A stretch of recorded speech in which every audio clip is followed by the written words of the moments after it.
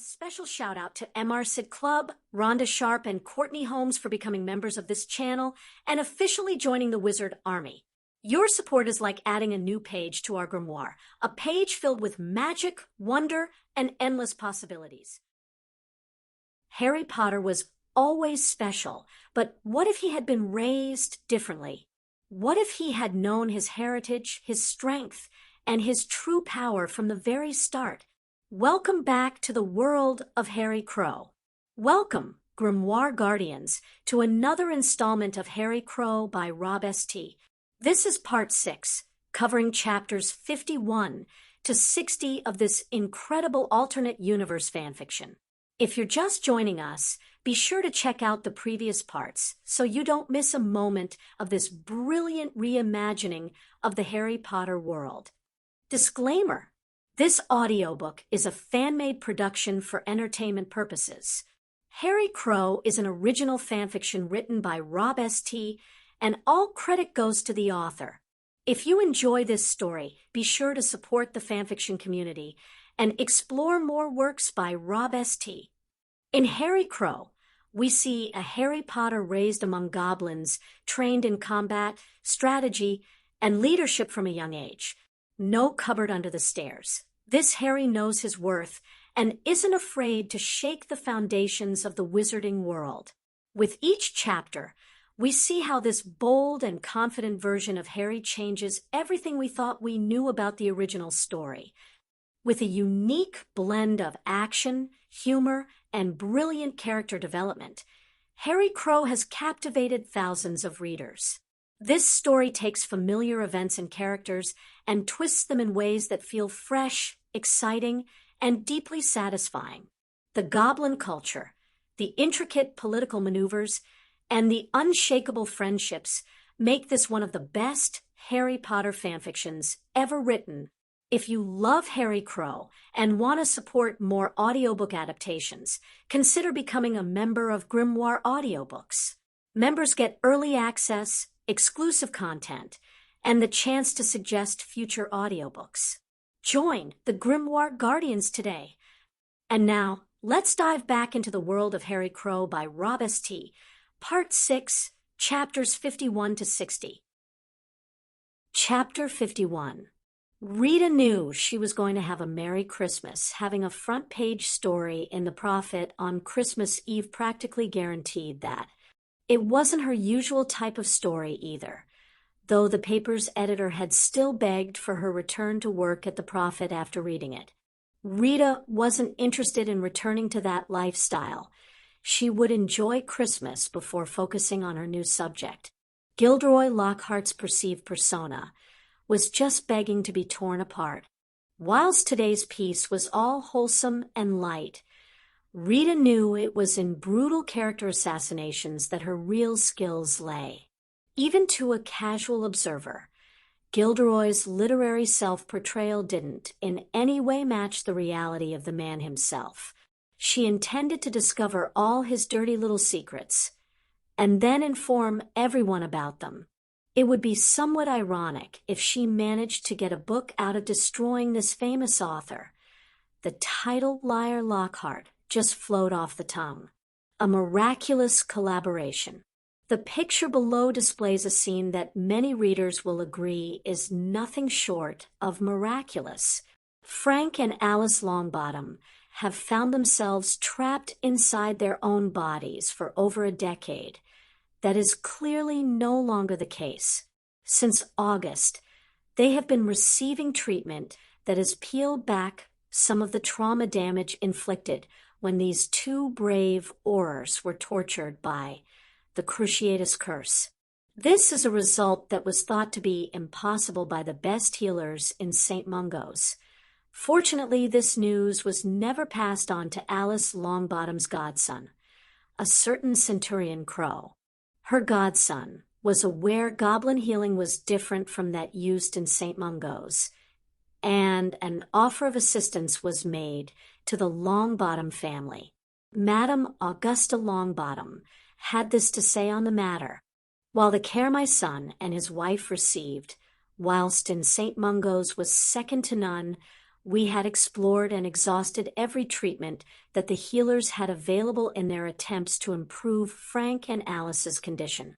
The offer from Gringotts came with no guarantees, other than they certainly wouldn't cause my son and his wife any harm.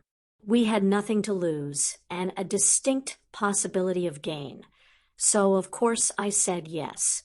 They were also examined by Muggle healers, using advanced medical equipment to produce scans of Frank and Alice's brains. These scans are providing vital clues to further improve their treatment.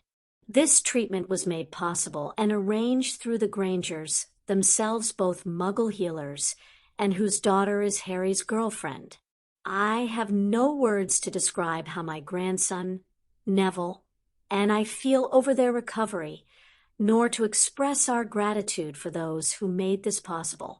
Here is a wonderful example of what can be achieved when everyone works together. I then contacted St. Mungo's to inquire if they had any comment to make on this situation.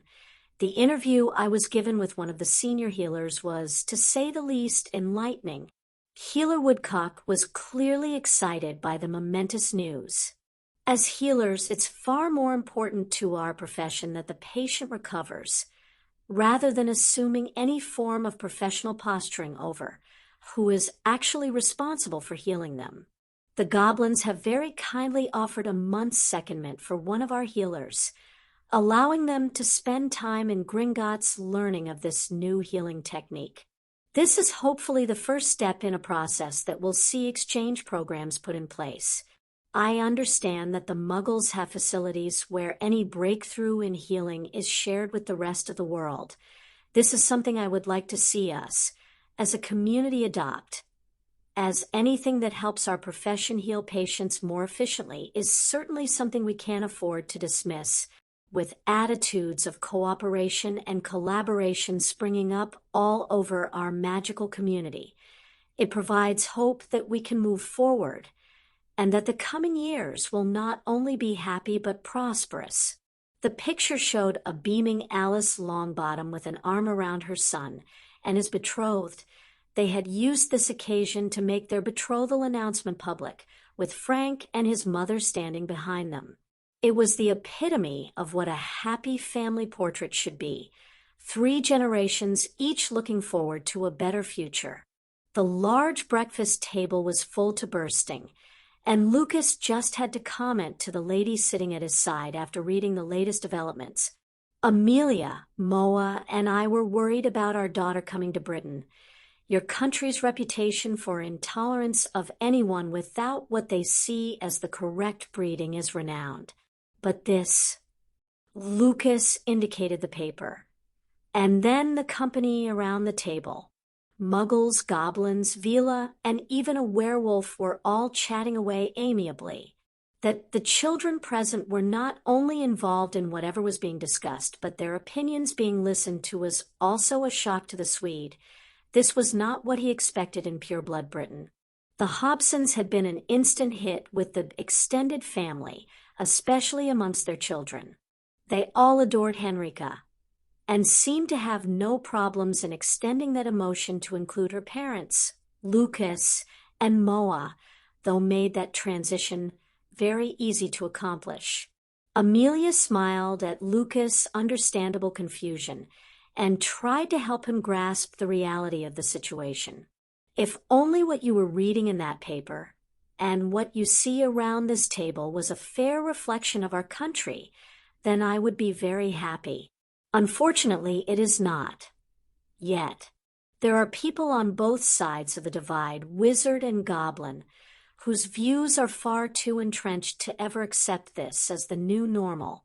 We know they are just biding their time, waiting on something to focus attention on and turn public opinion back the way they want it to go. When I see the children acting like this, though, it gives me hope that one day it might be better. After a moment's silence, Amelia decided to put into words what she'd only thought before. The more I get to know the goblins, the more I see them just like ourselves. We have the same problems and similar aspirations. helping each other to reach mutually beneficial solutions is rapidly becoming the biggest thrill of my life. The boy sitting at the end of the table is the catalyst for all this change, and also the reason we're all sitting here together. Harry would be the first to admit he had lots of help, but it was him who chased Binns out of Hogwarts, and who started the ball rolling to set Sirius free, while believing every word Amelia said. It was still hard for Lucas to comprehend how one so young could have achieved so much. I know my daughter thinks very highly of him. Of all of them, actually. Her letters home always contain a mention of this group, and whatever they've been up to, I feel as if I know most of them already. This group have the potential to change our country for the good of all.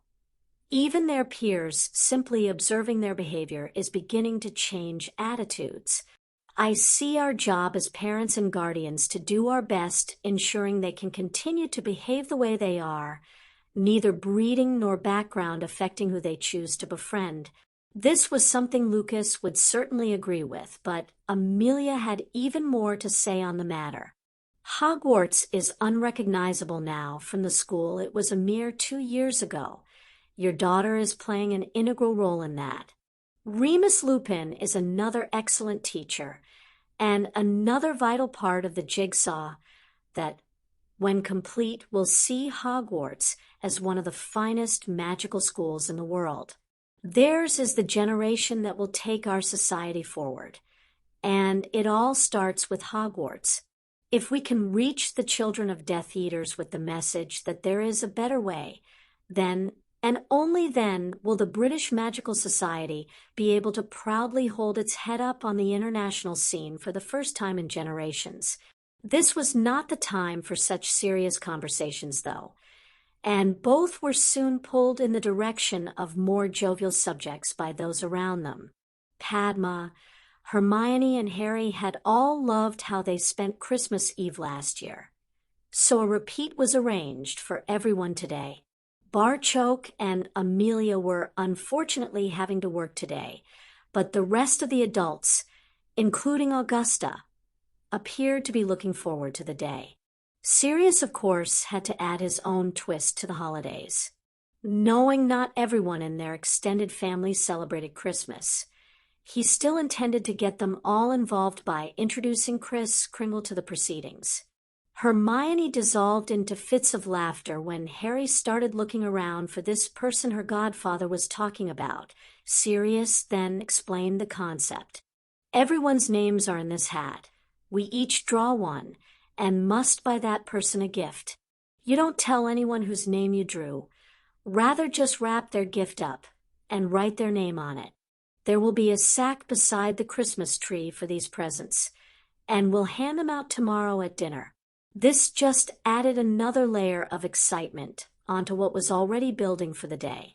The hat was rapidly passed around the table, with Sirius agreeing to accept the name that was left. 19 names were soon chosen, leaving Sirius with Moa. He had hoped for someone he could get a joke present for. Playing a prank on his mother-in-law to be, though, was not a good idea. He wondered if this was him finally growing up, and sincerely hoped not. Luna sat that night trying to write a letter to her father. The problem being, she just didn't know where to start. They had barely entered Sirius' house when there was a loud scream. Henrika had found both her parents standing waiting on her. Their history professor, who was always so in control of her emotions, acted like a little girl as she pounced on them, before dragging Sirius into the family embrace. Harry and Hermione had led the group away from the family reunion and directed them to the rooms they would be staying in. Both they and the Grangers often stayed here, so were using their regular rooms. Luna was sharing with Hermione, while Neville doubled up with Harry. Padma was sharing a room with her sister, leaving Susan and Hannah to bunk in another. With the Patils, Augusta, Amelia, Barchoke, Remus, and now the Hobsons staying too, it was a busy house. Every day of the holiday had something arranged, a visit to London Zoo, shopping in Diagon Alley, or a simply unbelievable visit to something they called a cinema. Luna was having a fantastic time. There lay her problem, and she resolved to talk to Hermione about it when she came in. She and Harry were currently saying goodnight, and, by the way Hermione had just practically floated into the room, Harry must be quite good at it. She flopped down on her bed in a daze. Then Luna noticed where her eyes kept wandering to her left hand, or rather the ring now on it. "Everything all right, Hermione?" With a squeal of delight, she shot off the bed and had Luna practically in a headlock with excitement. "Oh, everything is so much better than all right, Luna. Things are just fantastic." Hermione then pulled back to let Luna see her ring. Harry thought that, since our blood bond will be made public shortly, I should wear a ring to tell the world I am his. He gave it to me tonight, so I would wake up on Christmas morning with it already on my finger. Have you ever seen anything like it, Luna? I just love it. Yes, it matches your bracelet. The ring did indeed match her bracelet, having the same filigree design that indicated she was part of Harry's family.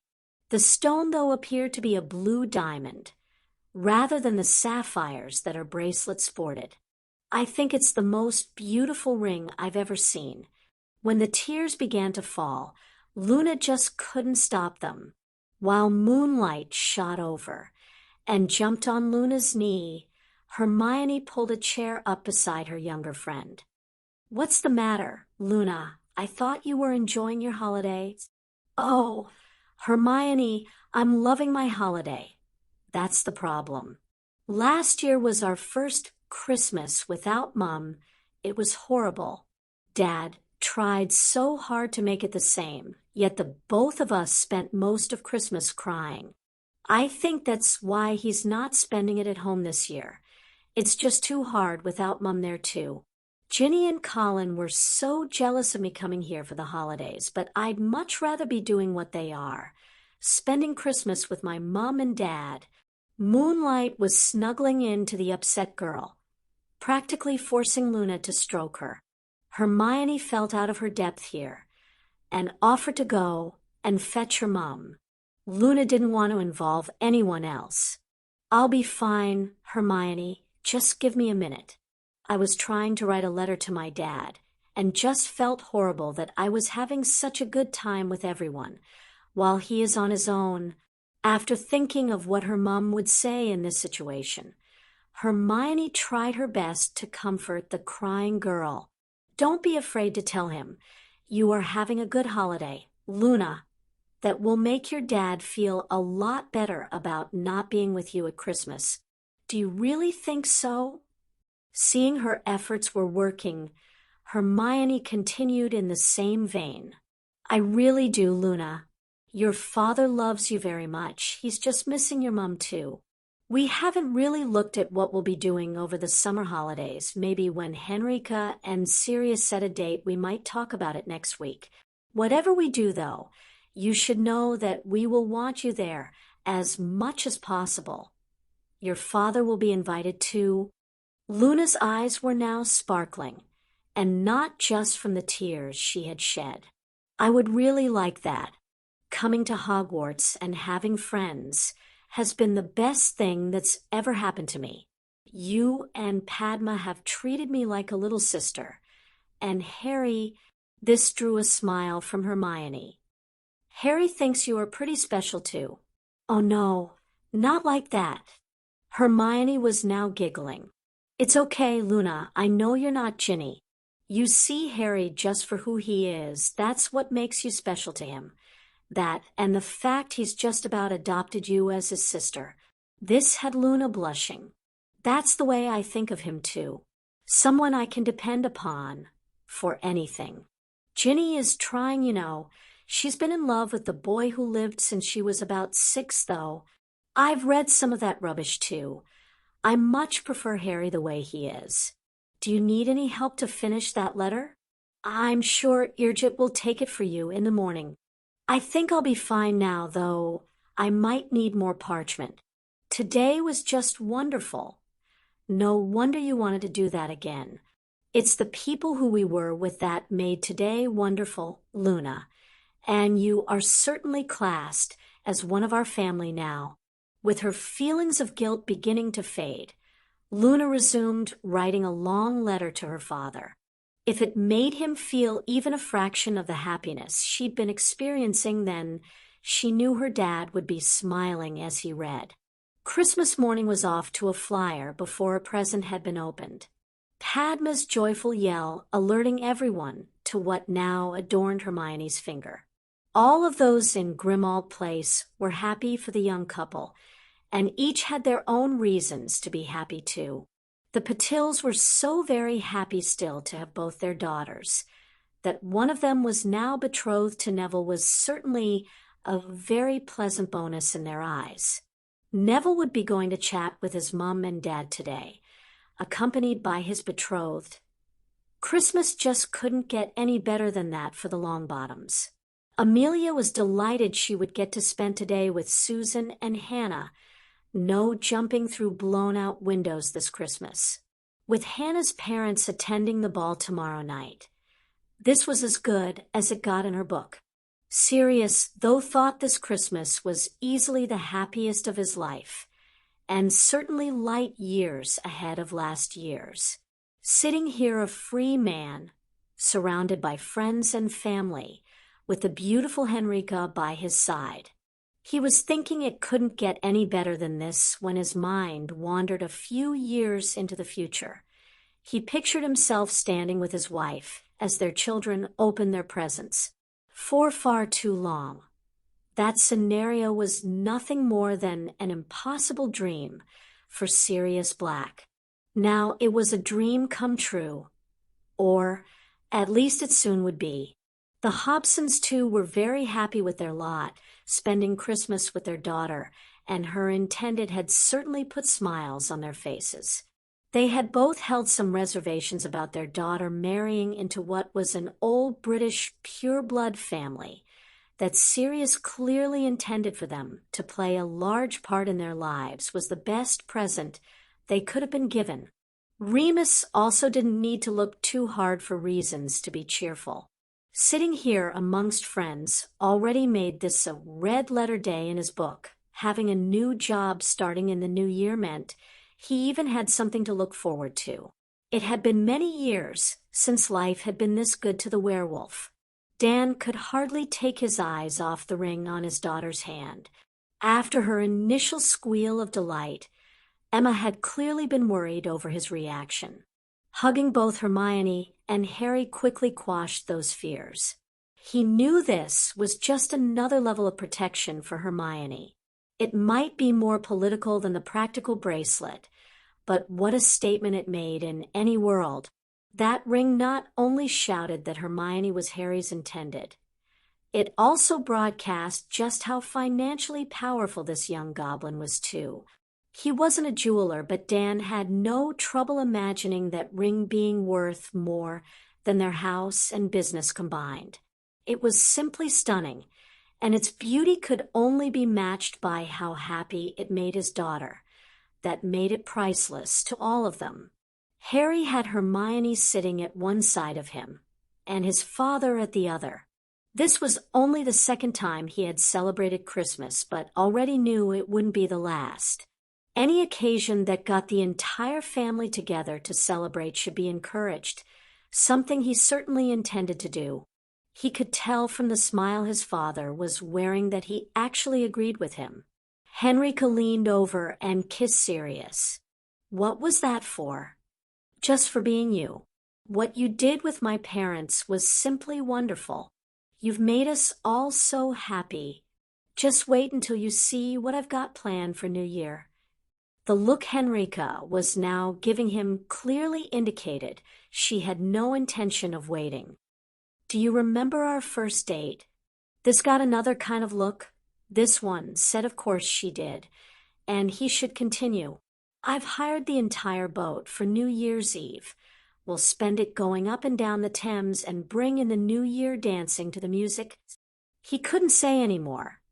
Henrika was far too busy showing him that she really approved of that idea. Sirius quickly put winning Henrika's approval at the top of this and every other Christmas wish list. Molly was also having a Merry Christmas. Anytime her entire family were back under her roof was going to be a happy occasion for the Weasley matriarch. A glance, though, told her they currently weren't all here. Her husband and eldest son had once more gone for a stroll out in the orchard. They both returned and removed their heavy cloaks, earning them a rebuke from Molly. "It's Christmas Day. Can't you two forget business for one afternoon?" "Sorry, Mum. Just something I needed to discuss with Dad." A sigh escaped Molly's lips. "And it could only be spoken about in the orchard? I never thought I would miss your father sitting telling us all about biting teacups or backfiring toilets. He can't even talk about his job in his own home anymore. The first we find out about what's going on is when we read about it in The Prophet. I'm sorry, Molly, but the things Bill and I work on now are secret and need to stay that way." This set Ron off in a grade 1 huff. That White Owl delivers letters to Crow all the time. You can bet his father tells him what's going on. His mother, father, and Charlie were all shocked at this belligerent attitude. The others had all seen it before. Bill was really getting tired of it. And you know why that is, Ronnie boy, because Harry is not only a centurion but and an Order of Merlin first-class holder. Yeah, right? They just handed him those, like they gave Parvati all that gold after she set the basilisk on people. Mental, just mental. Molly couldn't understand her son's attitude about this, and wasn't long in telling him so. "Ronald Weasley, I'd better not hear you've said that about the poor girl outside these 4 walls." "Too late, Mom." He actually said it to Parvati's face.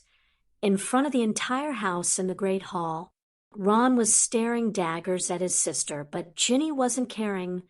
She pressed ahead. Neville threatened to call him out if he did it again, and McGonagall gave him 2 weeks' worth of detention for it. As you can see, Ron still thinks he did nothing wrong. All I did was tell the truth, but no one wants to hear it because she's a friend of Crow's. The truth as you see it, Ron. And that's where all the trouble starts. Bill thought it was time his youngest brother heard a few home truths. No one gave Harry anything he didn't earn.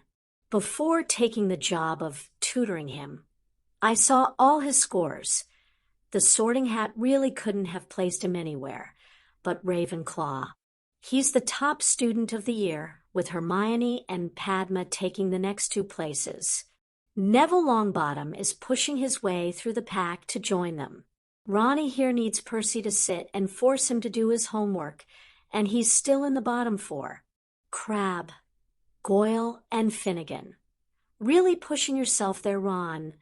Hey, at least I'm not last. You are in some of the classes. Purely out of laziness, too. Ginny is already pushing her way to be near the top of her year group. Fred and George are also shooting through the rankings, with Percy here looking a good bet for next year's head boy. Like Charlie, me, and Dad, they are all achieving what they want through hard work. You're jealous of Harry, but let's ask his friends here if they know anyone who works harder than him. Fred was first to provide an answer. We work on defense with him once a week, and it nearly kills us. Harry and Hermione exercise and practice every single day. I really don't know how they do it. This drew agreement from George before he added his own thoughts. Fred and I thought we were pretty handy at potions. Harry is miles ahead. Master Pitsley is probably the top potion master in the whole of Britain, yet he comes to Hogwarts to teach Harry. We're learning so much more than we ever would in normal potions classes at Hogwarts. And we'll be sitting our potions OWL this summer. This was a shock to both parents. Serious twins, though, would be a shock to just about anyone. Ginny wasn't about to be overlooked here, though. She had her own thoughts to add. Harry does all his extra training, yet still makes time to teach us defense every week. As a teacher, he's also miles ahead of Lockhart, and it's the favorite class of all the first years. Hey, it's bad enough you lot are all going to hobnob with them tomorrow. I really don't want to hear about it today, too. And that's the problem, Ron. You just don't get that we're actually talking about you here. If you go through the rest of your life the way you're approaching Hogwarts, then I hate to think what will become of you. Doing just enough to get by is a bad habit to fall into. You seem quite happy to embrace that as your entire philosophy on life, while deriding those who don't share your opinion. You also seem to go out of your way to ostracize yourself amongst your peers. A really, really stupid move. A big part of going to Hogwarts is to meet other people the same age as you. Hey, I offered Crow my friendship. He didn't want it. His loss. Charlie hadn't been as involved as the rest of the family in this matter, so offered an opinion from what was almost an outsider's point of view. Do you really believe Crow refusing your offer of friendship is his loss? I don't think he's too bothered by it, Ron. I've never met the boy, and certainly wouldn't expect an invitation to Lord Black's engagement party. With Bill, Fred, George, and Ginny going, though, I would certainly hate to have been in his year and not been invited. Percy was also keen to see Ron mend the error of his ways. If he made head boy next year, he wouldn't have the time to sit on his youngest brother, and then Ron would slip even lower in the rankings. It's worse than that. Charlie, Draco Malfoy got an invitation. This is a boy who Crow punched out and challenged to a duel at the welcoming feast when they were first years. He also had his knife at Lucius Malfoy's throat, too. That settles it. With Malfoy there, I wouldn't have gone anyway. And that is why I'm worried about him. Fred and George have Quidditch, extra defense lessons, and also help out with the first-year defense club. Percy here is going to have to concentrate on his own exams soon, and I won't be in the castle as often to keep an eye on him. Why won't you be in the castle as often? Ron, you're totally missing the point. As usual, their father rarely raised his voice. When he did, it was time to sit and pay attention. Ever since you set foot inside Hogwarts, it's been one bad report after another. And none of it was ever your fault. I'm willing to bet you never apologized to this girl either. Dad, you taught us to never trust anything that can think for itself if you can't see where it keeps its brain. How stupid would you need to be to write in that diary? And then she gets thousands in gold for doing so. Am I the only one who thinks that's wrong? The Patil girl was as much a victim in this as Luna Lovegood. If that was my little girl lying down in that chamber, I could only hope they would still have gone down there to rescue her. With total confidence, 5 of his children answered at the same time. They would have. Fred had to add his own twist. If it was Ron down there, though, they might just have left him. Arthur was coming more and more to rely on his eldest son's advice, and there was absolutely no way Bill would steer him wrong on a matter regarding their family. Bill had claimed that Ron wasn't coping with life at Hogwarts as he should, instead treating it like some holiday camp with good and plentiful food. The fact that the 4 of his other children who currently attended Hogwarts supported Bill's view was forcing Arthur to take action when he really didn't want to. For a pure blood, attending Hogwarts was as much about interacting with your peers as it was gaining an education. Lessons could be taught at home, and exams sat at the ministry.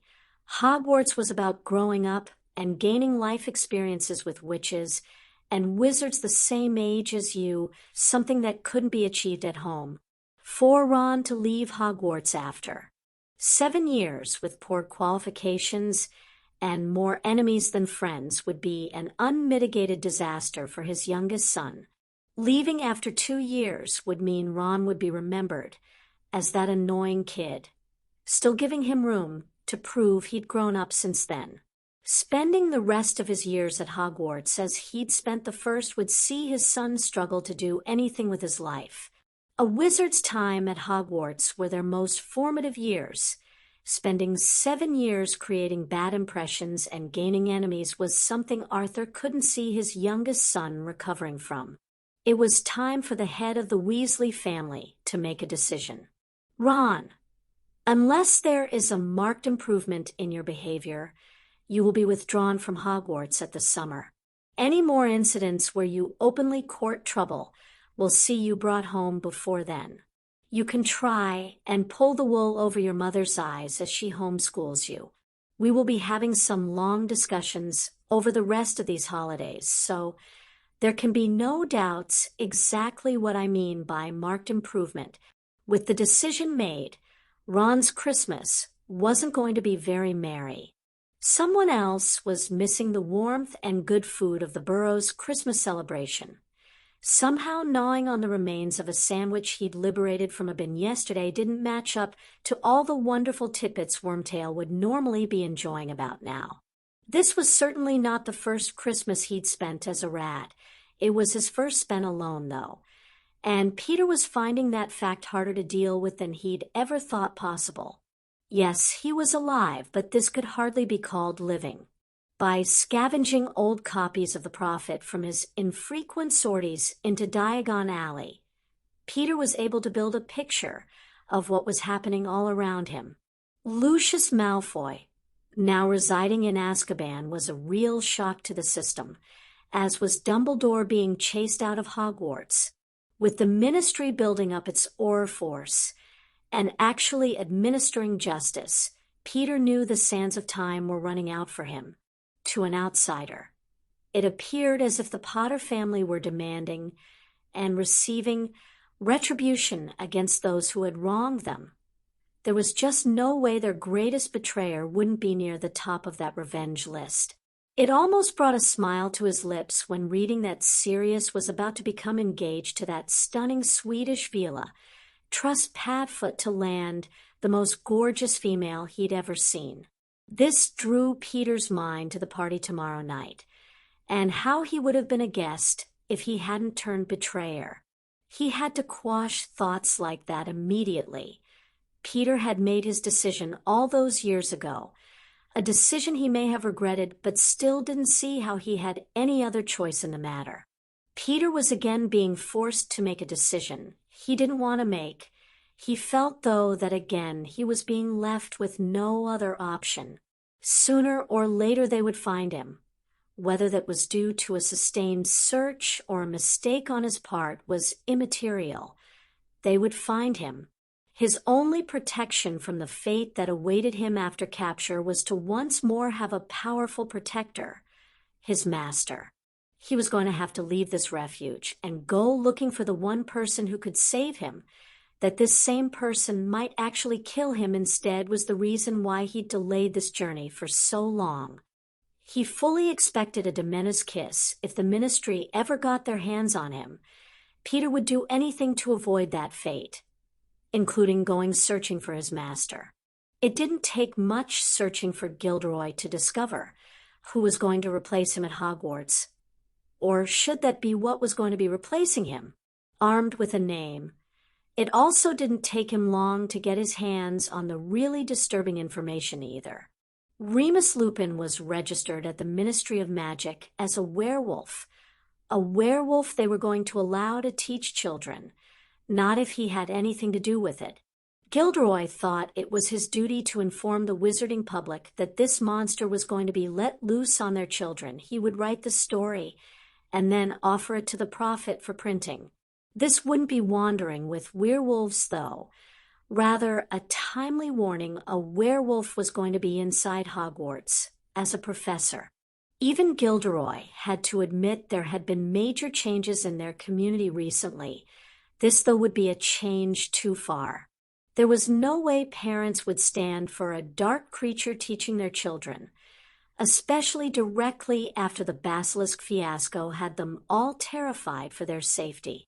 After they kicked the beast out, Gilderoy planned to string them along for a day, or so on whether he would return to the castle, dropping hints that this is what happens when you don't have a headmaster, and a totally unsuitable person attempting to run Hogwarts should see him in new accommodation for his triumphant return to the castle. After saving all the children from a werewolf, they could hardly give the position of headmaster to anyone else. Sitting down to write, he had to continually remind himself this wasn't a work of fiction.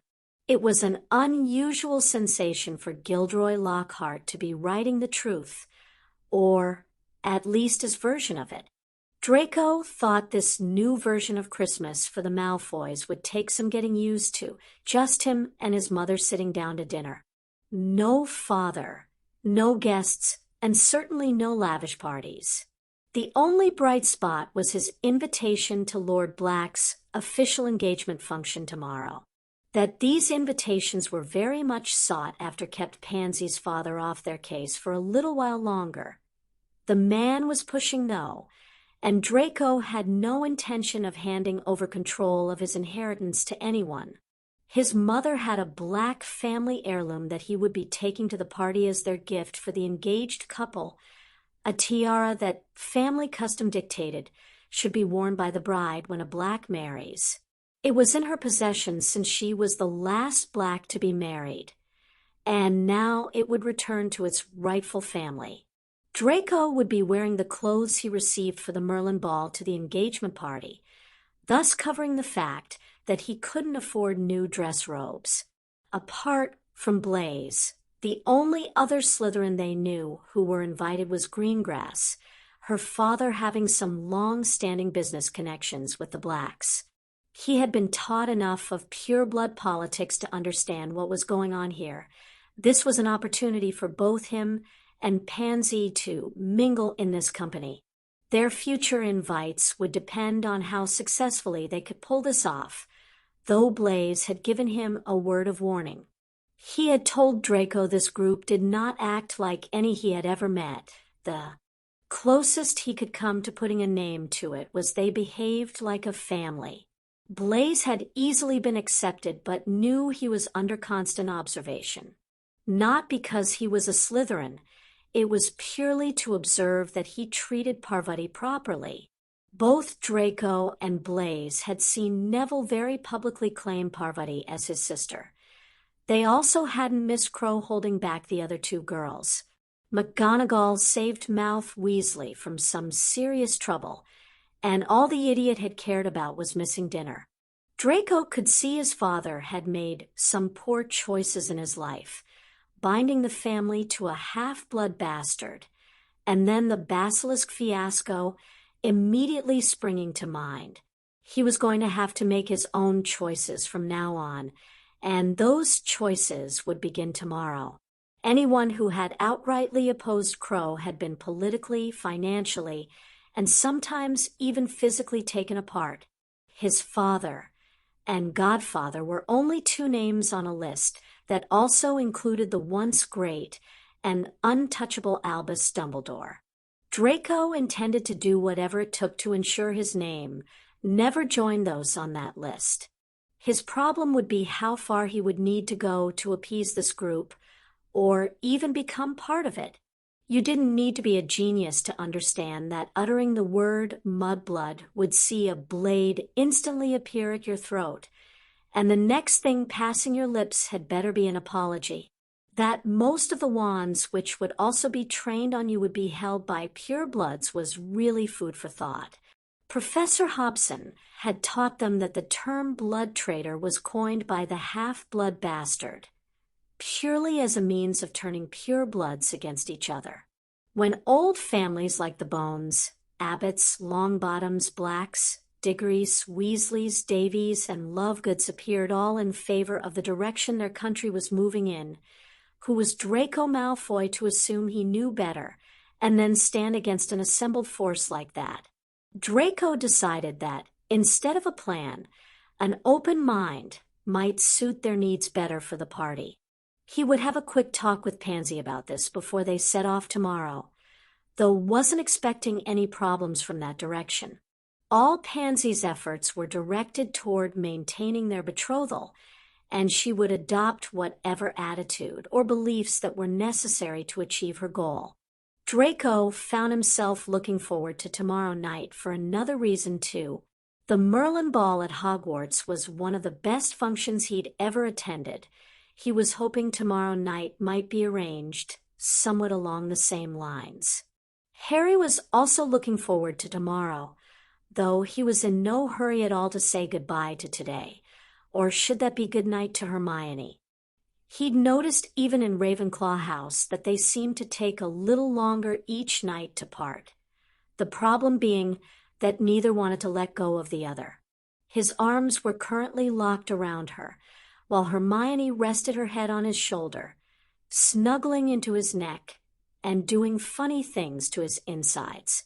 They would then whisper to each other about everything and anything, purely to put off the moment when they would need to part.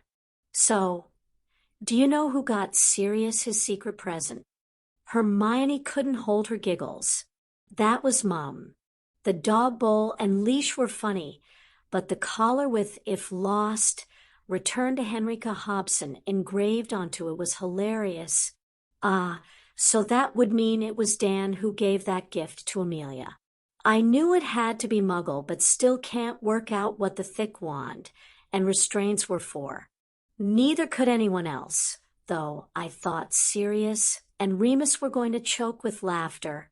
She was glad Harry was taller than her, therefore couldn't see how red her face was buried in his neck. He could probably feel the heat of her embarrassment, though. That was a truncheon and handcuffs. It's what the police carry Muggle ors. Didn't you notice that time they brought us home in Crawley? I knew I recognized the hat from somewhere, but I was too worried about you that day to notice much else. I think Luna liked her book on mythical creatures. That was you? I thought it was Father. I assume then he picked Susan's name out the hat. She loved her necklace. I asked him to get that book. Goblins have different views on the subject, something I thought Luna would appreciate. Amelia has been such a help to us.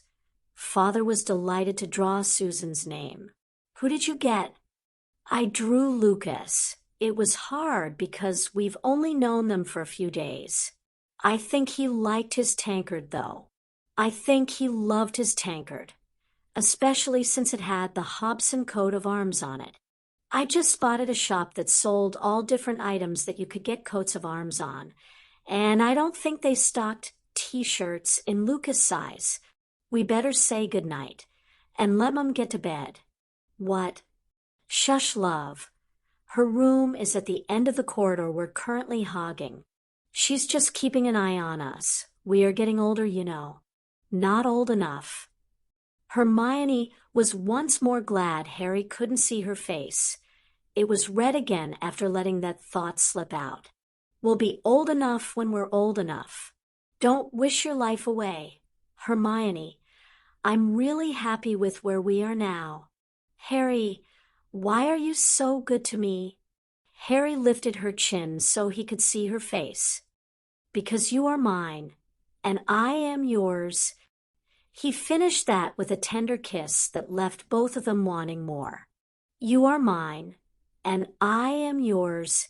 Hermione then offered a kiss of her own before breaking their embrace. Good night, Harry. She then rather cheekily raised her voice a bit. Night, Mum. Hermione then shot into her room, leaving a rather embarrassed Harry and Emma in the corridor outside. Deciding to follow his bondit's example, Harry called out night, Mum, before heading off to his own room. Emma had came upon the couple as she was heading to her own room. Not wanting to disturb them, she was waiting on Hermione and Harry saying good night before calling it a night herself. She thought these two made the sweetest couple, and was also delighted to see that at least this part of their relationship was progressing in what she considered an age-appropriate manner. Her 13-year-old daughter receiving a cuddle and a goodnight kiss from her boyfriend was perfectly acceptable behavior in her book. The entire bond thing would work itself out over time. She had forgotten, though, that Harry always seemed aware of what was happening around him, and was mortified in case the kids thought she was deliberately spying on them. All that was instantly banished from her mind, though, with the incident that just made Emma Granger's Christmas. Harry had just called her Mom. Chapter 52.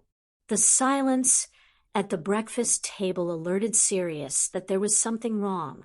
One glance at the prophet informed him of just what that something was. Another dark creature set loose inside Hogwarts was banner headlines across the front page. Sirius didn't read another word. He was already looking around the room for Moony. Where's Remus? Has he seen this? He was here, but left after the paper arrived. Said it ruined his appetite. No wonder. Sirius, this is pure character assassination. How anyone could think Remus Lupin in any way matched what was described in that article is beyond me. I know, Emma, but I need to go find him. With that, Sirius was out the door and heading for Remus' room. He got there just as his friend was finishing packing his meager belongings into a well-worn traveling bag. You should be able to get your money back for the robes. They were a lovely Christmas present, but it doesn't look as if I'll need them now. And the sheep would piss themselves laughing at me if I turned up to work dressed as a wizard. Even a wolf has to have some dignity, Sirius. And sheep laughing at you is just not something that can be taken lightly. Tell Harry thanks for the clothes, too. They really are the finest I've ever owned. I know you never return a gift to a goblin. Can I leave them here? Remus hadn't once looked up as he finished his packing and tied the neck of his bag. Sirius wasn't fooled in the slightest by the feeble attempt at joking. Moony was really hurting here. Sirius shut the door. It was time for some tough talking with his friend. You'll need the clothes Harry got you for Henrika and my engagement party tonight. You will be there. Yes, this news is going to cause a stink, but I promise at the end of it, Remus Lupin will be smelling of roses. Or at least not left stinky. This drew Remus' full attention. And just how do you hope to achieve that? I am a werewolf, and I am classed as a dark creature by the Ministry. Whatever you say against that article, those facts remain. I never read that article. I don't need to. What you're forgetting is that you are also Remus Lupin, a thoroughly decent wizard.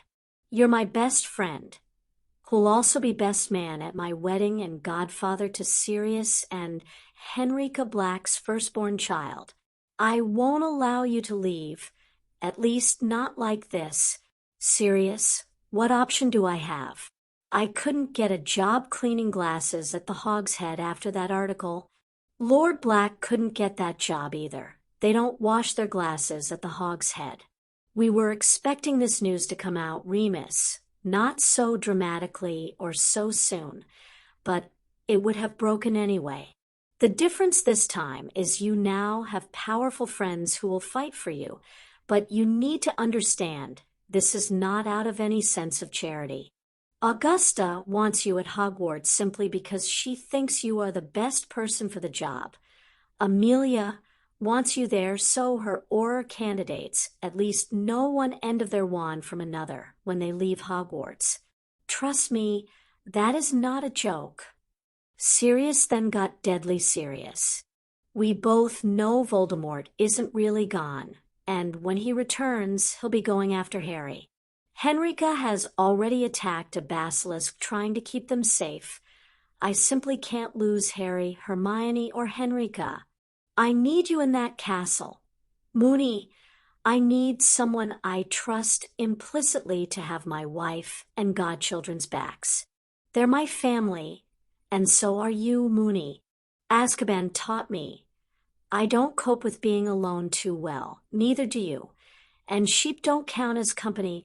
Look, Sirius. It's not as if I want to return to those sheep, contrary to what you keep insinuating. There was no shepherd's delight under the moonlight with my favorite you. How can I possibly teach at Hogwarts after today's prophet? The parents would never stand for it. The smirk on Sirius' face was reminiscent of the one he would wear just before pulling off a particularly audacious prank. Remus was really worried now. Moony, though the Marauders were pretty hot shit, and we probably were. Compared to Amelia, Augusta, and Barchoke, though, we're mere babes in the woods. You already have ministerial support for taking up your teaching position at Hogwarts, and Fudge will defend that decision. They then have a scheme in place that means you probably won't rate a mention in the Prophet tomorrow. All their reporters will be busy chasing down other stories. With today's front page, I'll bet an emergency meeting of the Wizengamot has already been called. All your problems might even be sorted before tonight's party. At least give it until the end of the holidays before returning to your flock. I don't know about hot shit, Sirius, but I think you're full of it. Voldemort will shave his legs and take up belly dancing before they'll allow a dark creature to teach at Hogwarts. Sirius now had his arm around his friend's shoulders, leading him away from the room and the still-packed bag. Moony, my old chum, did I ever show you my favorite photo? It was taken exactly a year ago today, and Henrika somehow acquired a framed copy for me. If a 12-year-old boy can chase Dumbledore out of Britain, getting you a teaching job in Hogwarts should be child's play. Then again, that boy has an awesome kick-arse godfather and a wicked sword. No one would be surprised that Sirius' prediction proved to be correct. An emergency Wizengamot meeting was tabled for noon. The glints of anticipation on certain faces were hard to miss. Here was the pure-blood rallying point they had been searching for. Here was a cause that would allow them to draw a line in the sand and say no further. They had no idea a tidal wave was just about to hit their beach and sweep more than their puny line away. Wizengamot member Duncan, I was under the imperious Avery was first to his feet after Amos opened the proceedings, making his intentions clear right from the off. Can I ask if the minister was aware that this creature would be entering Hogwarts, and what does he intend to do about this disgusting situation now it has been exposed? Cornelius had expected nothing less and had his answer well prepared. The ministry was asked if Remus John Lupin could be allowed to teach defense against the dark arts at Hogwarts, after ensuring proper and robust methods would be in place to remove any hint of danger from the students. The ministry gave its consent. His qualifications and references were all excellent. He's easily the most qualified applicant we've had for the job in many years, and the children will be lucky to have him teaching there. The minister sat after giving his answer and began counting into himself. Amelia had bet both him and Amos that there would be at least 10 seconds of silence after that answer. Cornelius hadn't expected to make it back into his seat before the bedlam began.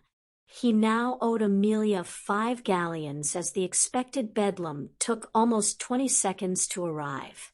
It then took a good few minutes for Amos to get the chamber back into some kind of order. Duncan was then allowed to respond to the minister's answer. It was an angry Avery who responded, not quite believing what he'd just heard. The only way to keep the children safe is to remove this creature from Hogwarts, or remove its head. Amelia calmly stood to rebuff this attack, though inside she was seething. It was time to use some of that anger to verbally kick this Death Eater bastard's teeth right down his throat. In this chamber we administer the law of the land. I'll have no more talk of beheading a member of our community. This is a similar situation to those who were cursed with the Imperious to do a Dark Lord's bidding. Remus Lupin didn't choose to suffer from lycanthropy either. In fact, he was a mere boy. When infected, Duncan felt the ice-cold hand of fear grip his gonads. Those claims of Imperious had never been questioned inside this chamber. A fair bit of gold had changed hands to ensure that catastrophe never happened. The problem here was that none of the gold had gone into the hands of Bones, Diggory, or Fudge. The mood inside the chamber had now changed dramatically. They weren't used to witnessing members being slapped down so brutally, and Amelia Bones appeared to be ready to get bloody over this matter. Even though he was afflicted with this terrible disease, Remus Lupin attended Hogwarts as a student. In those 7 years, he not only passed his OWLs and NEWTs with distinction, but also gained the respect and trust to be chosen as a GRYF Findor prefect. This was before the invention of Wolfsbane Potion 2, yet a young Remus still managed to pose no danger for those 7 years, and more than keep pace with his peers. This was all news to the vast majority of those members in the chamber, and certainly hadn't been mentioned anywhere in the Prophet's article. The minister, quite rightly, demanded that we introduce protocols to ensure the children's safety before he would agree to allow this teaching appointment. Those protocols stood up to the most rigorous examination we could put them to. Professor Lupin will be supplied with Wolfsbane Potion to ensure he retains his mind while transformed. He will also be escorted by an aura from the castle to a secure location outside the Hogwarts wards before the full moon rises. The new wards at Hogwarts are amongst the most powerful in the world. They will not allow a transformed werewolf anywhere near the school. Amelia was knocking their arguments down like Skittles, and she still wasn't finished.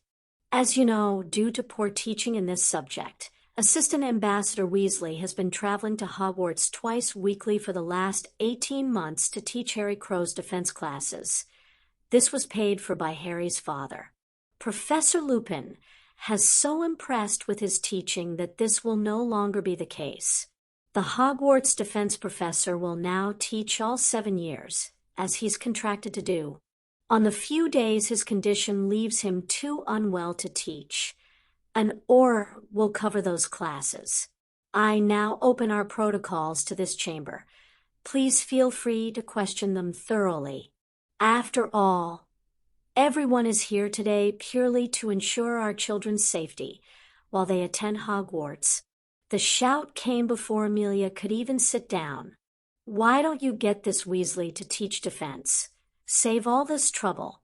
With a smile, she was able to tell the absolute truth.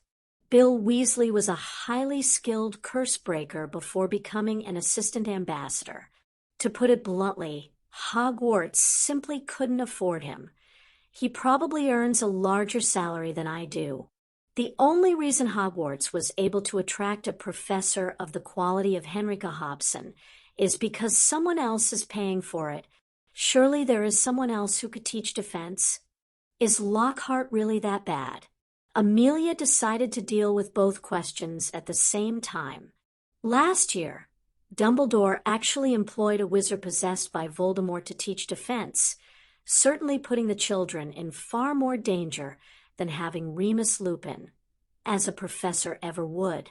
Lockhart is so ineffective. Harry Crow was actually persuaded by the first years to teach them defense.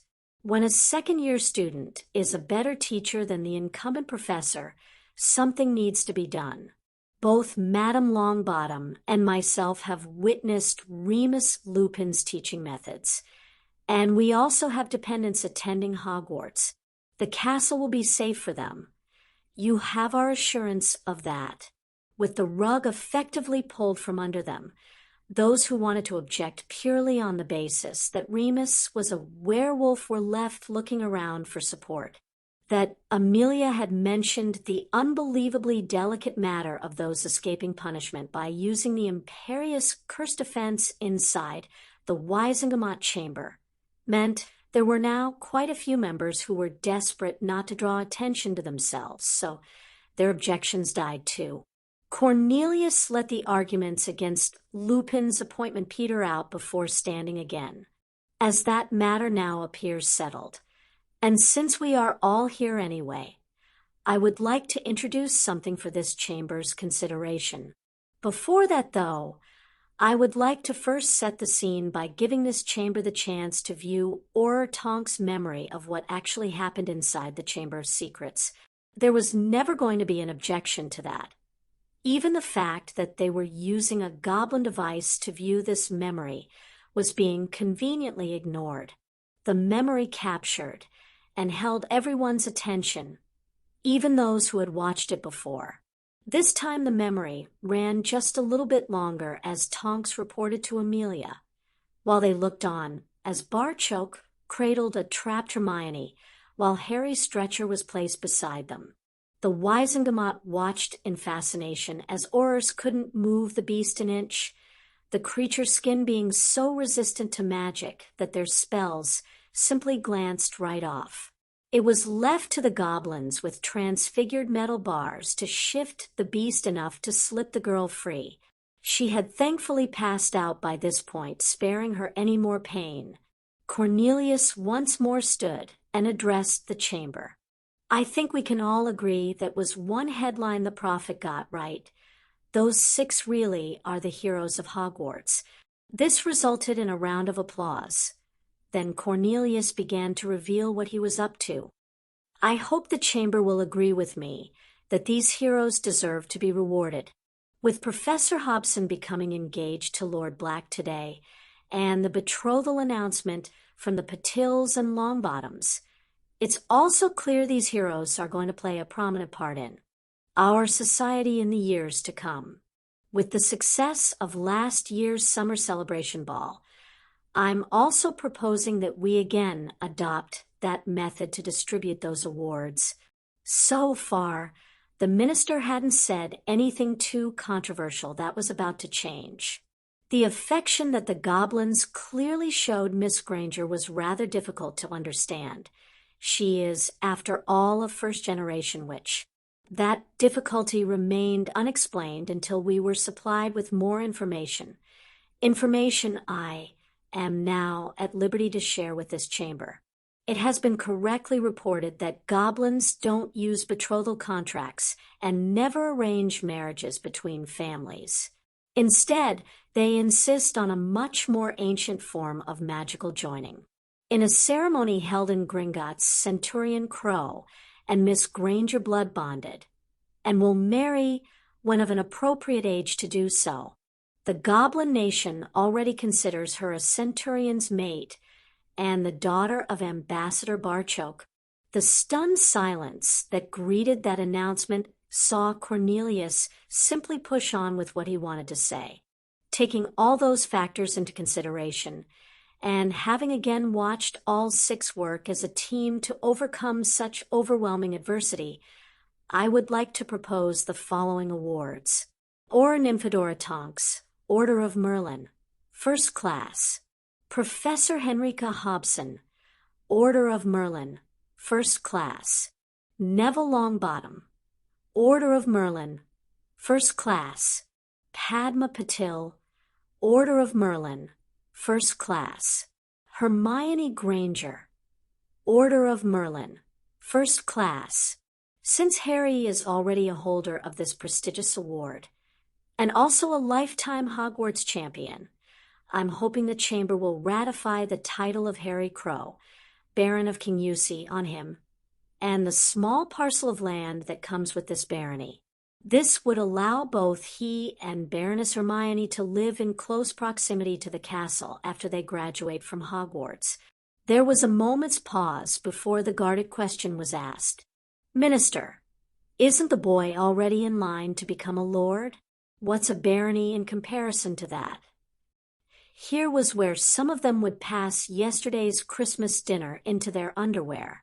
At the moment, Harry holds the rank of Centurion and an Order of Merlin, First Class. Both of these make him an adult in either society, but don't come with any titles, as it began to sink in just what their minister was proposing here. Another tentative question was asked. Isn't it against the law for goblins to own land and live anywhere but inside Gringotts? This would be the moment that defined his ministry, or saw him kicked out on his ear. Yes, that is currently true. It is also true that we in this chamber collectively have the power to change that law. Cries of never were some of the more printable comments that came from around the chamber. Lunacy was another well-used term. Cornelius let them rant for a few moments before holding up his hands for silence. He was surprised at himself with how calm he felt. When analyzing his feelings further, Cornelius was even more surprised to find he was enjoying himself. He'd never felt more alive. One shouted comment drew gasps inside the chamber and forced an instant reply from Cornelius. If the boy has already chosen to live his life as a goblin, then I say let him rot under Gringotts. The only thing young Harry has chosen is the witch will be at his side. Even in goblin society, their actions are regarded as somewhat preemptive. It's extremely rare for goblins to undertake this right under the age of 17.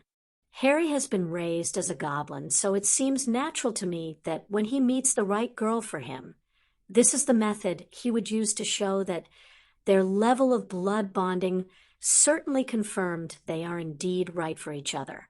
Knowing this young couple as I do, and with all of us having just witnessed a demonstration of just how devoted they are to each other, I have no hesitation in passing on my personal and ministerial congratulations to both of them on their bonding. The minister had once more left them with really nowhere to go with their arguments. The issue about the boy who lived, now being bonded, was effectively closed. The chamber's focus now switched to this proposed change in the law. Again, Cornelius had something up his sleeve. Like everyone in this room, I was taught history by a ghostly professor whose lessons were born from the worst type of bigotry. Even death didn't stop his revenge on the nation. He loathed with a passion that ran all the way to assisting a young Voldemort in the hope the emerging Dark Lord would then exterminate an entire society. What we need here is some truth, facts, and figures that we can base our judgment around. For that, I asked Ambassador Weasley and his eldest son to bring us facts that could be corroborated into this chamber. By your leave, I will invite them in to present those facts now. When there was no objections, Cornelius signaled to the clerk to fetch the Weasleys before offering his final remark to the chamber. As you well know, a change in law of this magnitude needs to sit with this chamber for 40 days. There will be no vote on the matter until January has ended. What I'm anxious to avoid here is another panic similar to the one a certain story in today's Prophet instigated. Let everyone hear the facts of the matter. Take their time to form the questions that need to be asked then, and only then will we have the appropriate debate and vote. That is the way our law is supposed to operate while I am minister. That is the way our laws will operate. Arthur and Bill strode into the chamber, having his son stand so confidently beside him, while facing the most powerful legislative body in Britain, was a very proud moment for the head of the Weasley family. A nod from Cornelius was their signal to begin. Looking through all the records in the ministry, and with assistance from Gringotts, we were able to confirm that the last sortie between wizards and goblins was indeed 1612. Arthur found himself rudely interrupted by a loud and angry shout from the chamber.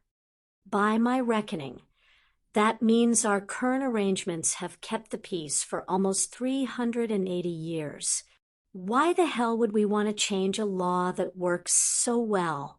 Bill could see this was a deliberate attempt to bully his father and disrupt their presentation.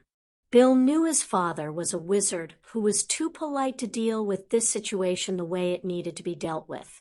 His son, though, was used to negotiating with goblins. It was time to begin earning that large salary they paid him. Excuse me, but since I was invited by the Minister of Magic to this chamber, I assumed I wasn't here for decoration. I'm afraid I have to take issue with that statement you just made. If you class the reigns of terror instigated by Grindelwald and Tom Riddle, I refuse to call that criminal Voldemort as peace, then the definition of the word has changed since you left Hogwarts. I'm quite aware of the definition of peace. I was alluding to the situation with the goblins. I beg your pardon, sir. Goblins never allude. Rather say exactly what they mean. I find it quite refreshing. So, what you were alluding to was that wizards were too busy fighting each other to bother with the goblins. This raised a few chuckles as it became instantly apparent that young Weasley could tie Nott in knots, verbally, magically, and physically. Don't put words in my mouth, boy. Just whose side are you on here? Bill's entire demeanor just got a lot more serious. The rest of the chamber ceased to exist as he focused on Nott. Oh, I wasn't aware there were sides to join. I thought the vote was at least 40 days away yet. We were asked here today to present some facts. And, sir, the only person allowed to call me boy is standing beside me. Please remember that in future. Bill didn't actually say, or he would have to remind him, but everyone clearly got the message. In those few minutes, Bill Weasley had established himself as a player in the game, a player with powerful backing. Arthur waited until Nott had acknowledged his error before continuing. We compared Goblin and Ministry records of the casualties caused by this brief conflict and found them fairly comparable, single digits the only difference between both sets of figures. We then compared this to the British witches and wizards killed during the conflict with Grindelwald. Over 7 times the number of them lost their lives when compared to 1612. When we ran the numbers for Riddle and his Death Eaters, the figure was almost 30 times more. That's preposterous and irrelevant. This time there was no given Arthur. He stood proud and answered straight back. While all we have is mostly the numbers of casualties for 1612, the Death Eater victims are well documented. We have names, dates, places, and in some cases, even the names of those who committed the atrocities. We were asked for facts, and that is what we are presenting here. It was Antonin Dolohov who murdered both my brothers-in-law. The 4 Death Eaters who accompanied him on that attack were never identified. It wasn't goblins who killed them. Wizards tortured Gideon and Fabian Pruitt to death. This led to Amelia standing and making a statement of her own. It wasn't goblins who almost wiped out the Bones family either, rather cowards who hid behind masks. It was goblins who ensured my last living relative couldn't be controlled by any potion a wizard chose to slip her. The goblins have also erected protective wards around our home to ensure those same cowardly mask-wearing bastards will not burn us out while we sleep in our beds. Augusta then slowly rose to her feet. Her emotions rang clear in her voice. It wasn't goblins who tortured my son and his wife until they almost lost their minds. It is certainly goblins who are slowly returning them to their family. The goblins can never replace the lost years, nor do we hold any false hope Frank and Alice will ever make a full recovery. For everything the goblins do give us, though, we will be eternally grateful. Our home is also protected by the same wards that keep our children safe at Hogwarts, and I could easily make a case for both the Ministry of Magic and St. Mungo's receiving that same level of protection.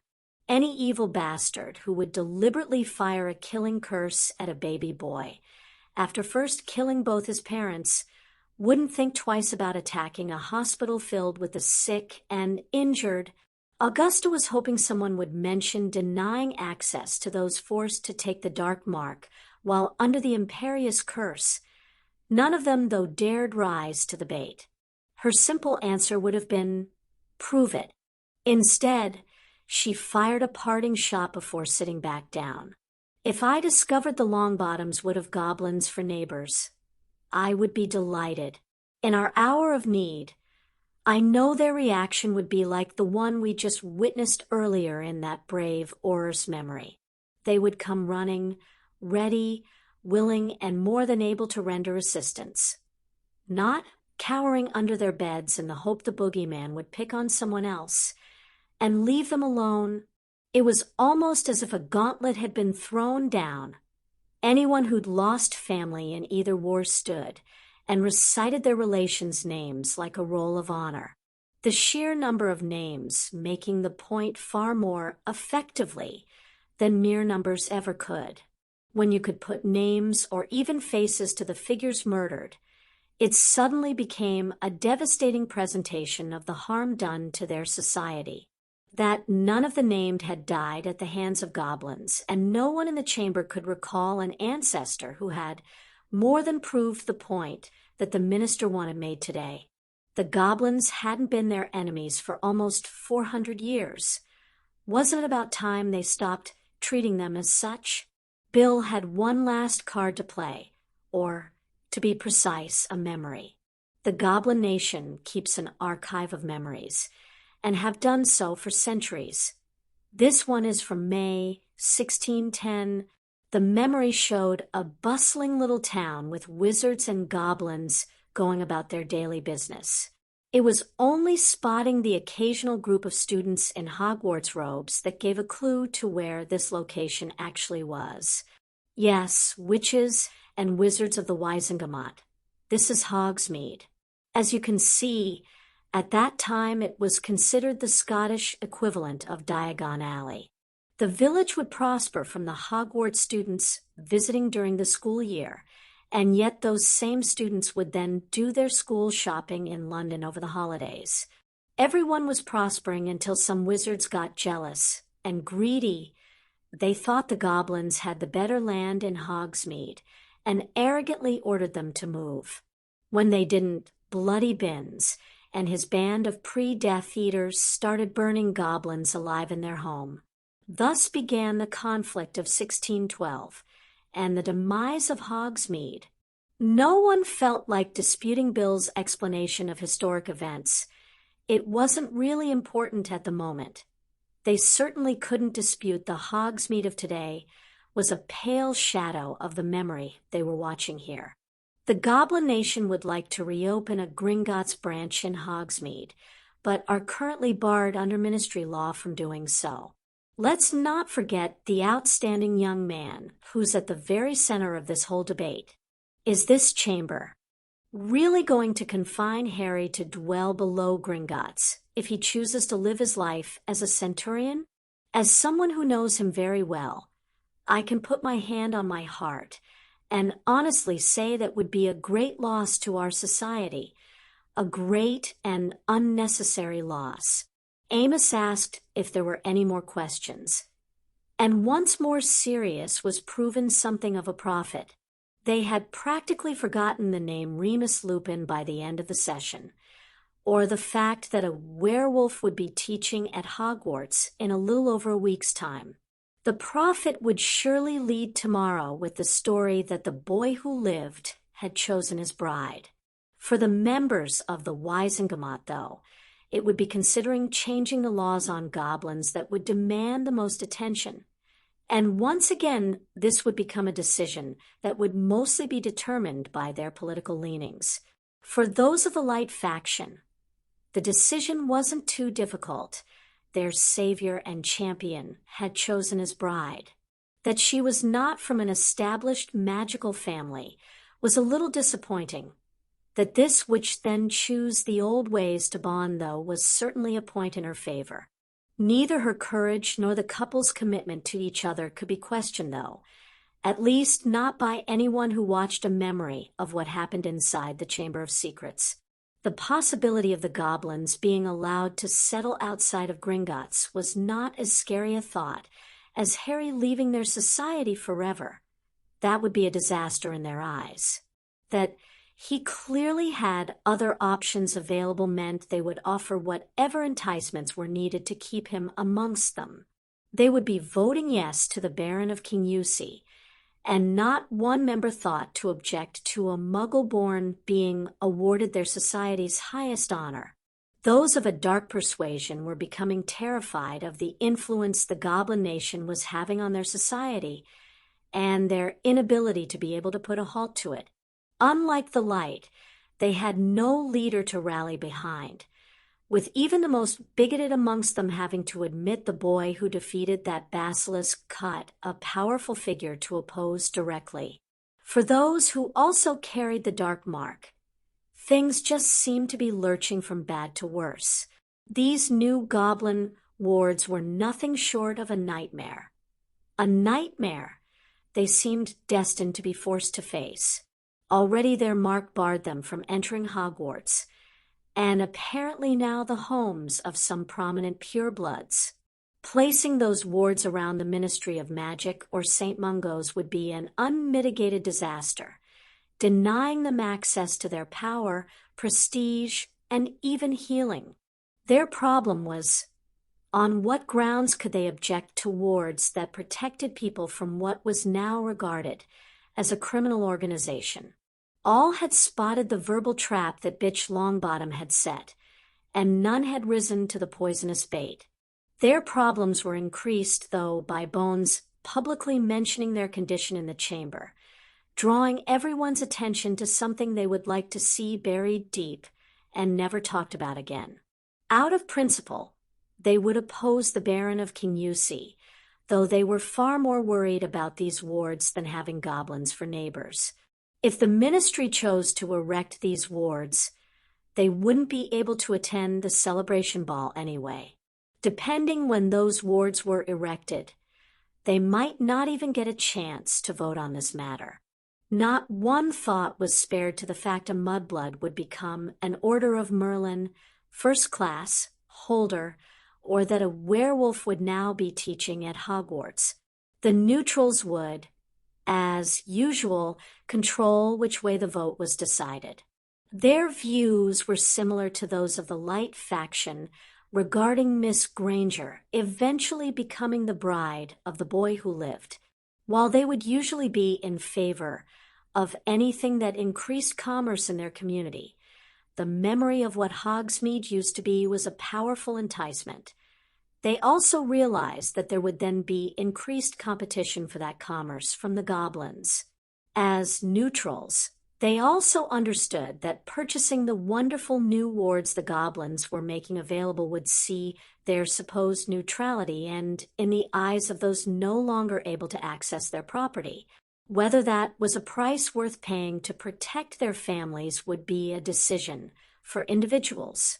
In short, they neither wanted the return of the Dark Lord, nor any more goblin influence on their society. Many would seek private meetings with those involved at the vanguard of this proposal, quietly promising Amelia and Cornelia support in exchange for their assurance there would be no more changes in these laws for at least a number of years, since that was already the plans of those at the ministry involved with the goblins. Their assurances would be given. Gilderoy had sat near the back of a packed public gallery, the hood of his robe raised so he wouldn't be recognized, unless he wanted to be. Today had not gone as he had planned, not even close. Who cared about this Lupin person's qualifications or teaching abilities? The man was a werewolf. End of story. Instead of winning his job back, he was forced to sit here while his character was further abused and eroded. Claiming a 12-year-old boy was a better teacher than him was simply ridiculous. Watching that memory again, surrounded by members of the public who were seeing it for the first time, left Gilderoy with the distinct impression he was now the only one who considered that notion ridiculous. Their opinion was crystal clear. They would rather see Harry Crow named king than force him to leave them forever. The journalists who were sitting furiously taking notes were well aware of this opinion, and Gilderoy expected to see that reflected in their stories tomorrow. It was always easier to influence public opinion when you were telling people something they actually agreed with. Gilderoy left the chamber a disappointed wizard.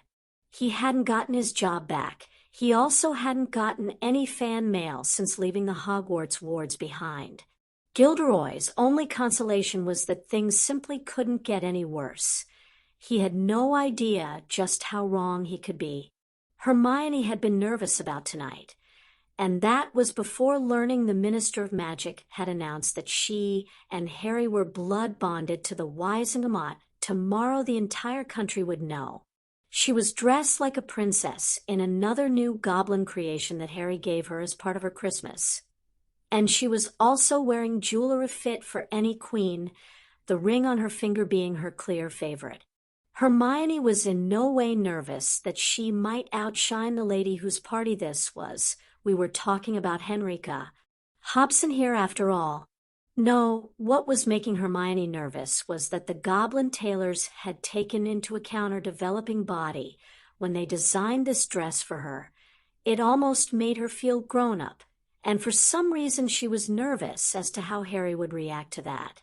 The dress might make her appear slightly older, but inside Hermione felt like a nervous little girl and didn't know why. These bouts of self-doubt were becoming rarer, but they still held the power to make Hermione question everything that had happened in the last couple of years. It was almost as if things were going too well, and she was expecting everything to end when the clock struck midnight. She would be back in Crawley. Hogwarts and Harry were nothing more than wonderful dreams, and Hermione Granger was once more the friendless bookworm. Hermione, are you ready? Oh, our little girl is growing up. You look so beautiful. Thanks, Mom. And thanks for everything. I'm sitting here staring into the mirror, almost having to pinch myself to see if this is real. Yet you and Dad have had to cope with so much more, and I just really needed to say thank you for all you've done for me. Hermione, stop. You're going to have my makeup running soon. And we can't really greet our gentlemen looking like a couple of pandas. Betsy applied my makeup. Mom, it won't run. Well, as wonderful as Dobby is, that's not one of his talents. If you're ready, your father and Harry are downstairs. Harry and Dan were standing waiting on the Granger ladies at the bottom of the staircase. Their reactions to seeing Hermione were totally different. Harry had a beaming smile on his face. He approached Hermione and kissed the back of her hand in greeting. Dan, meanwhile, was experiencing that pivotal moment in every father's life when it suddenly hits home that their daughter is growing up. This beautiful and confident young lady in front of him surely couldn't be the child that he used to read bedtime stories to. Where did the time go? Emma could see her husband struggling with his emotions at the moment, so spoke with Harry to give Dan a chance to regain his equilibrium. You seem very pleased with yourself. Harry, aren't you even slightly apprehensive about tonight? It's not just family who'll know your secret now. He shook his head, though the broad smile never wavered. Back in May, I spoke to Sirius about asking Hermione to be my girlfriend. I said then that she is beautiful, smart, and just wonderful to spend time with. And tonight, everyone can see I was right. Asking her to be mine before anyone else could swoop in and steal her away is easily the best decision I ever made. The entire country, now knowing of our bonding, is not something to worry about. How they treat us now might affect our decisions on where our future lies, but it won't change the fact that we're together. All Hermione's nerves had fled. Now she was back on Harry's arm. He was once more dressed in Harry Darcy mode, and Hermione thought asking him to share a carriage with her that 1st of September was easily the best decision she ever made too. Dan was now the one left shaking his head. In all this extra training and lessons you do, Harry, were any of them on how to chat up girls? I don't think I was ever as smooth as that. Hell, I'm not that smooth now. Sorry to disappoint, Dan, but no, I've only ever been interested in one girl, and now she's mine. If that isn't a reason to smile, then I don't know what is.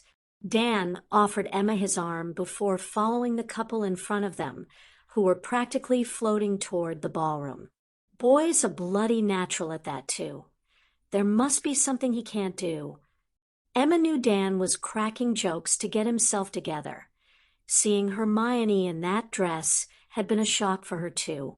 She, though, already had her few moments to get over the shock. Emma tried to help her husband out.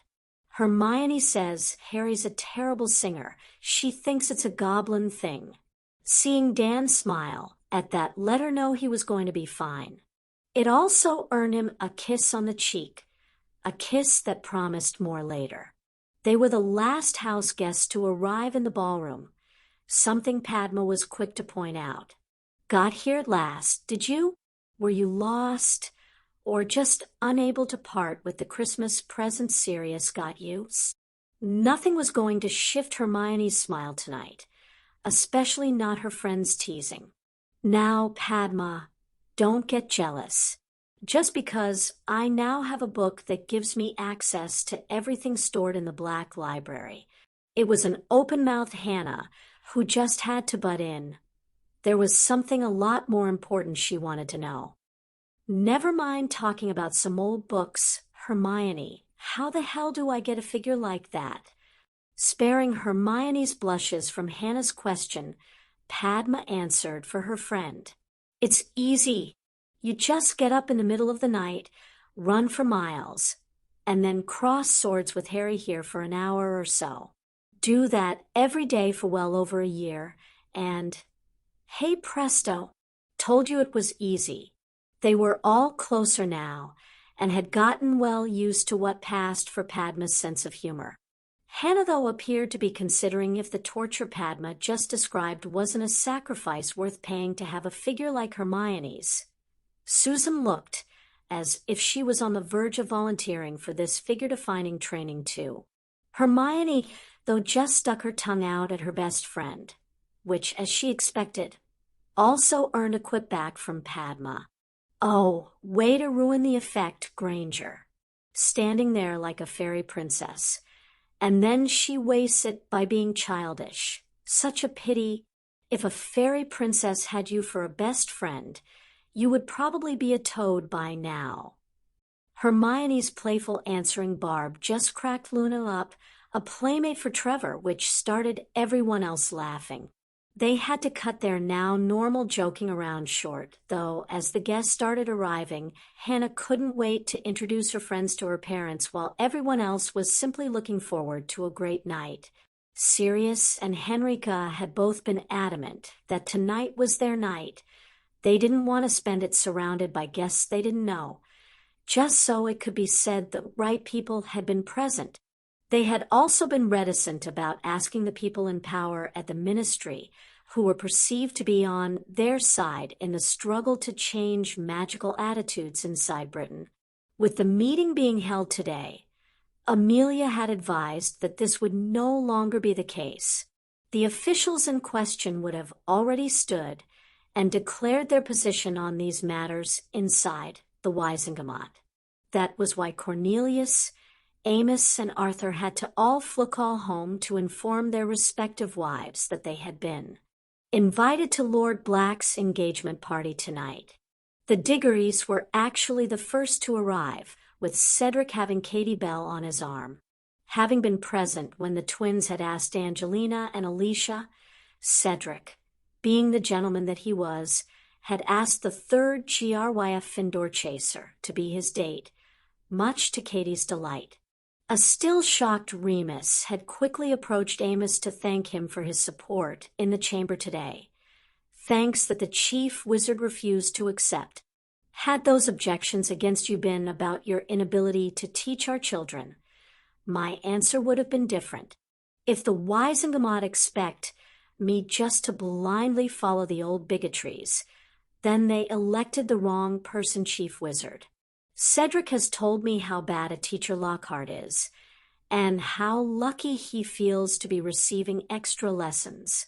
Education shouldn't be about luck, and that's where you come in. Bringing the defense classes at Hogwarts to a level they should be is all the thanks any of us expect.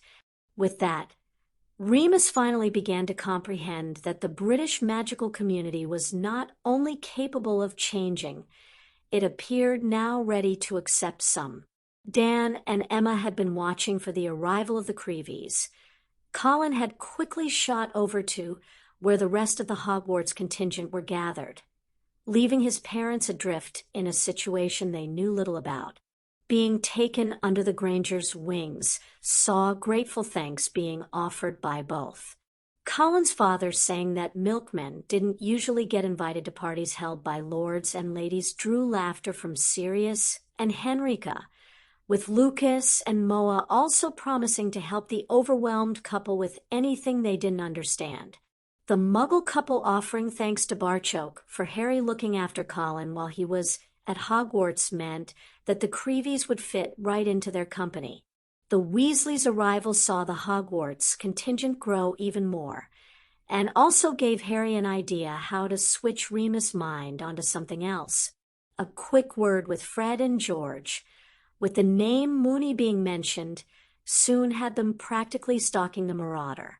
Their other friends were all very accepting of Harry and Hermione's bonding. It was surprisingly easy, since the couple weren't acting any different than they normally would.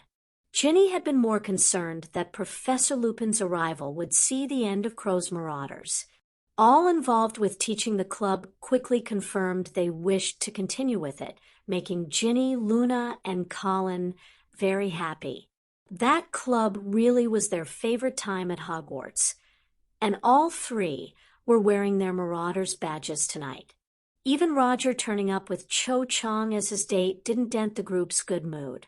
Cho had pretty much kept to herself after apologizing to Harry and Hermione. They certainly weren't expecting any trouble from her tonight. All the Hogwarts students had naturally sat together, seeing them occupy one side of the ballroom. When the Greengrass family arrived, Daphne didn't hesitate to lead her younger sister over to join the large group. Draco and Pansy arrived with Blaze after thanking their hosts for being invited and handing over the gift. Draco and Pansy followed Blaze over to join the crowd. The news of what had transpired at today's Wizengamot meeting was spreading like wildfire. Pansy had heard it from her father, so of course passed it on to Draco. What Pansy hadn't mentioned was the idea this had sparked in her mind. Her goal tonight was to get Granger alone for a few moments and hope the girl could answer some of the questions the Slytherin had. If that meant she had to play suck-up all night, Pansy was more than prepared to do exactly that. Cornelius was fashionably late in arriving, not through choice or playing games to get noticed, simply because his wife took so long to get ready. Why she had to try on 5 separate outfits, only to finally decide on the one she's put on first, was a mystery way beyond the minister's understanding. He'd learned years ago just to say his wife looked beautiful in everything. He was, after all, a politician. The Minister of Magic was presented with what he thought was a perfect example of how the political landscape of their country was changing the minute they walked into the ballroom. Barchoke was dancing with a simply stunning Miss Granger around the black ballroom, and their actions didn't even raise one eyebrow amongst the guests who were present. It wasn't so long ago. Even entering this house would have meant that neither the goblin nor the Muggle-born which would have left it alive, a witch who would certainly have considered the murder of both the filthy goblin and the mudblood, simply for daring to entering the home of a pureblood, as acceptable behavior was sitting alone sipping fire whiskey. Dolores couldn't see any prospects that this latest vote against their way of life wouldn't gain a pass through the Wizengamot. There were just too many powerful figures lining up to support it. Add to that a werewolf would be teaching inside Hogwarts, and their entire society seemed to be going to the dogs. There were now multiple creatures holding teaching positions at the country's premier school of magic, with a Vila, a goblin, and now a werewolf passing themselves off as professors. This would surely eventually foster the belief amongst tomorrow's adults that this was perfectly acceptable and even normal behavior, and something that Dolores Umbridge was desperate to put a stop to. What she needed was a way to directly compare Hogwarts against other magical schools, public humiliation appearing to be her best option for forcing people to face the truth, and see the proper standards of blood purity being restored once more. Dolores knew there were enough archaic rules and outright stupid ideas just lying around in the archives of the Department of Magical Games and Sports to cover practically any eventuality. The trick would be in finding just the right one.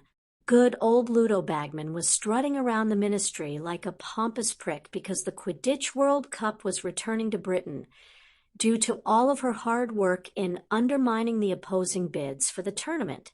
The mere thought of pulling off a second coup would see her departmental head providing Dolores with all the help she would need in her search for a way to show Hogwarts for what it really was, an affront and a disgrace to their ancient way of life. Chapter 53. Young Astoria Greengrass' eyes were wider than Luna's at what was happening all around her tonight. Normally, on occasions like this, she and Daphne would sit demurely beside their parents and only speak when directly spoken to.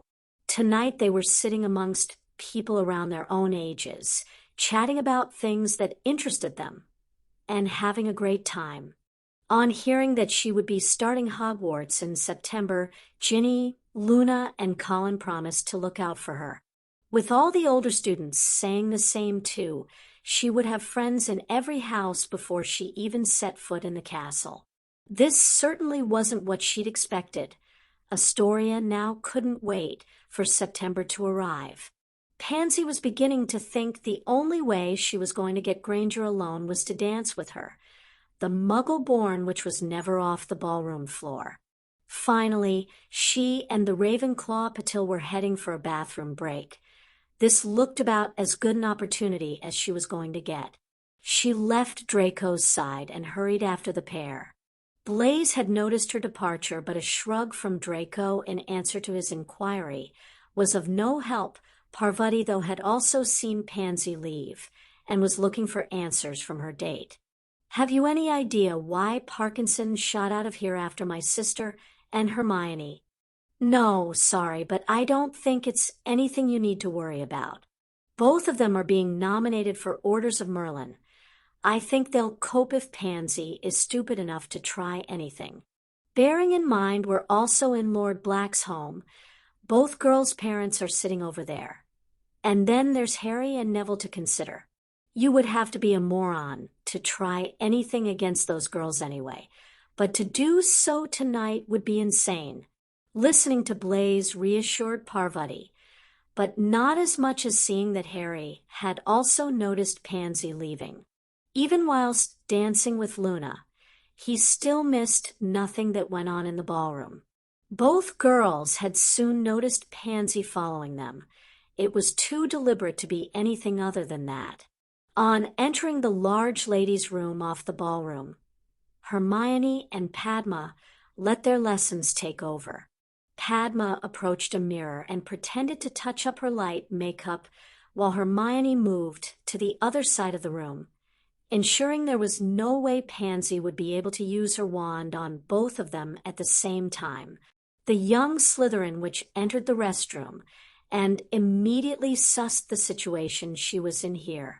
Knowing these two had no reason to trust her, Pansy made sure both her empty hands were in full view of Padma and Hermione.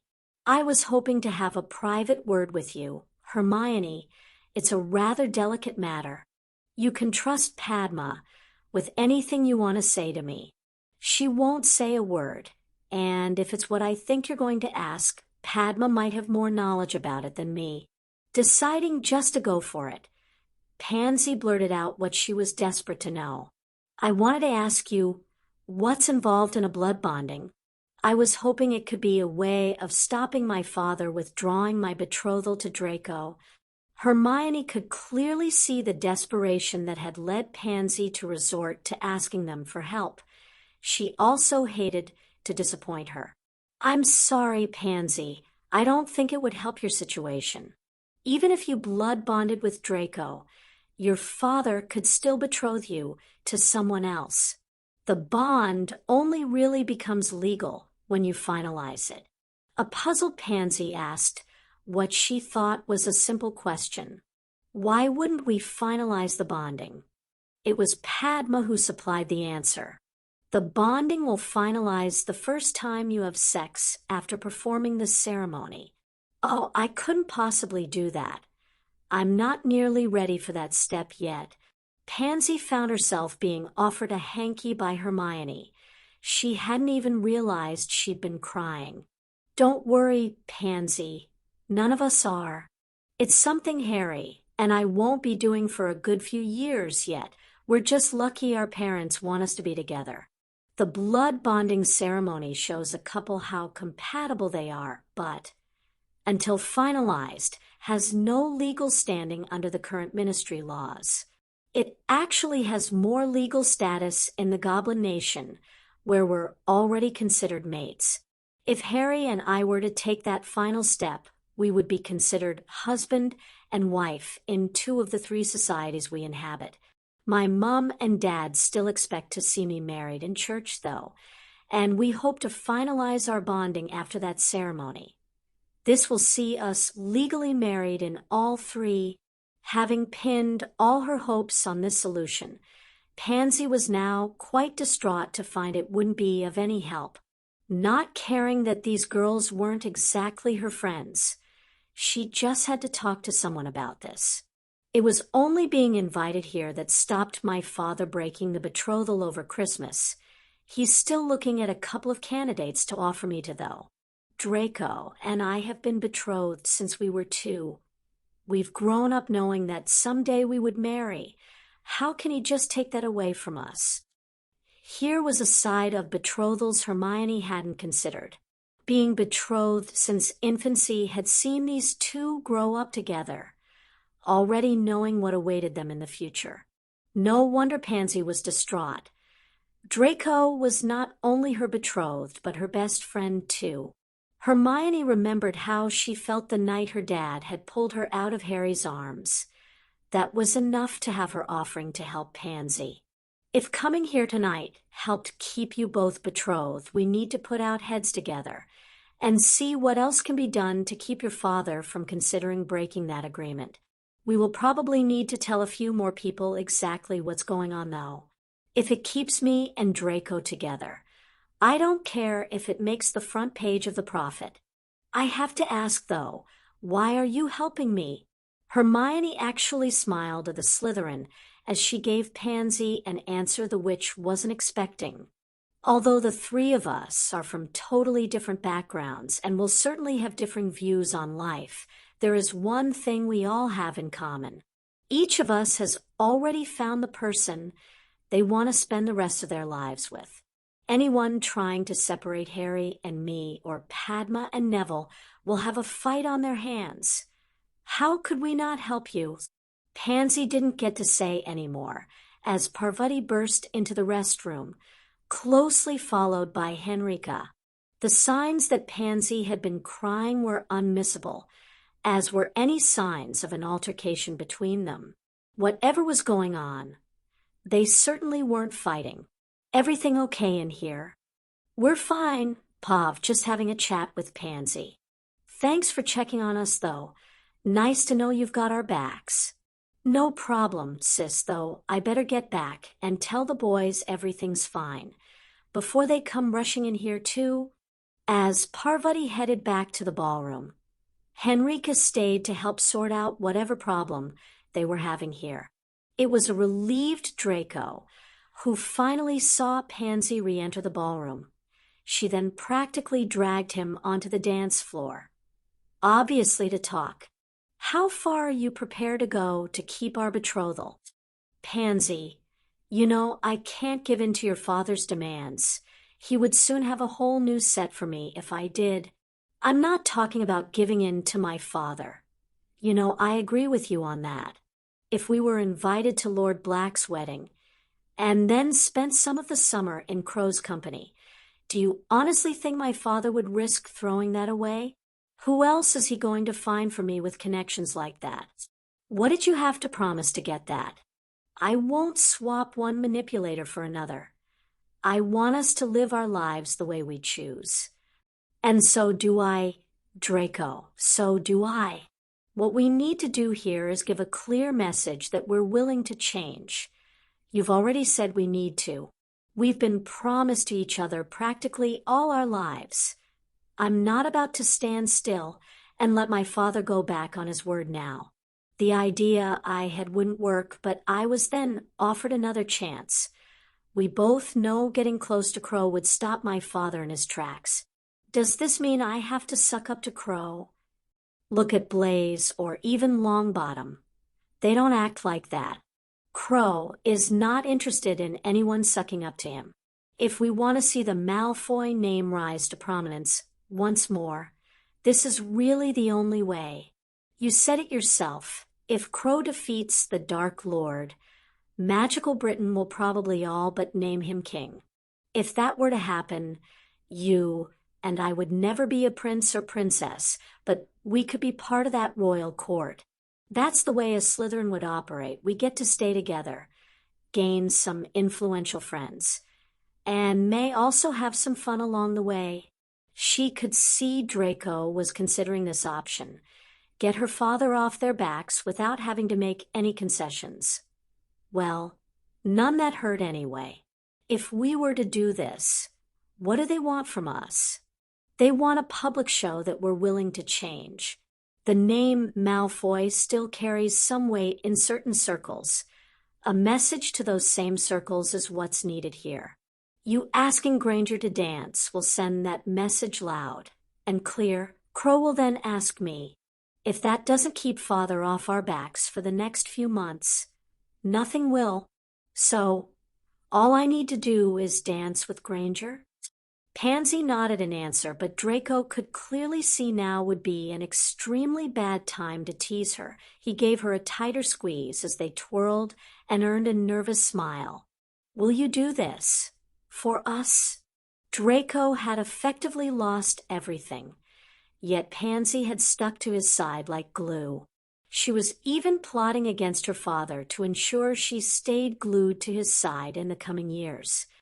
If dancing with Granger keeps you by my side, then I'll do it. I would dance with her Muggle mother if it meant we stayed together.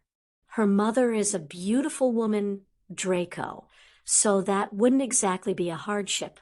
Don't go ruling it out, though. I don't know just how far we need to take this. Tonks was standing watching Hermione dancing with her cousin when Henrica approached. Would you please pinch me, Professor? I can't believe what I'm seeing here. Or, you of all people should know what this group can achieve when they put their minds to it. You're not joking there. I now have a bank balance I still have trouble accepting. And today was recommended for an Order of Merlin, first class. I can't speak for the rest of the country, but the V certainly changed my life out of all recognition.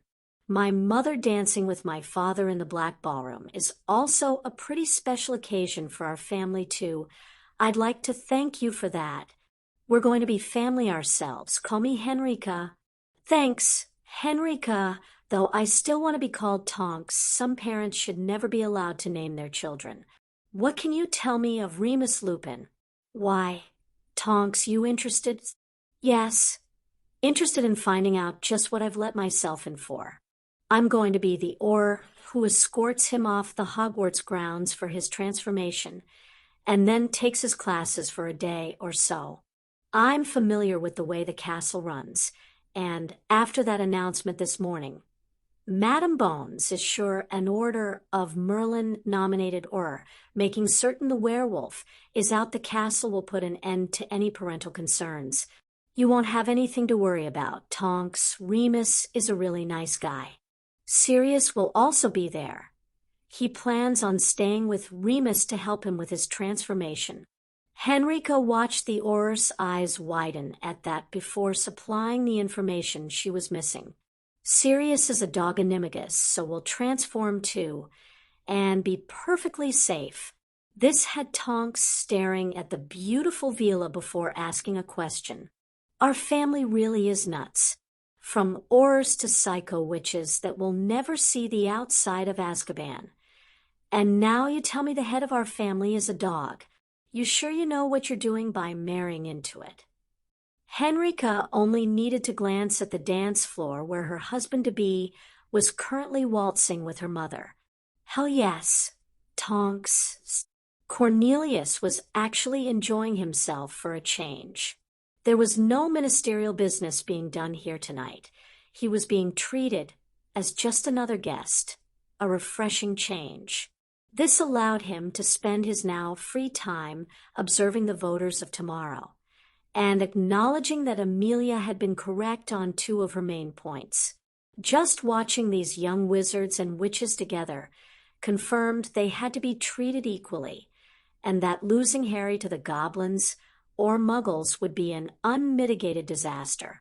Watching as Lucius' son was not only civil to a muggle-born witch, but danced with her too was certainly something Cornelius really needed to see for himself. Harry was clearly doing his damnedest to ensure his generation was susceptible to the changes he wanted to see happen. It was now the minister's job to try and mold their society into one that would accept these changes too. Cornelius knew he would have a fight on his hands. The dark faction weren't going to surrender any power lightly, but he found himself relishing the challenge. This was why he got into politics in the first place before he started playing the system. Or did the system play him? While Amos was watching the same group, his focus was on another dark-haired boy. Cedric appeared to fit comfortably into this cosmopolitan mixture of witches and wizards. It would probably be hard not to. Here was a group where everyone was listened to, and no opinion was dismissed as being wrong, just different. Cedric had told him this before, but witnessing it firsthand was certainly an eye-opener. In any command situation, Harry would clearly take leadership of the group, like they'd witnessed with the chamber incident. He still listened to and valued the opinions of those around him.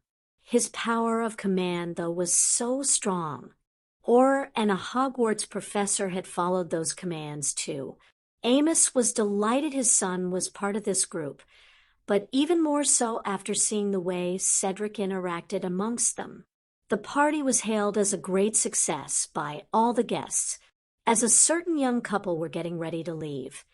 Their host for the evening returned Pansy's tactics from earlier and wanted a private word. Mr. Malfoy, I understand what my godson is doing here, and think he is wrong. Harry then retorts that I'm getting old and cynical.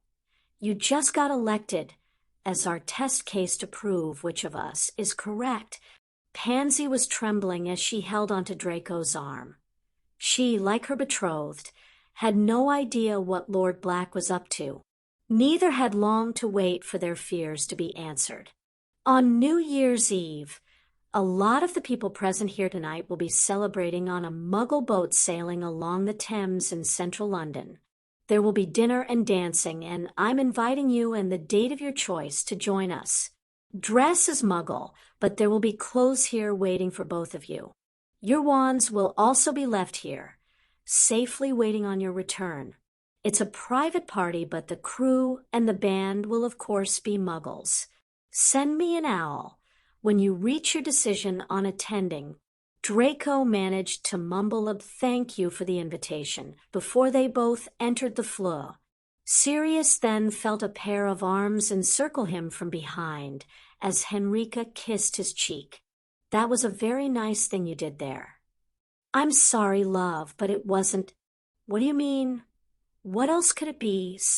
Her future husband attempted to explain. Just because I don't believe in most of their pure blood doctrine. That doesn't mean I don't know how to use it to our advantage. Knowing this was a foreign concept to his beautiful fiancée. Sirius then told Henrika exactly what she'd just witnessed here.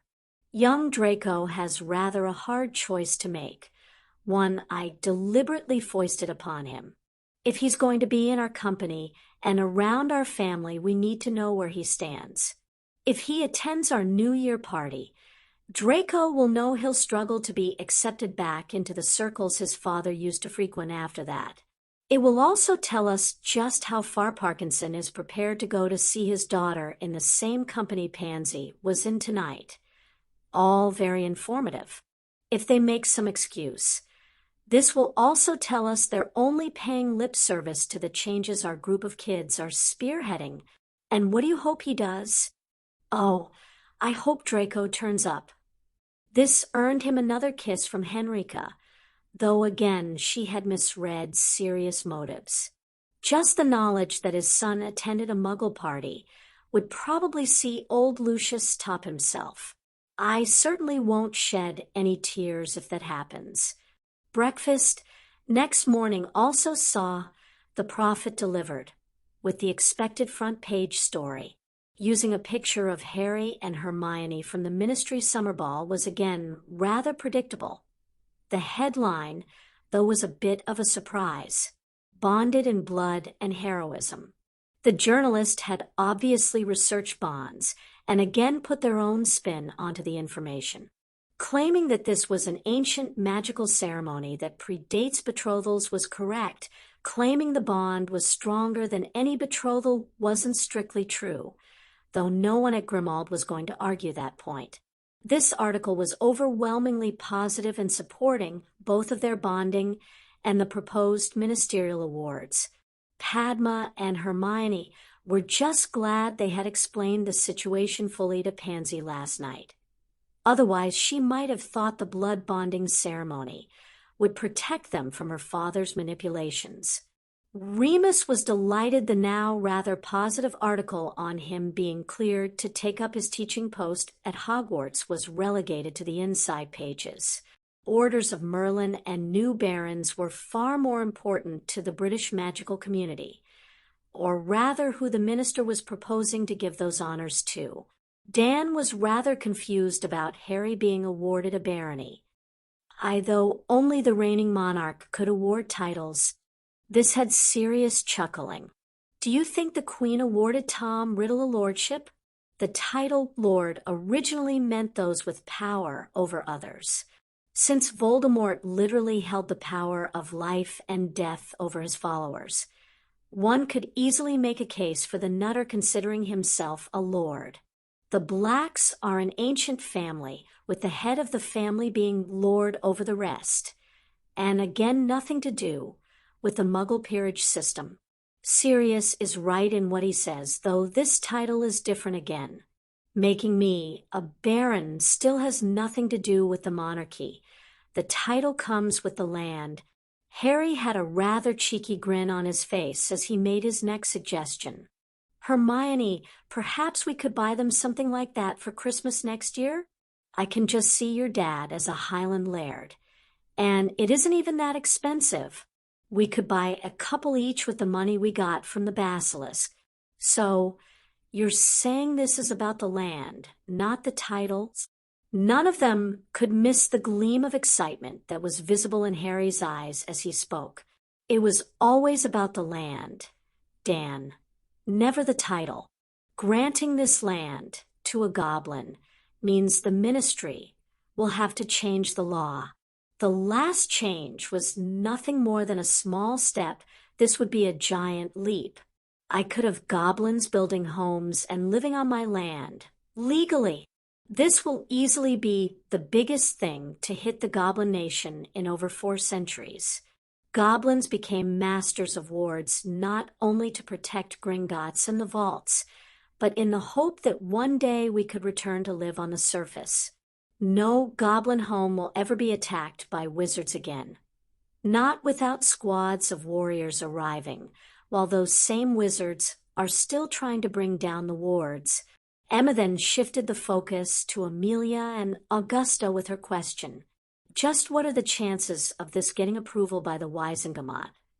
I'm actually optimistic about our chances now, certainly more so than before the meeting.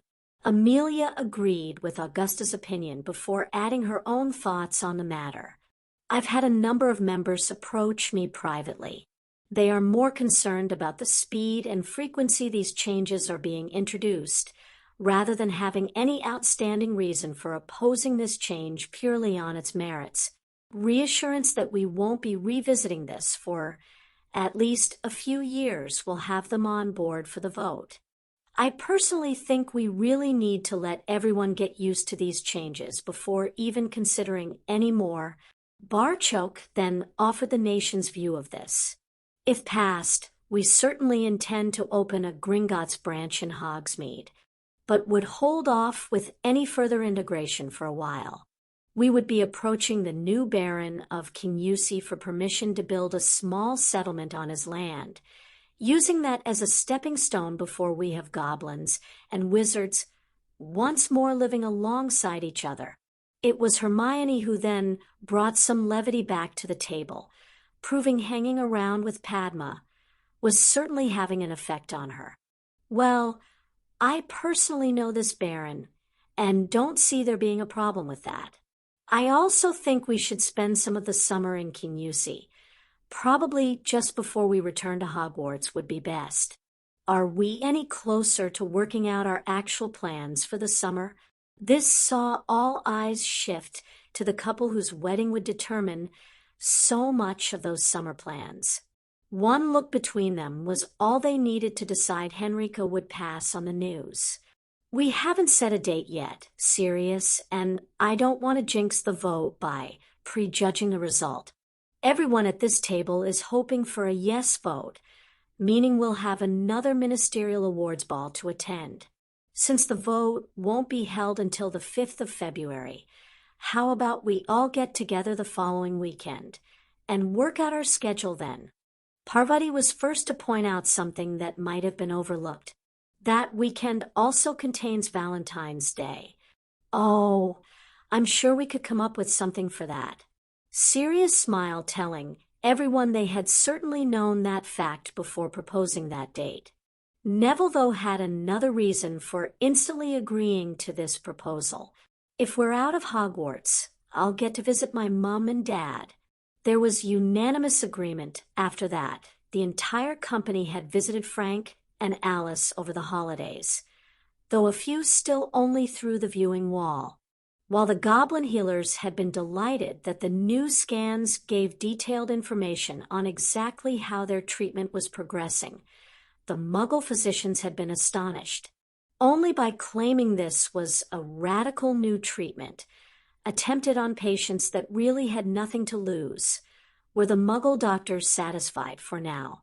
Whatever this treatment was, the Muggle healers now held clear evidence that neural pathways to the brain had actually began to repair themselves at a rate thought to be impossible. While Alice continued to slowly improve, Frank was displaying symptoms similar to patients who'd suffered from a stroke. One side of his body was certainly weaker, and his speech was currently slurred. Both Augusta and Neville still thought this was a wonderful improvement. It was only in comparison to Alice that a little disappointment would surface. The goblin healers now had the new scans to help focus their treatment, and a healer from St. Mungo's would also be on their case in the new year. His parents' treatment had certainly passed every one of Neville's original expectations.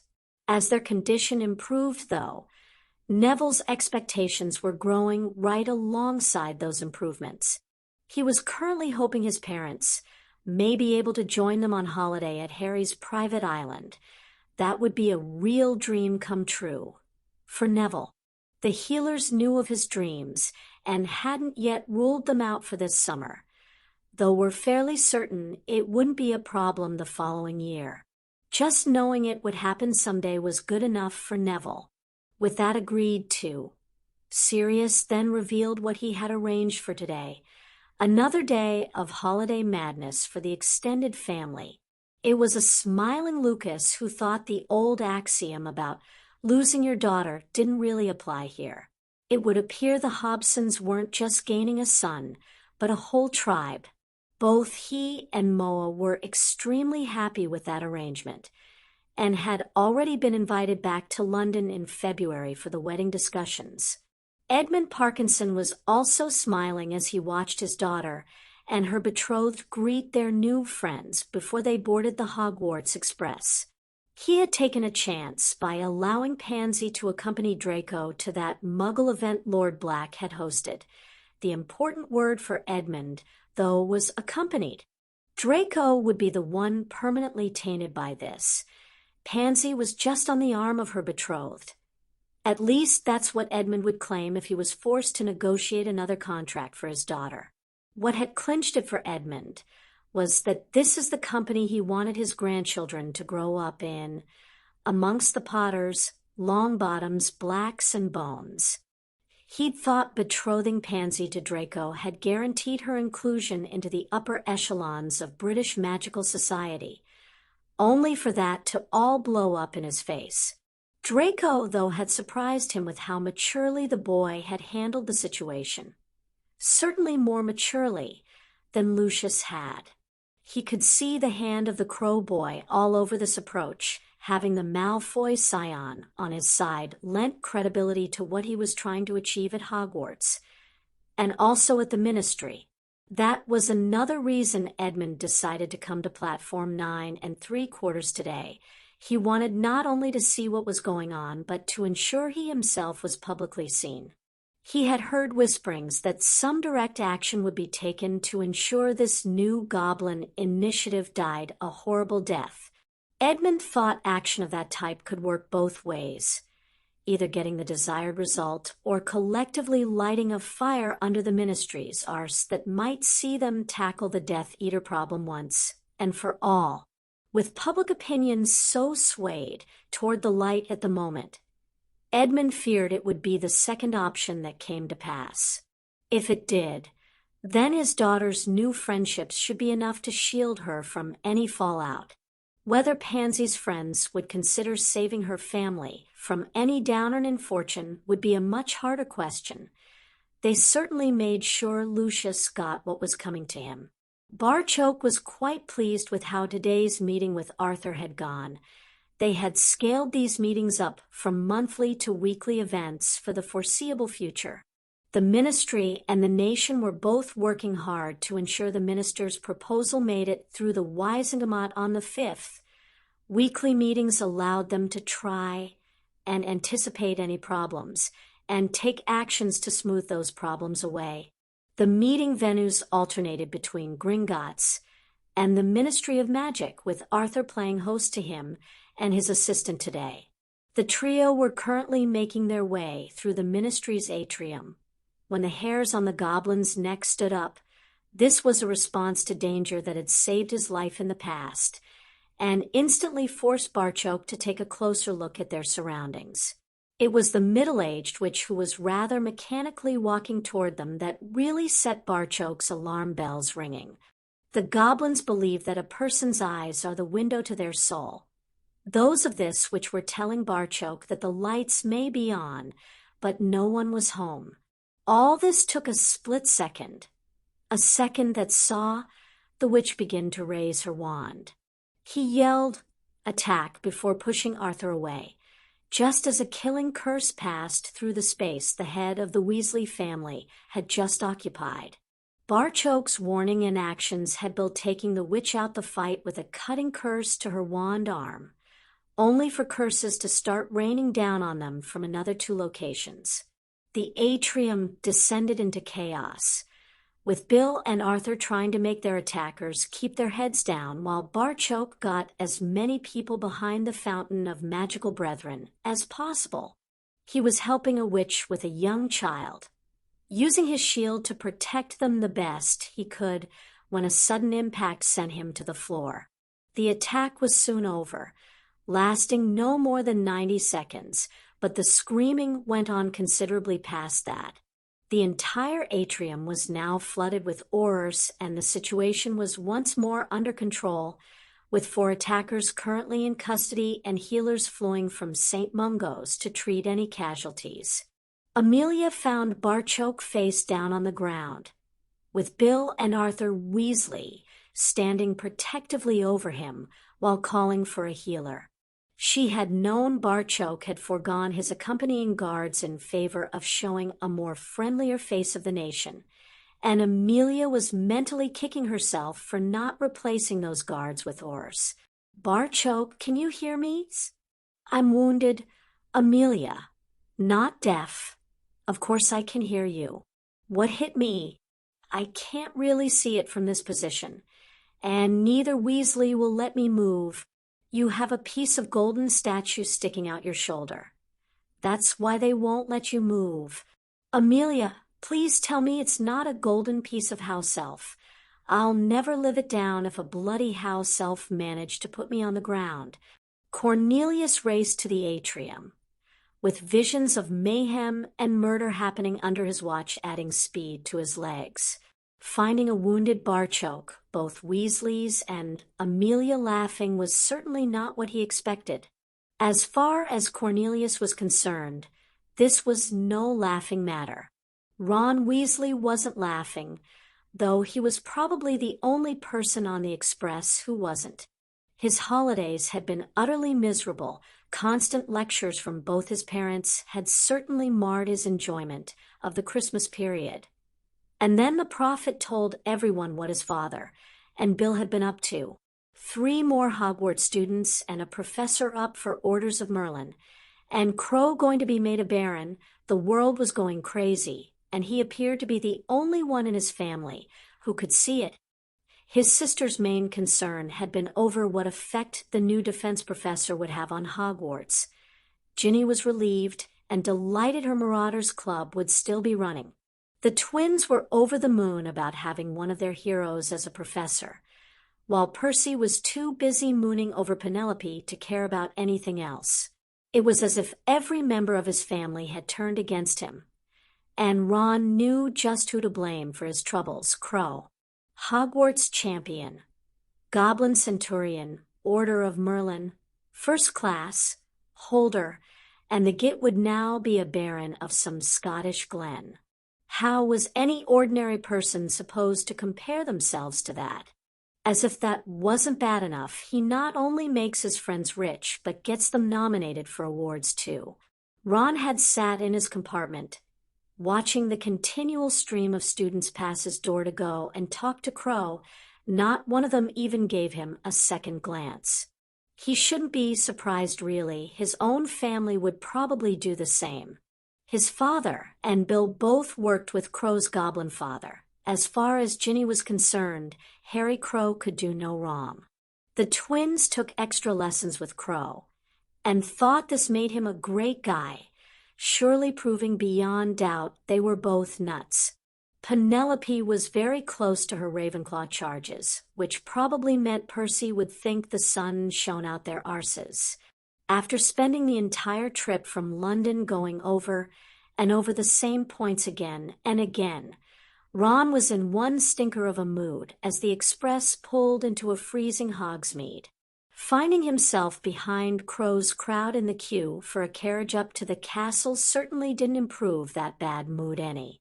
Then Madame Bones and Lord Black appeared. Being close enough to hear what they had to say just pushed Ron over the edge.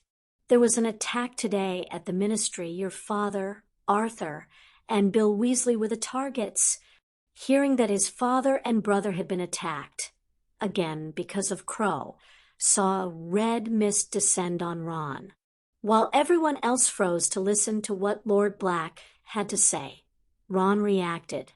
"You bastard, my family..." He lunged at Crow, only to find himself flying through the air. It was a very brief flight before impacting heavily with the hard, frozen ground. Having the wind knocked out of him left Ron unable to speak. The deadly knife, now steadily held mere inches from his face, meant he had nothing to say anyway. The anger pouring off the person who was holding that knife probably meant Ron wouldn't have been able to speak even if he could draw a breath. He'd never been so terrified in his life. When Crow then spoke, Ron could see he meant every word that was said. You have previously attacked Hermione, and this is the second time you've had a go at me.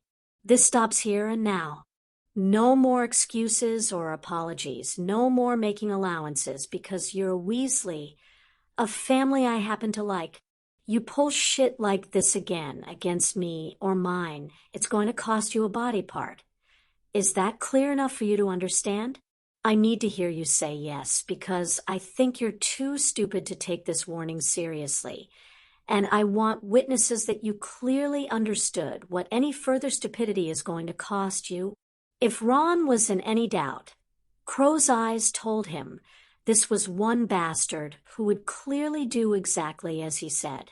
Since he was attached to all his body parts and wanted to remain so for the rest of his life, he managed to croak a yes, which saw the knife disappear. Ron's troubles were far from over, though. An angry Percy dragged him to his feet before Madame Bones had a word with him. Your father is fine. Purely because Barchoke called out a warning, and then pushed Arthur out of the path of a killing curse. Hermione now had her arm around Harry, giving and receiving comfort from the contact. Amelia, how are our father and Bill? Both are okay. Your father was hit with a piece of shrapnel as the curses blasted through the ministry atrium. He's currently being treated in St. Mungo's, but in no real danger. Bill has cuts and bruises, though his jacket probably saved him being in the bed next to Barchoke. Percy thought of his own dragon hide jacket that he wore under his robes, a Christmas present from Bill. He also knew his eldest brother and father would both hit the roof when he wrote to them about Ron's latest escapade. He could see homeschooling in Ron's future. Sirius was making sure their family got the full picture. Barchoke was lying in bed and trying to crack jokes when I left him to come here.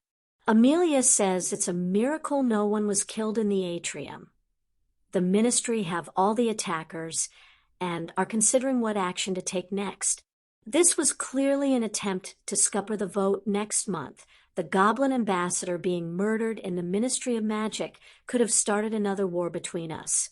I didn't want you lot finding out about this in tomorrow's Prophet. And I also wanted to give you both the chance to visit Barchoke yourselves.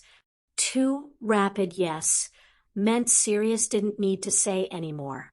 A quick goodbye to their friends had Harry and Hermione ready to leave. They were waiting on Amelia, though. The head of the DMLE spotted the second year she had come here to speak with. After approaching him, Amelia made sure to cast a privacy spell.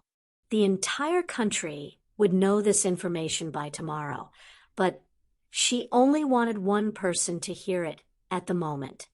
Mr. Nott, your father instigated and took part in that attack today. He used the Imperious Curse on 3 people and fired curses during the attack too. You are in no way implicated in this attack. I just didn't want you discovering these facts from tomorrow's Prophet, and to offer you the opportunity to return home if you wished. Theo's head was spinning at this news. How could his father do something as stupid as that? If Madame Bones was already so sure of her facts, then his father was heading for Azkaban, leaving him the de facto head of the Nott family. The offer to return home was an incredibly tempting one, but one Theo knew he couldn't accept. Him heading home now would leave a suspicion of guilt attached to his name, something he couldn't allow. He also had a housemate's example of how to handle the exact same situation. He answered as his pure blood status demanded. Thank you for your time and showing me this courtesy, Madame Bones. I believe I would like to stay, though, if possible. I would like a word with Centurion Crow. As they approached, Theo understood what was required of him here. Draco was doing a superb job of ensuring the Malfoy name wasn't trampled in the mire and forgotten about. he would now need to do the same for the Knotts. He had 2 younger sisters who would now be depending on him. Theo swore not to let them down. With a bow to Harry, Theo said what he needed to. Centurion Crow, I have just been informed my father has been implicated in the attack on your father. I wanted to say this was the first I had heard about it, and that I in no way support my father's actions. Serious lessons allowed Harry to answer Theo exactly as he needed to, and tradition demanded. Mr. Nott, I think I have made my position on matters like this very clear. Only the guilty should be punished. If it proves necessary, I will publicly reiterate my position. With honor satisfied, Theo headed for the castle, while Amelia had a portkey that would take them to St. Mungo's. Spotting the goblin guards outside his father's room certainly reassured Harry, but not nearly as much as seeing him sitting up in bed and talking with his guests. He so wanted to rush forward and hug the person who had raised him, but that would embarrass both of them. He was a centurion after all.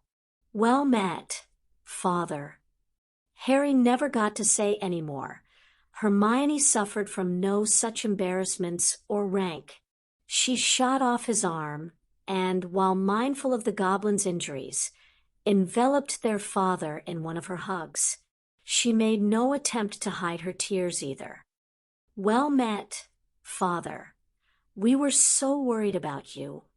Don't fret, my daughter, I'm fine. I'm only confined to this bed until these healers can make sure I'm not stealing any of their precious golden fountain. They want to ensure they got every last piece out of this old goblin. Master Sharpshard's laughter was joined by Harry's as an exasperated young witch asked a serious question. Father, I understand the nation's language and am slowly learning your culture. Do you think I'll ever master a goblin's sense of humor? That the 3 goblins in the room thought her question was hilarious told Hermione the answer to her question was probably not. The Minister of Magic stood in the background, his conversation with the ambassador immediately put to one side when the goblin's family had arrived. Seeing this young Muggle-born's reaction to Barchoke only hardened Cornelius' resolve that the aftermath of today's attack needed to be met with swift and decisive action on the ministry's part. The minister shuddered to think how bad things could have gone today, and certainly recognized they were extremely fortunate to emerge from this situation with no fatalities and so few serious injuries. What was also spurring Cornelius on was the obvious affection this young witch had for the goblin. He thought it was a fair bet to say that the 2 biggest influences on Harry's life were currently sitting on that bed, and neither of them had roots that were embedded in the magical community. The ministry would respond to this by treating the incident as exactly what it was, an assassination attempt by a member of the Wizengamot on the ambassador of a nation friendly to their government. He thought they had been walking a tightrope before today's events. Now, they would be embroiled in a battle he'd hoped to avoid, a battle that needed to be won. Had today's attempt been successful, his ministry would have been involved in battles of a far bloodier kind, against goblin steel. The very thought of a golden centurion Crow at the front of those goblins, out to avenge the murder of his father, was enough to give the minister nightmares. While the Wizengamot chamber could get brutal, there hadn't been a member killed inside its walls for generations. Cornelius would still speak to Amelia about increasing security for the emergency session they were going to have to call. He had a feeling they just might need it. Chapter 54. Hermione felt a sense of real contentment and slowly began to realize why she was waking up snuggled into Harry. They had left the hospital last night, and Sirius had brought them to Crawley. Dobby was soon whipping up something for them to eat as they told their story to her mom and dad before both she and Harry headed off to bed. Her last memories were of checking to see if Harry was okay with what had happened, and she supposed they had then fallen asleep together. Morning. Looks like someone didn't make it back to their own bed. She gave Harry a peck on the cheek in greeting. Hermione was happy to be here, though nervous about the circumstances that led to it. I hope it was Mum who put this blanket on us, and not one of the elves. I would hate Mum or Dad to think we were sneaking about. Betsy arrived with a pop. Not to worry, mistress. The missies covered both of you after finding you sleeping. Betsy and Dobby weren't sure what to do. We didn't want to wake mistress because she looked so peaceful. That's fine. Betsy, you did exactly the right thing. 2 glasses of orange juice appeared on Harry's nightstand as Dobby got in on the act. They sat up in bed, drinking juice and discussing the upcoming day. I don't think we can return to Hogwarts today. You heard the minister last night. Nott is going on trial today at an emergency meeting of the Wizengamot. I need to make an appearance as Centurion Crow and be at Father's side. I want to be there too. Perhaps Sirius will take me? Harry thought that was a good idea and agreed they should ask him before voicing his concerns about another matter. If they went after my father, I'm worried they might think your parents are a softer target. We know they can't get anywhere near this house. Not without the nation rushing squads of warriors to Crawley. It's when Dan and Emma are outside of here I'm worried about. A knock at the bedroom door saw Emma enter. She was smiling as she sat on the bed beside them. I didn't mean to eavesdrop, but I heard our names mentioned just before I knocked. Is there anything we need to know? Nothing specific. I'm just worried about you both when you leave the safety of this house. I don't know if we could ward where you work. Perhaps emergency port keys would be a better option. It's certainly something I'll be talking with Father about. It may be nothing, but far better to be careful and put some precautions in place. You and Barchoke haven't steered us wrong yet, Dan, and I will certainly take your advice on this matter. I hate to ask this, but I think it's something we need to talk about, since it would have such an effect on all of us. What would have happened if the attack yesterday had been successful? Harry understood why Emma was asking this question. It didn't make answering it any easier. Hermione burrowing into his side gave him the support needed to deal with this. Politically, it would have depended on the ministry's response. If they had then gone after the Death Eaters and really sorted the problem, they might have been able to avert a war. Otherwise, Centurion Crow would be right at the front of the fight. At that point, the Grangers would be better getting out of the country. You would be right in the middle of a war that wasn't yours. Never, Harry. Harry gently placed his finger on her lips, stopping his mate before she could get a head of steam up. Hermione, don't you remember, we had this discussion. Goblin females can't be warriors. As a witch, you're underage, and as for muggles, it's not their fight. I would need all 3 of you well out of it. She removed Harry's finger, determined to have her say. The discussion I choose to remember is the one where I said you couldn't ask that of me. Anything but that. Harry, having asked the question more to discover what would happen to Harry if he lost his father, his answer had taken her aback. Emma could see the raw emotion expressed between them. She also thought it was better if this was openly discussed amongst all of them. Would you really fight against witches and wizards, Harry? A wizard murdered my mum and dad. If another wizard then assassinated my father, I would certainly have cause to.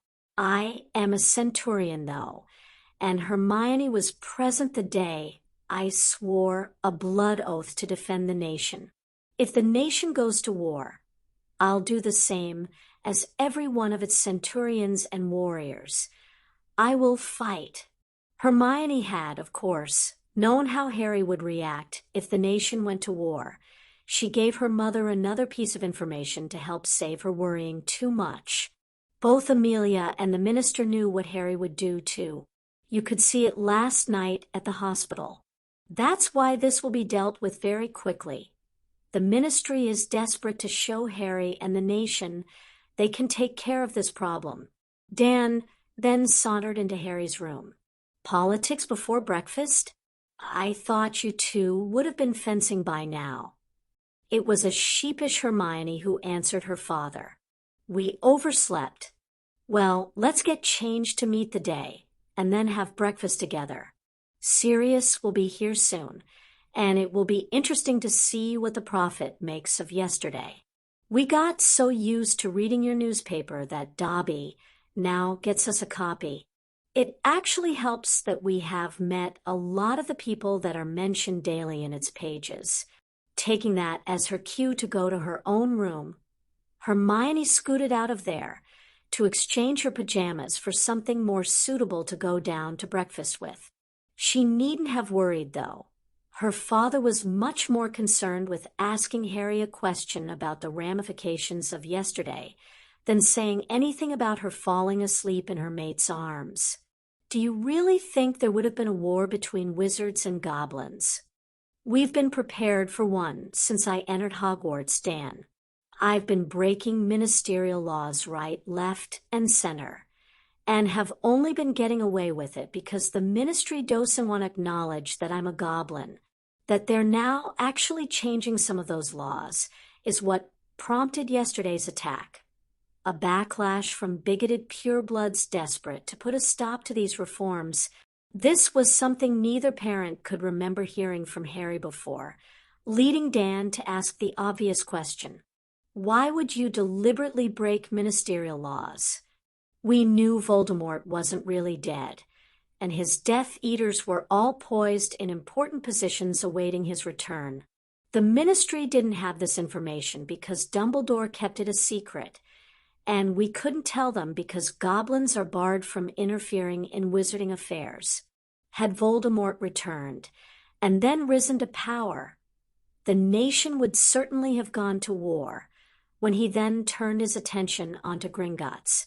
This was the lesser of two evils for us, and had been working far better than we could have dared hope up until yesterday. The mere thought of her boy having to go to war had tears forming in Emma's eyes. But why you, Harry? Why does it always have to be you who's in danger? A surprisingly strong arm slipped around Emma's shoulders. Because I'm the only one who can, Mom, the ministry, wouldn't give a shit about what happened to any other goblin. Lifting her hand, she tenderly brushed his long black hair away from his face. I've only just gotten a son. I can't lose him. I won't lose him. Tell me this is going to be sorted without a war. As Hermione said, the ministry are desperate to appease us. Nott is certainly going down, as will anyone who helped him, but it's what they do about the Death Eater problem that will really determine how this turns out. Nott was a member of the Wizengamot. At the very heart of their government, the minister really has to take action to ensure that can't happen again. Whether that same Wizengamot will allow him to could determine all our futures. That's why Hermione and I decided to give Hogwarts a miss today. We really need to be there. Will it be safe? I think the only blood spilled on the floor will be political. Amelia will have her aurors there to make sure of that. Otherwise, I wouldn't be letting Hermione anywhere near the place. Harry had lowered his voice as he said that last part, but obviously not enough. I heard that, Crow. We'll discuss it over breakfast. What's keeping you lot? And now, dressed Hermione re-entered the room to find her tearful mother holding on to Harry, and her dad looking worried. Seriously, I leave you alone for a few minutes, and my mum makes a move on my boyfriend. Mrs. Granger kindly unhand my mate. Hermione's smile let them all know this was her attempt at humor. Unable to resist, Dan reached out and ruffled his daughter's hair before cracking a joke. Seriously, I think that Padma Patil is a bad influence on you. Oh, it's not Padma. That was me trying out my goblin sense of humor. For some reason, this just cracked Harry up with laughter. It wasn't that funny. Okay, Harry, enough. This was just making him laugh, all the harder though. You're finally getting it, Hermione. You're more goblin than you think. With that, Dan and Emma headed off to get themselves ready for their day, leaving their daughter impatiently tapping her foot as Harry still rolled about the bed with laughter. Both thought that, after the last 24 hours, laughter was exactly what Harry needed. Harry and Hermione missing at breakfast inside Hogwarts was certainly noticed.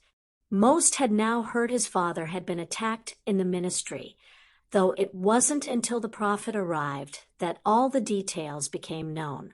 Ron was so upset he really couldn't face his breakfast. There was his father's picture on the front page, the signs of battle all around him, as Arthur Weasley publicly thanked Ambassador Barchoke for saving his life. Homeschooling was looming for Ron after attacking the son of the goblin, who was the only reason his father was still alive. That wasn't what was really leaving him uninterested in food, though. He had charged Crow in a rage and swung his best punch, connecting with nothing but air. Ron still didn't know how he ended up flying through that same air, as it all happened so fast.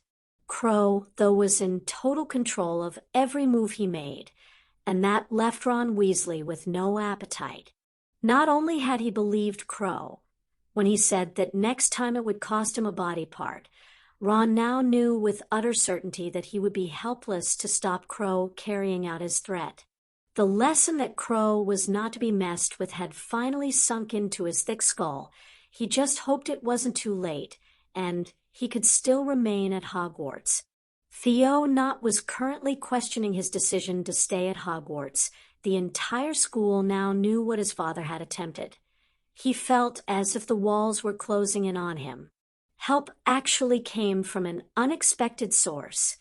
Pansy put a comforting hand on his arm before offering some words of hope. It will get better, Theo. Trust me, I know. Providing you had nothing to do with this, Harry won't hold a grudge. And we both know the rest of Hogwarts will follow his lead. He's even helping Draco and me. And that after Lucius almost got all of them killed with that bloody diary.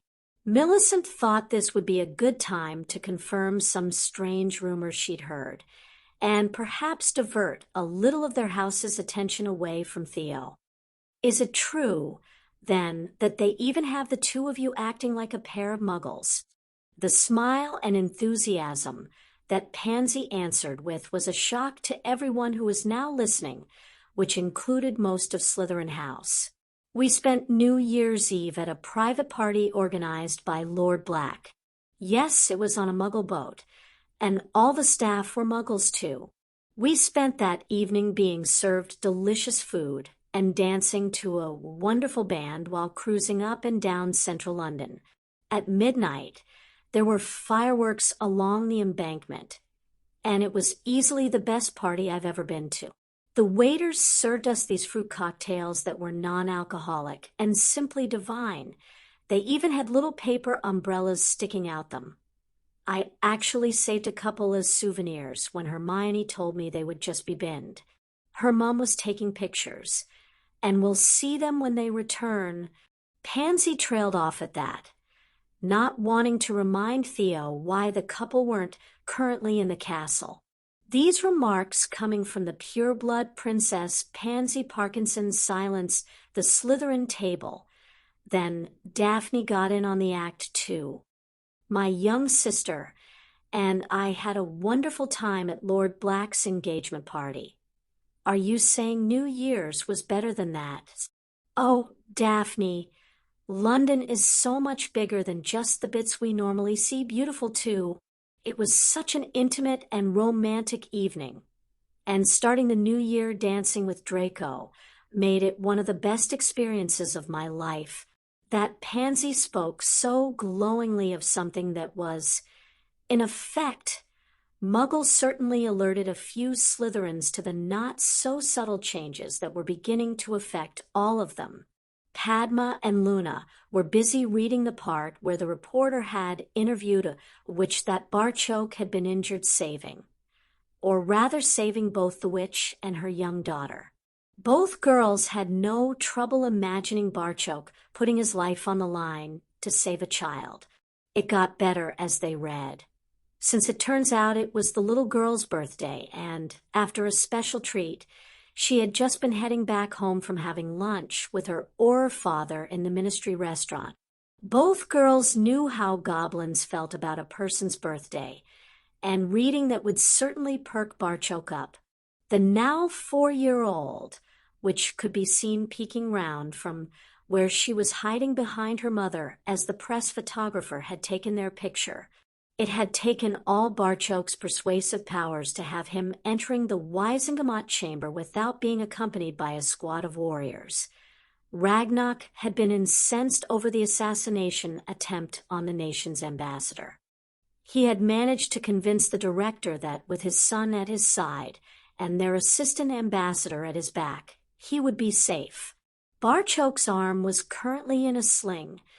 Both sets of healers didn't want him using it for a day or so to give his shoulder time to heal. Harry was in his Centurion uniform, with his helmet tucked under his arm as he walked beside his father. Those green eyes scanned the entire chamber as he effortlessly appeared every inch the warrior who was alert for any threats. Bill was behind them with his father waiting inside the chamber.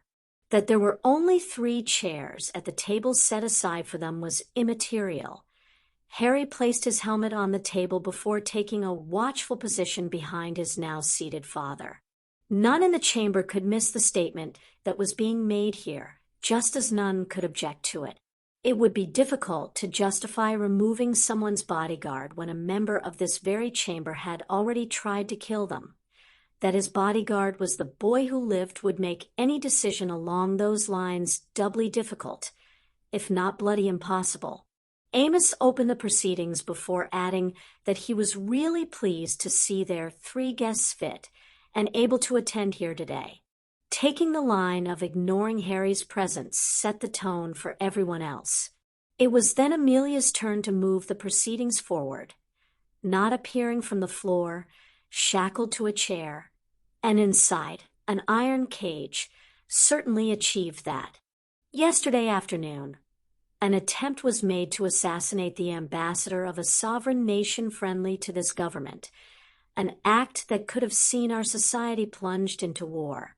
3 of the attackers were under the Imperious curse, a fact that has since been verified by questioning all 3 while under Veritasrum, something they voluntarily agreed to. As our laws justly state, these 3 were not responsible for their actions and will face no criminal charges. This was greeted with nods of agreement and a few calls of hear, hear. Theodore Nott Sr. is an entirely different matter. He too claimed to be under the influence of the Imperious, though exhibited none of the symptoms. He also refused to be questioned under Veritasrum, claiming this was his right as a member of the Wizengamot. While correct that Wizengamot members can claim their word should be believed, there is one situation that cuts right through that privilege. Harry's hand was resting on the hilt of his sword. His grip tightened as he noticed others slowly making their way into the chamber, only relaxing when realizing that Amelia had wisely decided to flood the chamber with Oris, with his mate, father, and godfather here today. Harry thought that was an outstanding decision. Amelia's next sentence provided Harry and the entire chamber with their first clue as to why she thought this action was necessary. She approached the prisoner and spoke directly to him. Theodore Nott, I am giving you this final opportunity to voluntarily accept Veritasrum. Otherwise, I shall be forced to charge you with treason. This started uproar amongst the chamber, an uproar that soon died down as all the extra aurors made their presence known. I would remind this chamber that treason is defined as trying to illegally overthrow the government, a charge that could easily apply in this case. I would again like to remind this chamber that there is only one possible sentence if someone is found guilty of treason. The choice is Theodore Nott's to make, knowing that truth serum would soon expose his guilt, and that the penalty for treason was death. Theodore conceded to the only option now open to him, and accepted the serum voluntarily, after asking a few questions to ensure the serum was working effectively. Amelia then got right to the meat of the matter. Did you cast the Imperious Curse on 3 people to attack Ambassador Barchoke? Yes, with that admission of using an unforgivable curse, his fate was already sealed. Amelia, though, pressed for more. Why did you do that? I am a pureblood. I will not have goblin filth living next to me like an equal. Was anyone else involved or aware of your plan? No. I approached a few like-minded people about striking back at these creatures. Every single one of them wanted nothing to do with anything I was planning. From a professional point of view, there was something about the attack that troubled Amelia. Here was her chance to satisfy that curiosity. After using the Imperious to get 3 people to attack, why did you then get involved yourself? I hadn't intended to, but the goblin blew the attack before it could be sprung. I was observing when I saw the younger Weasley with his back to me. I couldn't resist. The blood traitor moved at the wrong moment, and all I hit was the fountain. Then I was under fire from all sides and woke in a cell. So you intended just to watch as all 3 were murdered? Yes. It was then Amelia slipped in the question that was the main reason behind filling the chamber with her aurors. Were you yourself under the influence of the Imperious Curse when you took the dark mark? Before any objections could be raised, the entire chamber heard Nott's one-word answer that would redefine the map of British magical society. No. Those aurors were now needed as Amelia faced an angry backlash, with shouts and threats coming from the Wizengamot members. Why was that question asked? It has no bearing on this trial. As order was being restored, the minister himself stepped forward to answer the chamber.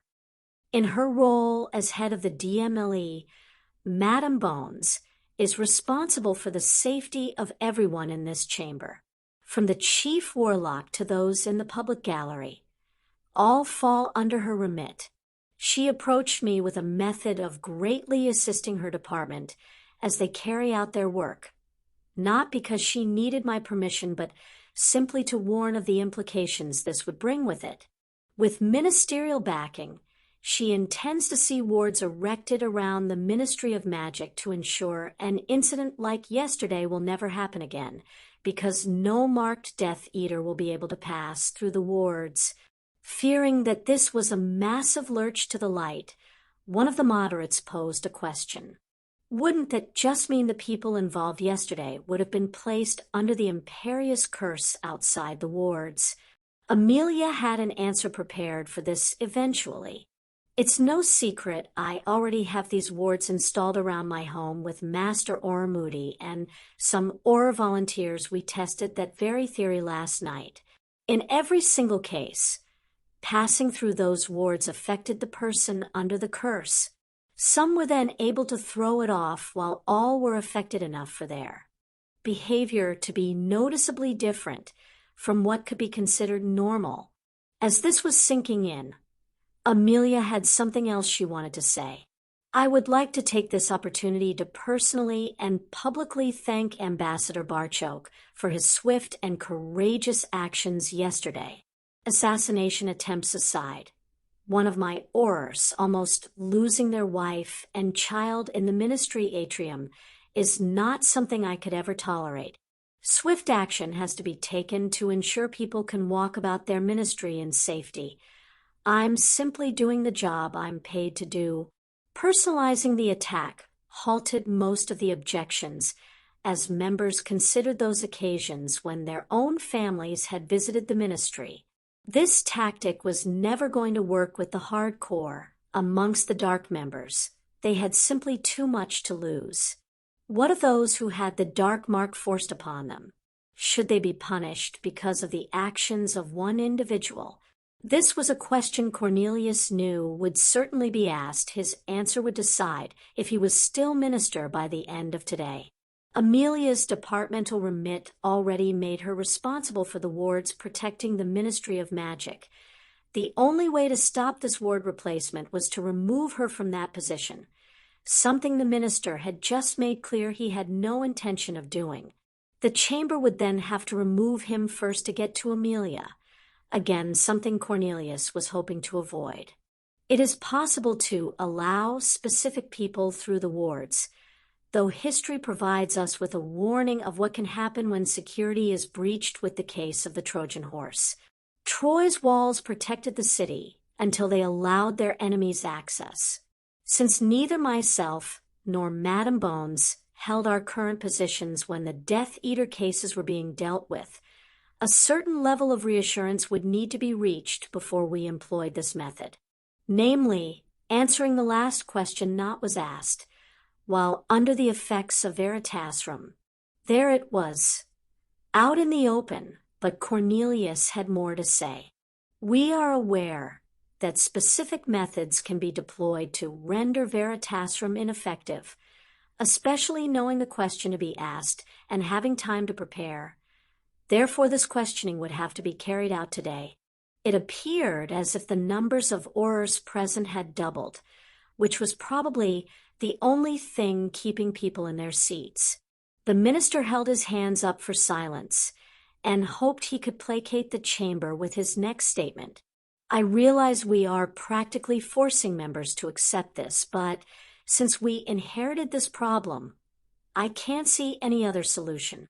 What would be the point of wasting your time barring all the windows and doors if you then basically invited an enemy, such as Nott, into your home? I also realize that historically, Wizengamot members have been exempt from being forced to answer questions under truth serum. I have no intention of breaking that history. Any member who feels the indignity of answering this question under truth serum is just too much may leave this chamber with no stain on their character, safe in the knowledge that their family seat will be here waiting on their heir. Cornelius and Amelia both knew that forcing this issue could start a war, the very thing they were desperately trying to avoid. By leaving those marked with a way out, they hoped this could be accepted without the battle that would surely come with backing them into a corner. They weren't looking to create any martyrs to the pure blood cause here, just isolate them, so they could no longer play any major roles in their society. The ministers, no stain on their character, would be the official version. People would make their own minds up over those who would rather leave than answer that particular question under Veritasrum. Harry had a long discussion with his father over what might happen today. This was more than they expected to get. A slight nod was all the indication Harry needed to speak. The minister had just handed them a golden opportunity to get their point across. Minister, could I be allowed to say a few words? He took the silence that followed as permission and put their ideas forward. The ministry are to be commended for taking such a fair stance on what is an impossible situation. I would like to bring to this chamber's attention a matter that fits nicely into what is being discussed here. Last night, Madame Bones traveled to Hogwarts to ensure Theo didn't discover what his father had been involved in by reading about it in this morning's Prophet. Theo's first reaction was to apologize to me, saying he had no idea what his father had been planning, something we heard confirmed earlier. I know Mr. Nott has yet to be sentenced, but could we consider his innocent family when that time comes? Theo would appear to be nothing like his father and could be a great asset one day in this chamber. It would be a shame to deprive all of us of that because of his father. When Harry asked to speak, Cornelius wasn't sure what to expect. The minister was as surprised as everyone present by the lad's request, only to be blown away by his follow-on. I also understand young Pauline Nott is down to attend Hogwarts in September, with 2 of the 3 members of the selection committee currently in this chamber. I would like to put her name forward as a candidate for a Potter Scholarship. Hermione was sitting in the public gallery, so proud of her Harry. As Harry had said to Mum this morning, he really was the only one who could do this. These may be mostly Barchoke's words, but they were far more effective being spoken by his son. She had to nudge their godfather, though. Sirius had gotten so caught up in the proceedings that he forgot he had a part to play. I would certainly support that nomination. Too many of our children are tarred with the same brush as their parents. That statement coming from Lord Black carried a lot of weight. All knew his parents had been as dark as their family name implied. Amelia, too, was caught off guard from this approach. She had to answer, though. I agree in principle with that suggestion, although we will have to look at all the candidates. One glance at Harry, and she knew Pauline Nott would be receiving a Potter Scholarship, even if he had to pay for an extra one himself. That's very magnanimous of you. Harry, I don't think so, Minister. What we were hoping to see here today was justice being done, and we're confident it will be. Vengeance on innocence is not something we seek or support. Harry had once more surprised the chamber. They were expecting the goblin stance to be that everyone possible be punished for this attack on their ambassador. It is common knowledge I receive extra lessons in defense, but my favorite subject since before starting Hogwarts has always been history. Our current professor is always quoting that if we don't learn from our history, we're doomed to repeat it. In 1612, Dreyfus Spin slaughtered innocent goblins and was tried, then sentenced for his crimes. His son Donald was almost as bad as his father, resulting in him being barred from Gringotts for life. Cuthbert Binns committed none of the crimes his father and grandfather were infamous for, yet circumstances saw him being punished too. A bitter and twisted Cuthbert Binns ended up doing more harm to the nation than the rest of his family combined. The nation has no wish to create any more enemies, though it always has room for more friends. Everyone in the chamber was glad of Harry's interruption. It gave them that moment needed for tempers to cool and reactions to be considered. The points he had raised also added another dimension to the situation. No one doubted what he had said here had just protected the Nott family, and also spread that protection to others. If the Knotts were to be treated as innocents, then no blame would be attached to the sons and daughters of those who had to leave this chamber for the last time today. It also unfortunately gave the truth serum time to wear off Nott Sr. With nothing left to lose, he was determined to have his say. Stay away from my family, you bastard. Not content with being the son of a mudblood, you stand there claiming to be kin to that creature next to you. Both of you should be put down like the animals that you are. Amelia hit the prisoner with a silencing curse, sparing them from listening to any more of that bigoted bile. Harry felt compelled to answer that accusation, though. We obviously have different ideas of what an animal is. Personally, I think a person who fires the killing curse at a toddler doesn't even deserve to be classed as an animal. That Tom couldn't even do the job properly makes your so-called Dark Lord an incompetent arsehole too. Amos wanted to stand and applaud that statement. Instead, he concentrated on doing his job. Since Theodore Nott has already confessed to his crimes, we can move directly on to sentencing. As the charge of treason wasn't brought forward, and no one was killed, The accepted punishment for using unforgivable curses and attempted murder would be life in Azkaban. Do we have anyone in this chamber who disagrees with that sentence? Giving plenty of time to allow for any objections, Amos then brought his gavel down as Nott's fate was sealed. The minster's mind had shot forward and focused on something he just felt the time was right for attempting now. As a still silenced Nott disappeared into the floor, Cornelius made the snap decision and just went for it. Before we ask those members carrying the mark for their decision, I would like to put something to this chamber first. On the 5th of February, this chamber is scheduled to make a very important decision. Since I fear some members might choose not to be here when that vote is cast, I would like to offer this chamber the alternative of voting on this today. A decision of this magnitude should not pass or fail in this chamber due to what could be considered a technicality. Even Amelia and Amos were left stunned at this move, while she herself thought that, without any marked Death Eaters in the chamber, the vote was now a certainty to receive a positive response. Cornelius clearly didn't want to hand ammunition to those who opposed it. They changed the wards to guarantee the vote was an accusation Amelia could already envisage being made against them. Amos had quickly checked through the rule book to see if this move was legal. Providing the chamber agreed unanimously to hold the vote today, it was. Since they were all here, including the goblin representatives, it was agreed to proceed. One of the members stood and directed a question toward Amos.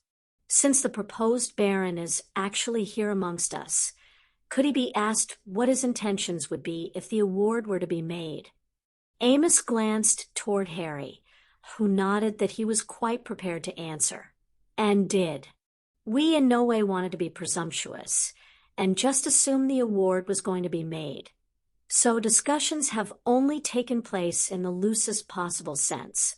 We have my godfather's wedding, a possible ball, and our summer break from Hogwarts to arrange.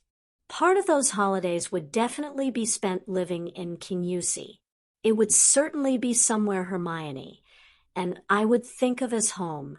That answer went down very well with those inclined to say yes. A question was then posed to Barchoke about opening a Gringotts branch in Hogsmeade.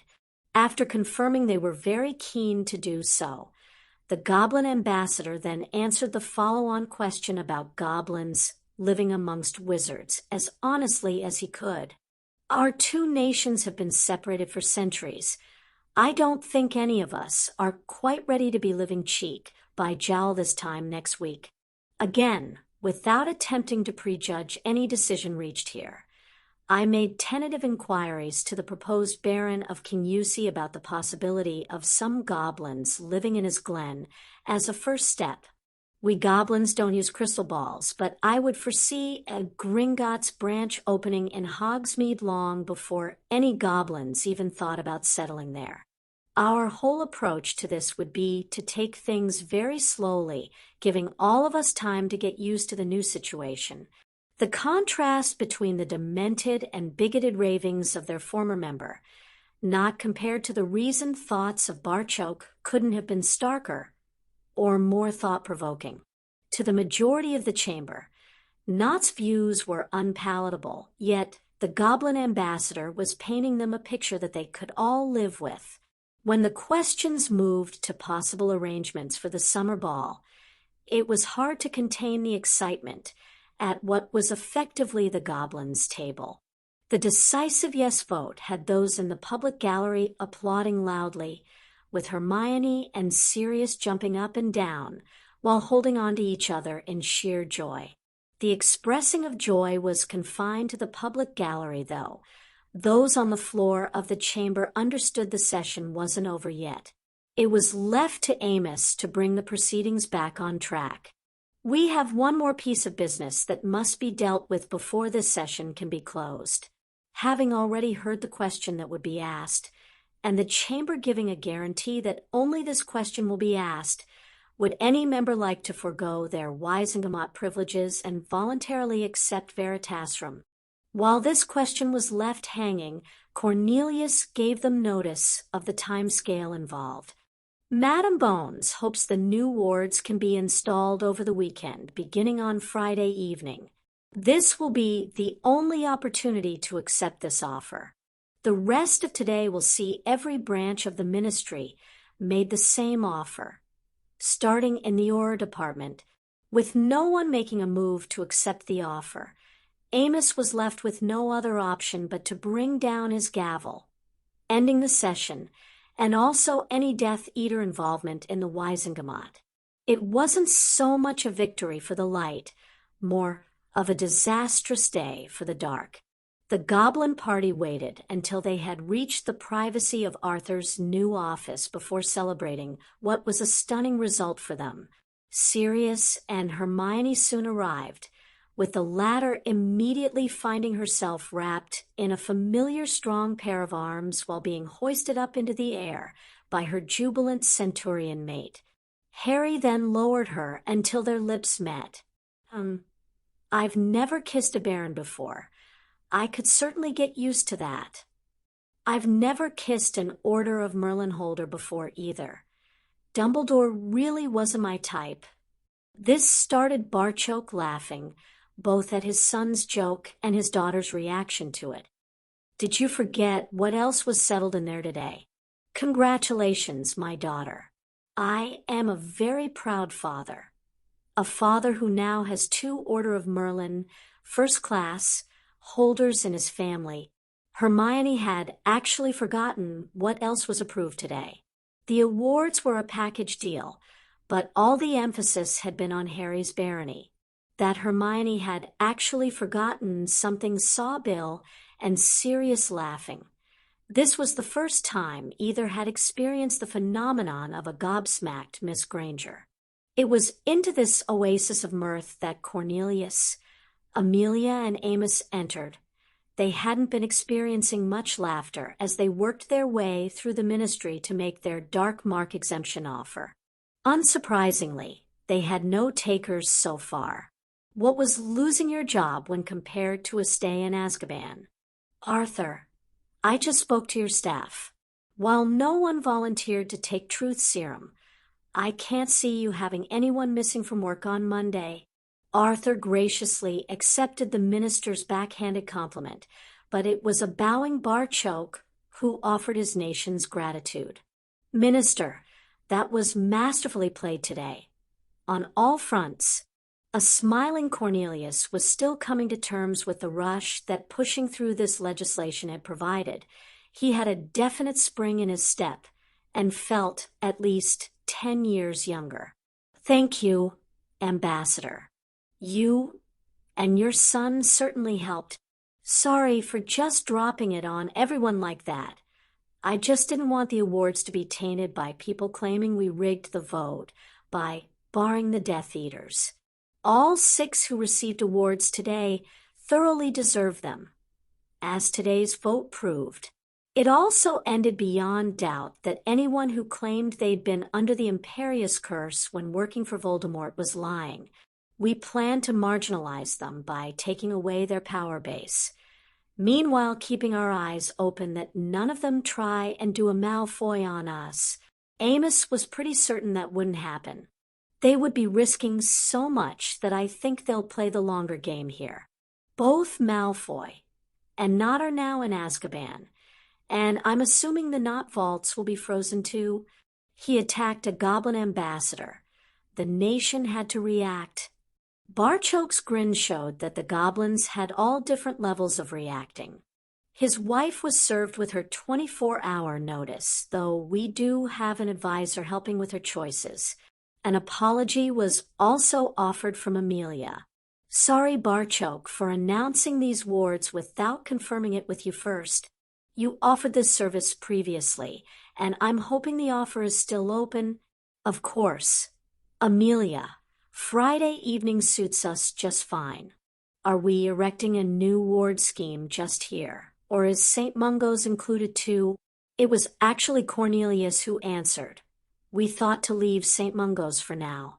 Like you said, Ambassador, we want to take things slowly and give people the chance to get used to this new idea that Death Eaters are not welcome in our society.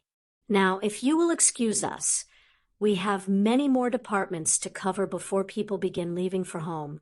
The minister then led Amelia and Amos back out of the office to the 6 Aurors who were accompanying them on their historic and momentous task. It was only still having to take potions for his wound that gave Barchoke a valid excuse for escaping the director's office without having to consume at least 1 tankard of grog. With the reactions his news sparked in Gringotts, though, Barchoke fully expected the nation's celebrations still to be ongoing in 2 days when his potion regime ended.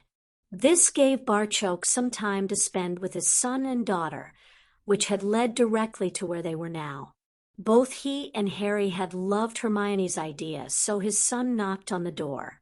The door was answered by a wizard who appeared to be in his mid-20s, his wary expression changing instantly when he noticed just who was at his door. Ambassador Barchoke. Sir, I can't thank you enough for yesterday. If you hadn't been there. Or Dugan. Every day you report for duty, you are prepared to do exactly what I did yesterday. I know you were on duty several times at Hogwarts, spending your time there helping to protect my son and daughter. Between warriors. No thanks are ever needed. His wife had headed for the door as soon as she heard the ambassador's name mentioned. Andrew, don't keep these people at the door. They are certainly welcome in our house. Andrew Dugan rather sheepishly held out his hand to Barchoke. My wife is of course right. I was just so shocked to see you standing there. You are indeed very welcome in this house. It was handshakes all around, as the trio were led into a rather plain but certainly homely living room, a certain young which was sitting playing with some stuffed animals. This is Danielle, our daughter. On hearing her mother say her name, the youngster looked up to see they had visitors. There was no hesitation on her part as she rose from the floor and headed straight for Barchoke, pointing to his sling.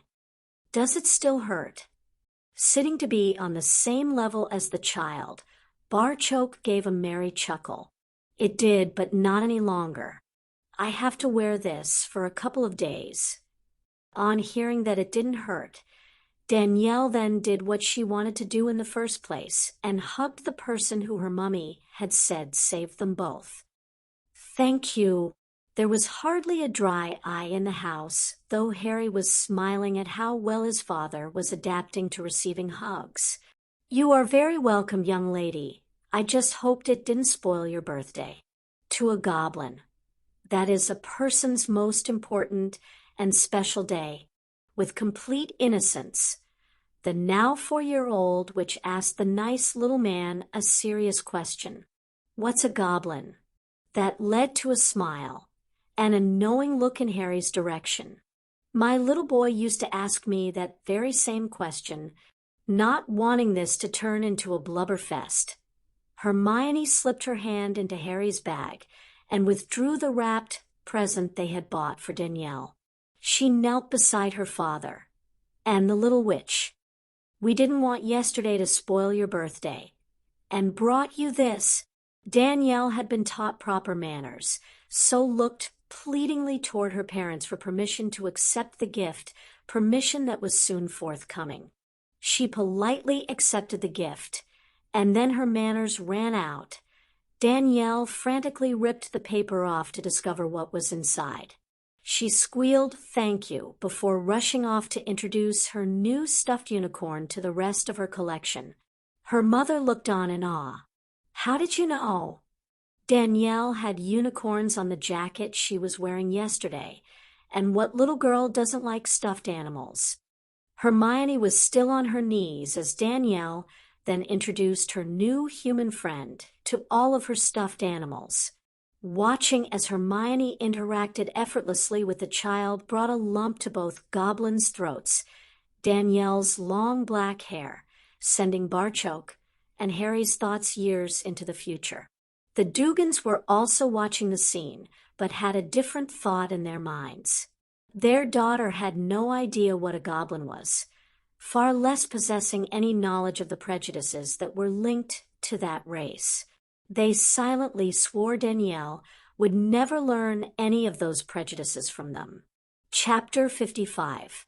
The catcalls and whistles didn't bother Sirius one bit.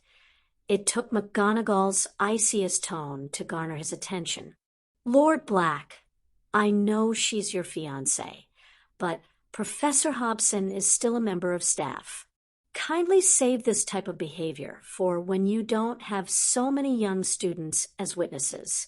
Sorry, Professor, but it was my godson's fault." The mischievous glint in Sirius' eyes told everyone he wasn't in the slightest bit sorry for his total breach of etiquette. Harry said he'd never kissed an Order of Merlin winner before and could hardly wait to try it with Hermione yesterday. "I couldn't let my godson have one up on me. That just wouldn't be fair. So I had to experience it with fiancé for myself." Those in the hall for breakfast had initially practically ignored Sirius, being far more interested in the 2 returning students he'd escorted back to Hogwarts. That was soon reversed, though, as the marauder approached the staff table and then greeted his fiancée by snogging her breathless. Any confusion over Sirius' statement was soon cleared up as the owls began to deliver today's edition of The Prophet. With everything that had happened in the Wizengamot chamber yesterday, it would have been understandable if the Prophet had struggled over what headline to lead with.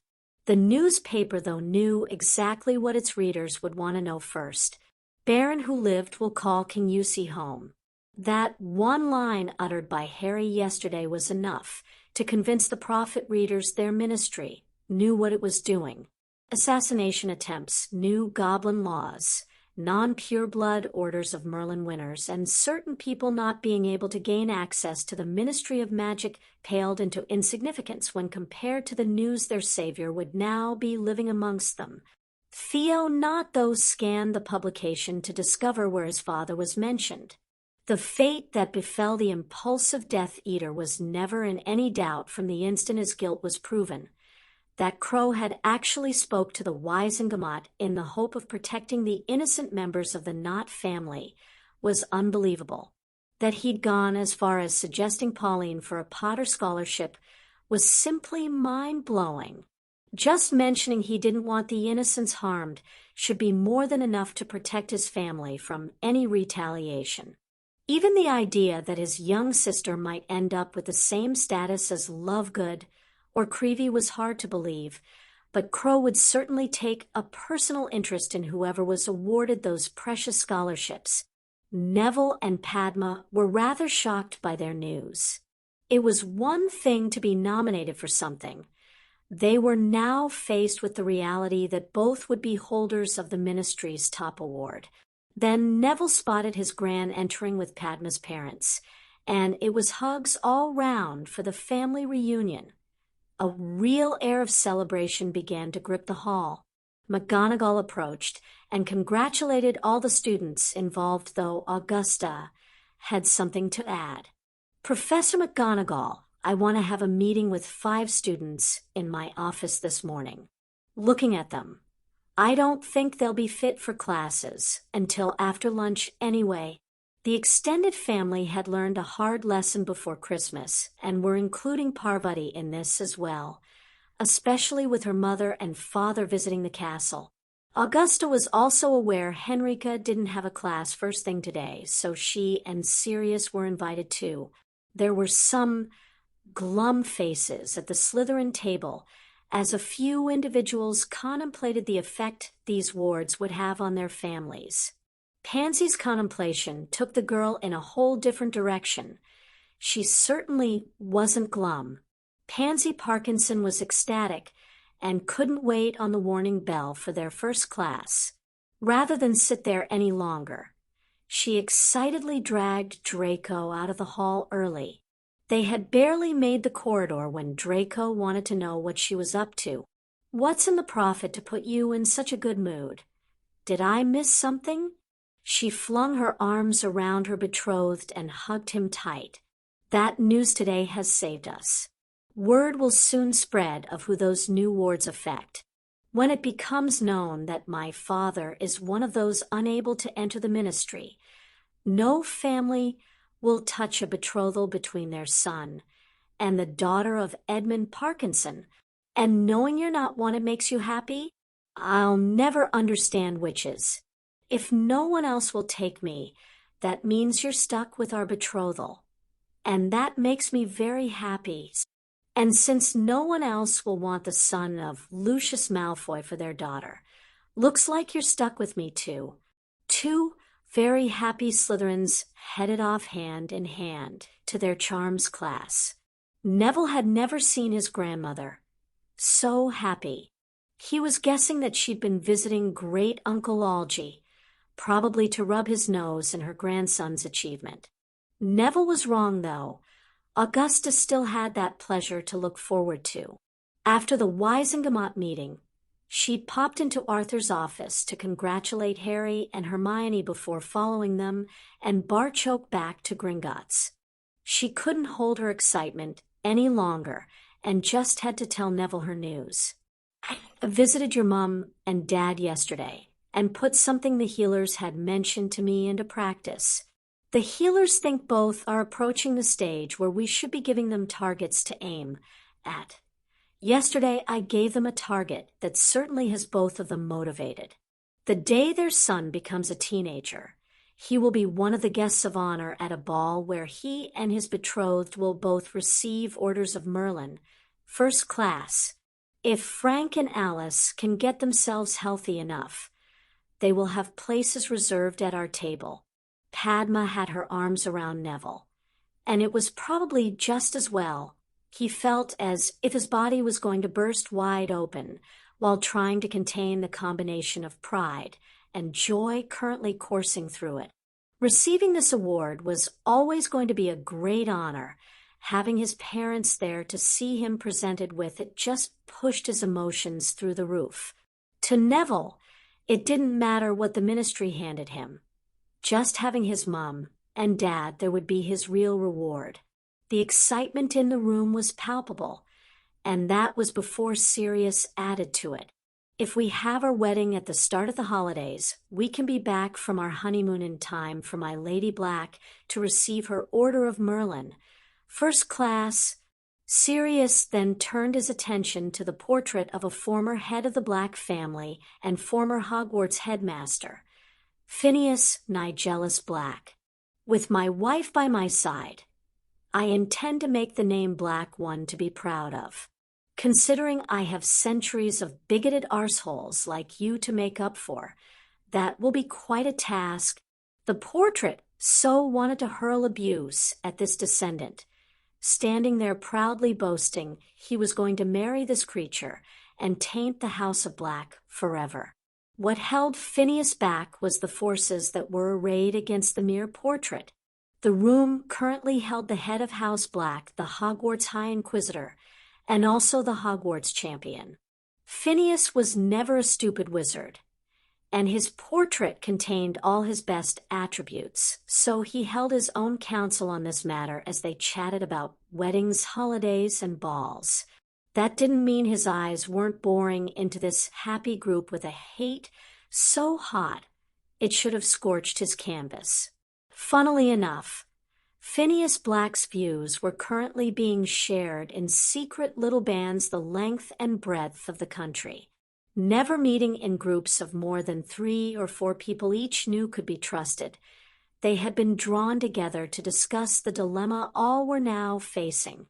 Some had preempted Monday and resigned on the spot, claiming they didn't want to work for a ministry who was more interested in their relations with the goblins than those of their own people would cut little ice with their now former colleagues. Everyone would still know the real reason behind why they left. By denying them access to the ministry, Hogwarts, some of the most influential families in Britain, with St. Mungo sure to be on that list soon too. They were slowly but surely being corralled in a pen of their own making.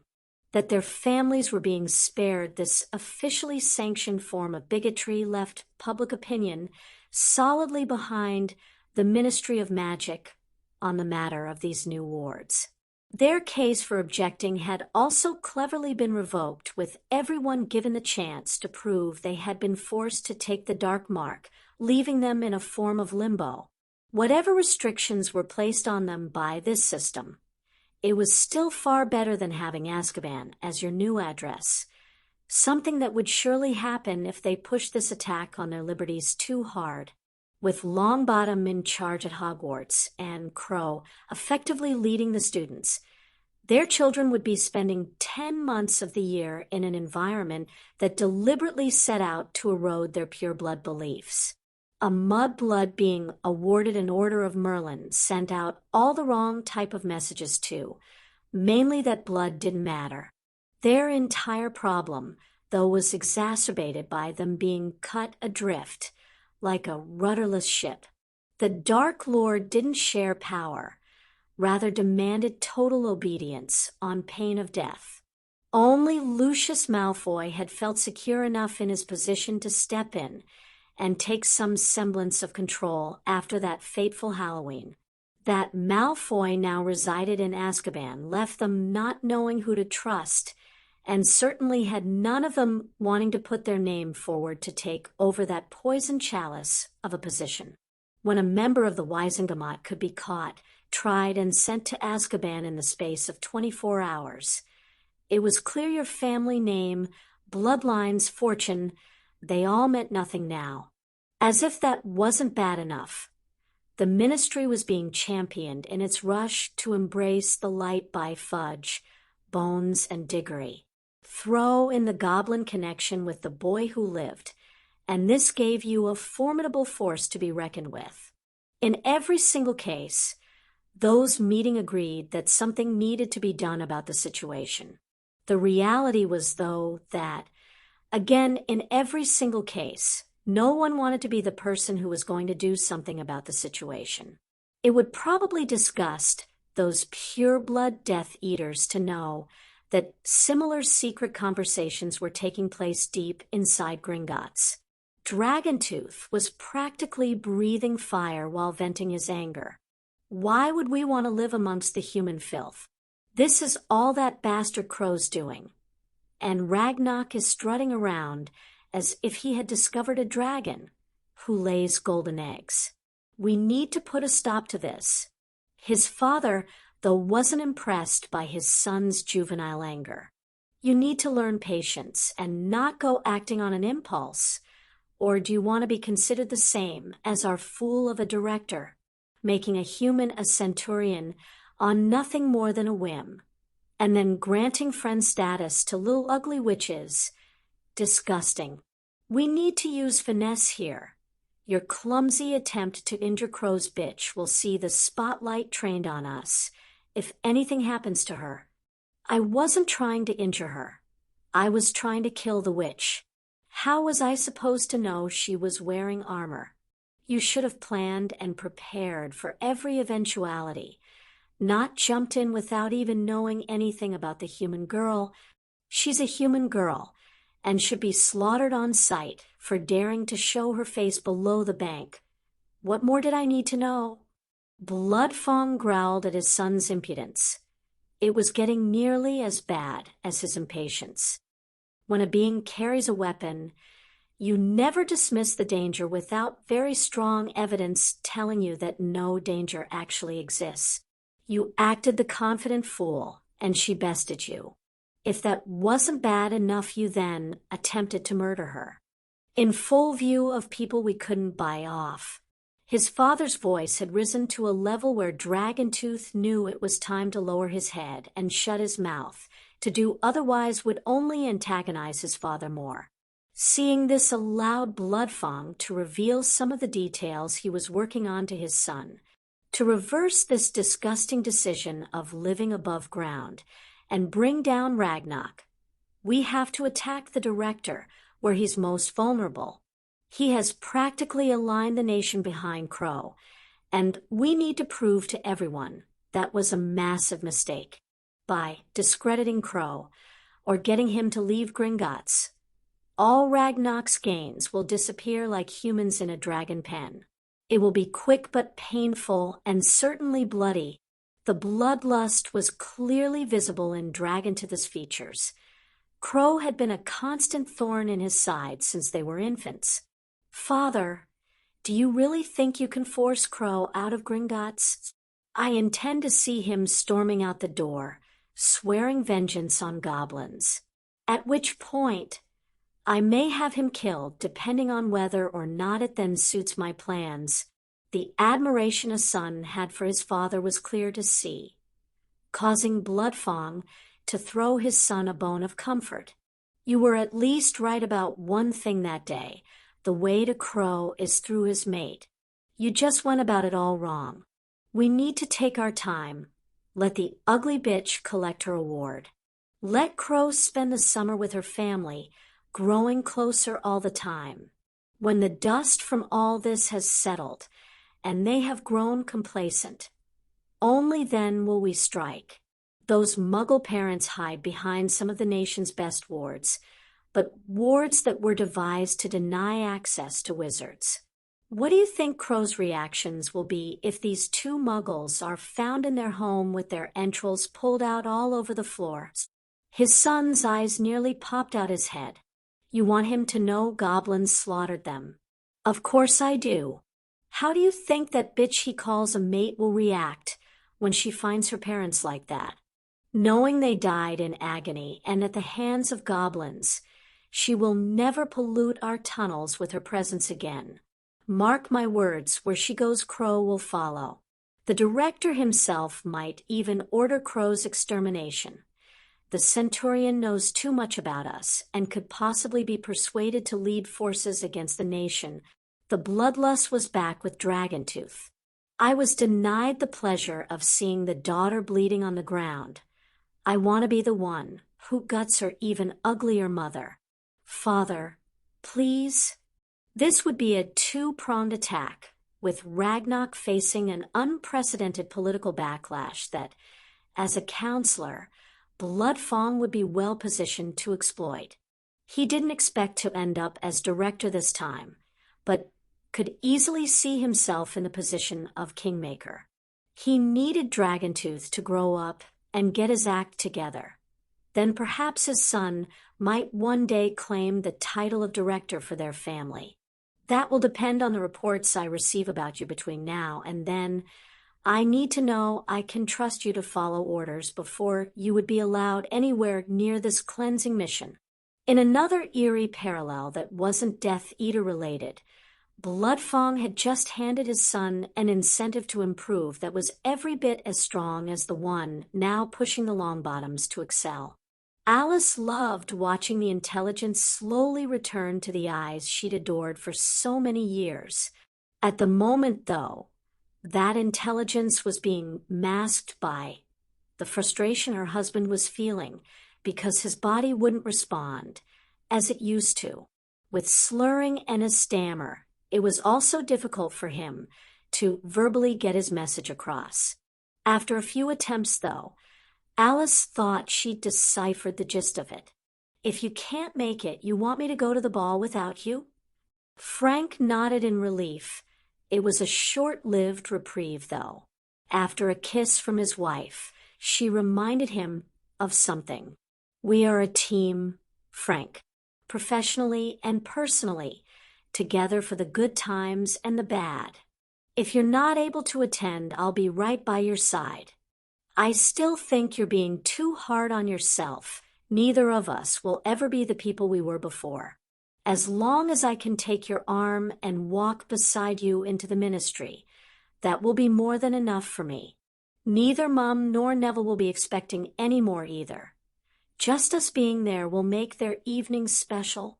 She lovingly wiped away the tears that were forming in the corners of his eyes, though had no trouble making out what he was saying this time. Forever. That's right, darling. And don't ever forget it. Our son reminds me so much of you. A smiling Frank was pointing at his wife and mumbling pee at her. Yes, you long-bottom men need a strong which to pull you out those shyness shells you would seem to be born with.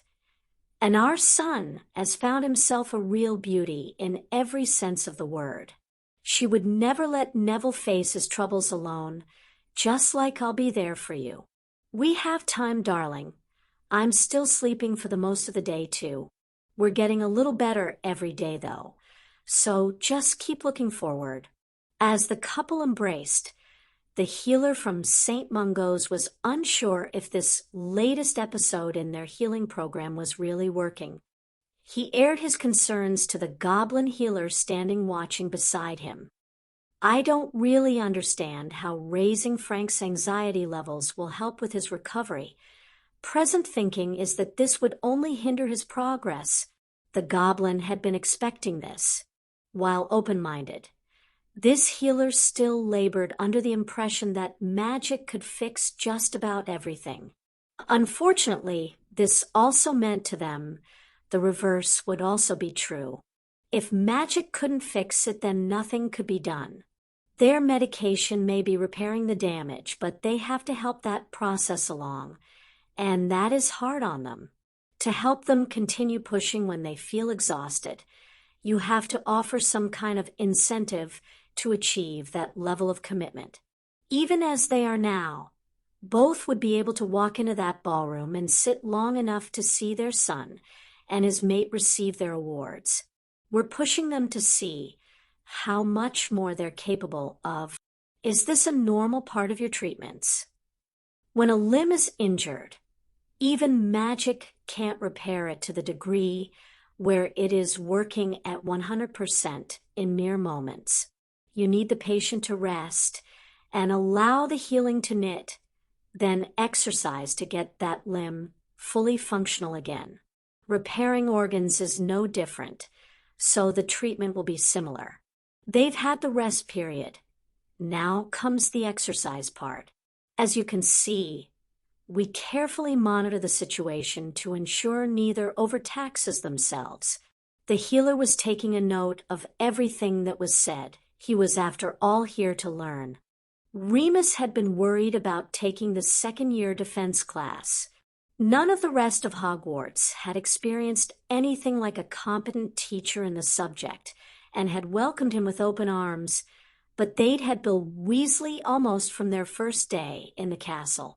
He explained to his students that today would be about determining what level his class were at, joking that he really didn't know how he was going to teach a class with 4 orders of Merlin first-class holders in it.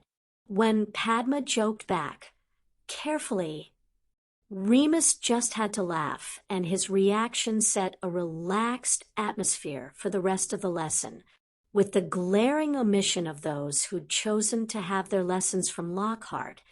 This class were actually far ahead of where they were expected to be.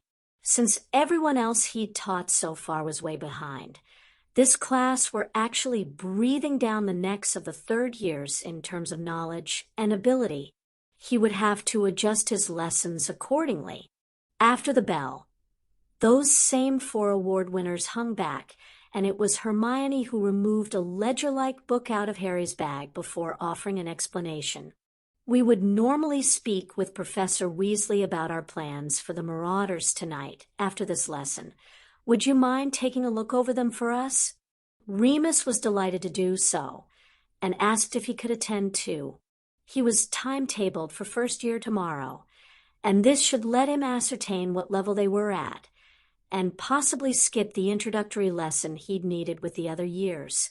On seeing what they planned to teach the first years, Remus' eyebrows nearly disappeared into his hairline. Had anyone else shown him this, Remus would have been sure he was being pranked. This looks brilliant. Like today, though, I think I would rather wait and see you 4 teaching before making any comments or suggestions. Or Tonks will be here tonight, too. The full moon is at the end of this week, so she'll be covering for a couple of days and needs to know the lesson plans for each class. This earned a smile from Harry. No problem. Professor Lupin, Or Tonks has seen us teaching the Marauders before and used to escort Hermione and meet at training every morning. We like her." The three nods of agreement left Remus wondering just what he'd let himself in for. When the occupants of the burrow received Percy's owl, none of them were sure how to react to the news Ron had attempted to attack Harry Crow, or Crow's ultimatum on the matter. Unlike his parents, Bill knew Harry was serious with his threat, just like he knew Ron wouldn't have been able to land a blow on Harry.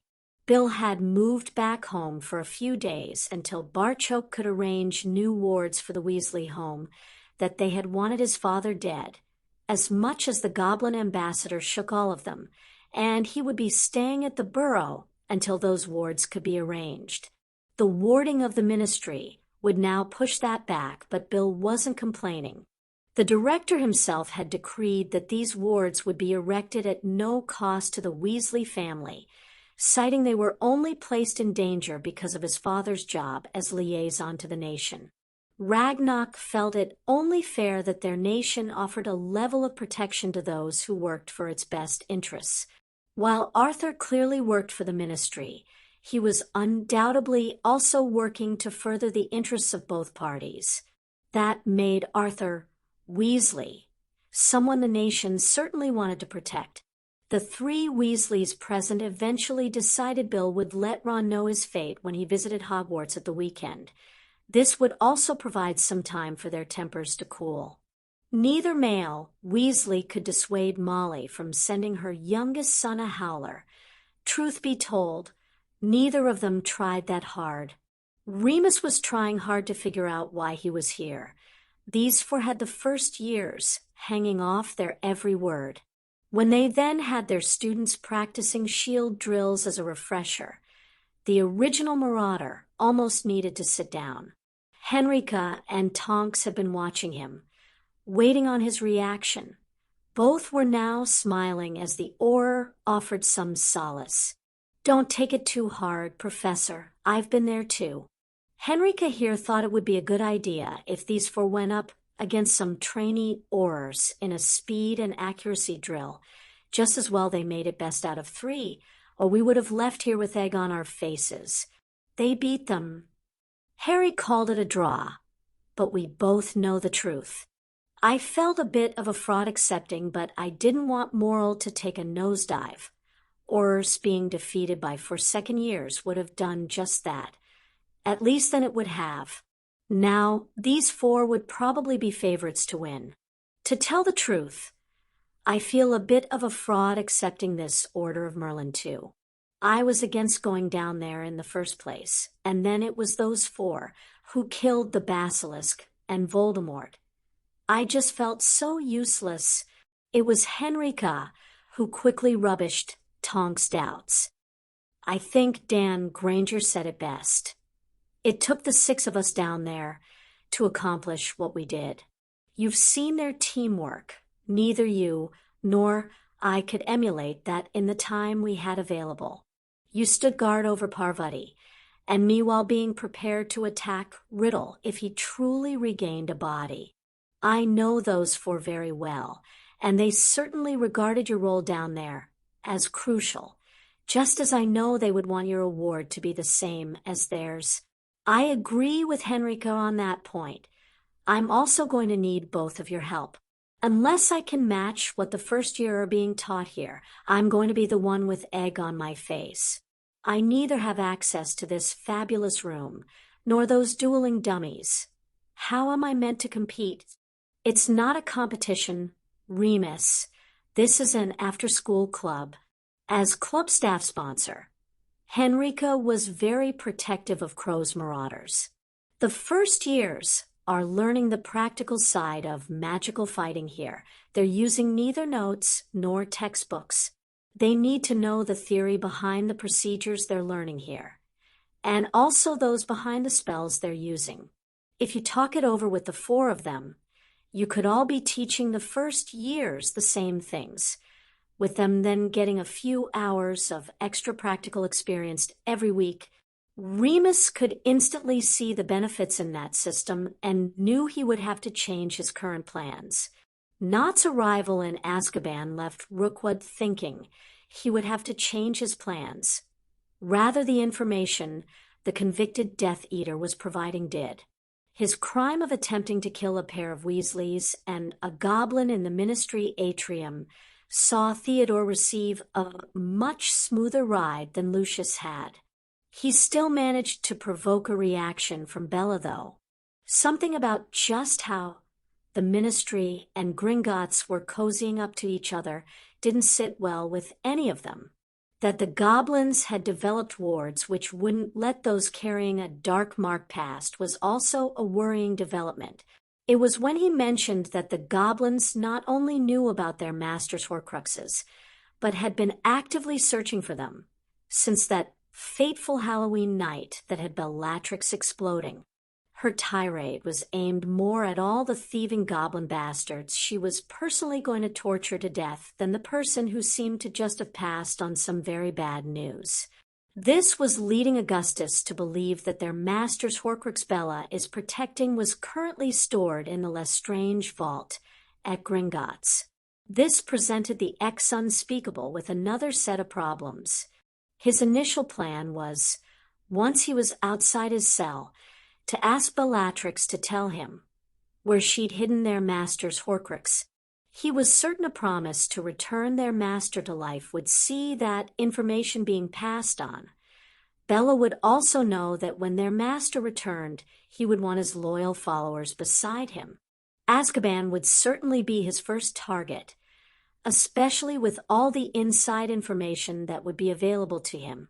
Rookwood, though, was now having thoughts of an entirely different nature, thoughts of how grateful Bellatrix would be if he took her with him. Augustus had never had a willing partner before, not without using the imperious anyway. He was aware Azkaban would have had a detrimental effect on Bellatrix, but where he had been no oil painting to begin with, she had been a stunningly beautiful woman before being locked in here. With his intellect and her power, Augustus Rookwood and Bellatrix Lestrange would be a mighty force for the dark. She certainly could be relied upon to be an asset with his attempts to resurrect their master. These thoughts were running through his head as he worked, and those plans he had could be suitably altered to include both of them. 2 was the maximum, though, and even that was only because he had access to more blood than Augustus had originally anticipated. Pulling out his teeth provided about the amount he expected. It was his fingers that were supplying all the extra. While extracting his own teeth was every bit as painful as he'd imagined, gripping that tooth with his fingers while attempting to carve a chunk of stone with it was excruciating agony. All his fingers now had permanent grooves worn into them almost to the bone, while the tips were raw and bleeding from grazing off the abrasive stone he was attempting to carve. This would certainly cure him of biting his nails. Apart from the teeth he would be missing, his nails were filed right into his bleeding flesh. Presently he was finding that it was only possible to work on his project 1 day in 3. The other 2 were needed to nurse his hands back into some kind of working order, as well as his blood seeping into the stone as he worked. There was also plenty excess to feed to his straw wand. It wasn't necessary to decide whether the protection medallion was for 1 or 2 people until it was time to carve the protection runes. His current estimate to begin that phase would be around Easter. It may take a few weeks longer for carving the extra runes, but Rookwood was already thinking of the rewards those few extra weeks of pain could bring. One thing Nott's information did cement in his mind, though, was the date he would attempt his escape. While the Ministry celebrated its new Orders of Merlin winners, he reckoned that would be the best evening to go for a swim. After the Marauders, it was back to the common room and time for their final study session for Master Pitslay's potions class. Hermione was fretting about this one since they had missed his class on Monday. Harry, though, ran her through the entire procedure, and she answered every one of his questions correctly. By this time, they were the only 2 members of their group left, the rest having headed off to bed already. Hermione then took advantage of this unexpected alone time and snuggled into Harry. "When will you find out about the house in Kingusy? Father is having it surveyed, and we should hear from him in the next couple of days. What has got you so excited about this house? I have quite a few, you know." She was glad Harry currently couldn't see her face. Hermione was sure she was blushing at how silly her answer would sound. "We've stayed together at my house, Gringotts, Padma's, Neville's, Grimmauld, and a number of Potter properties.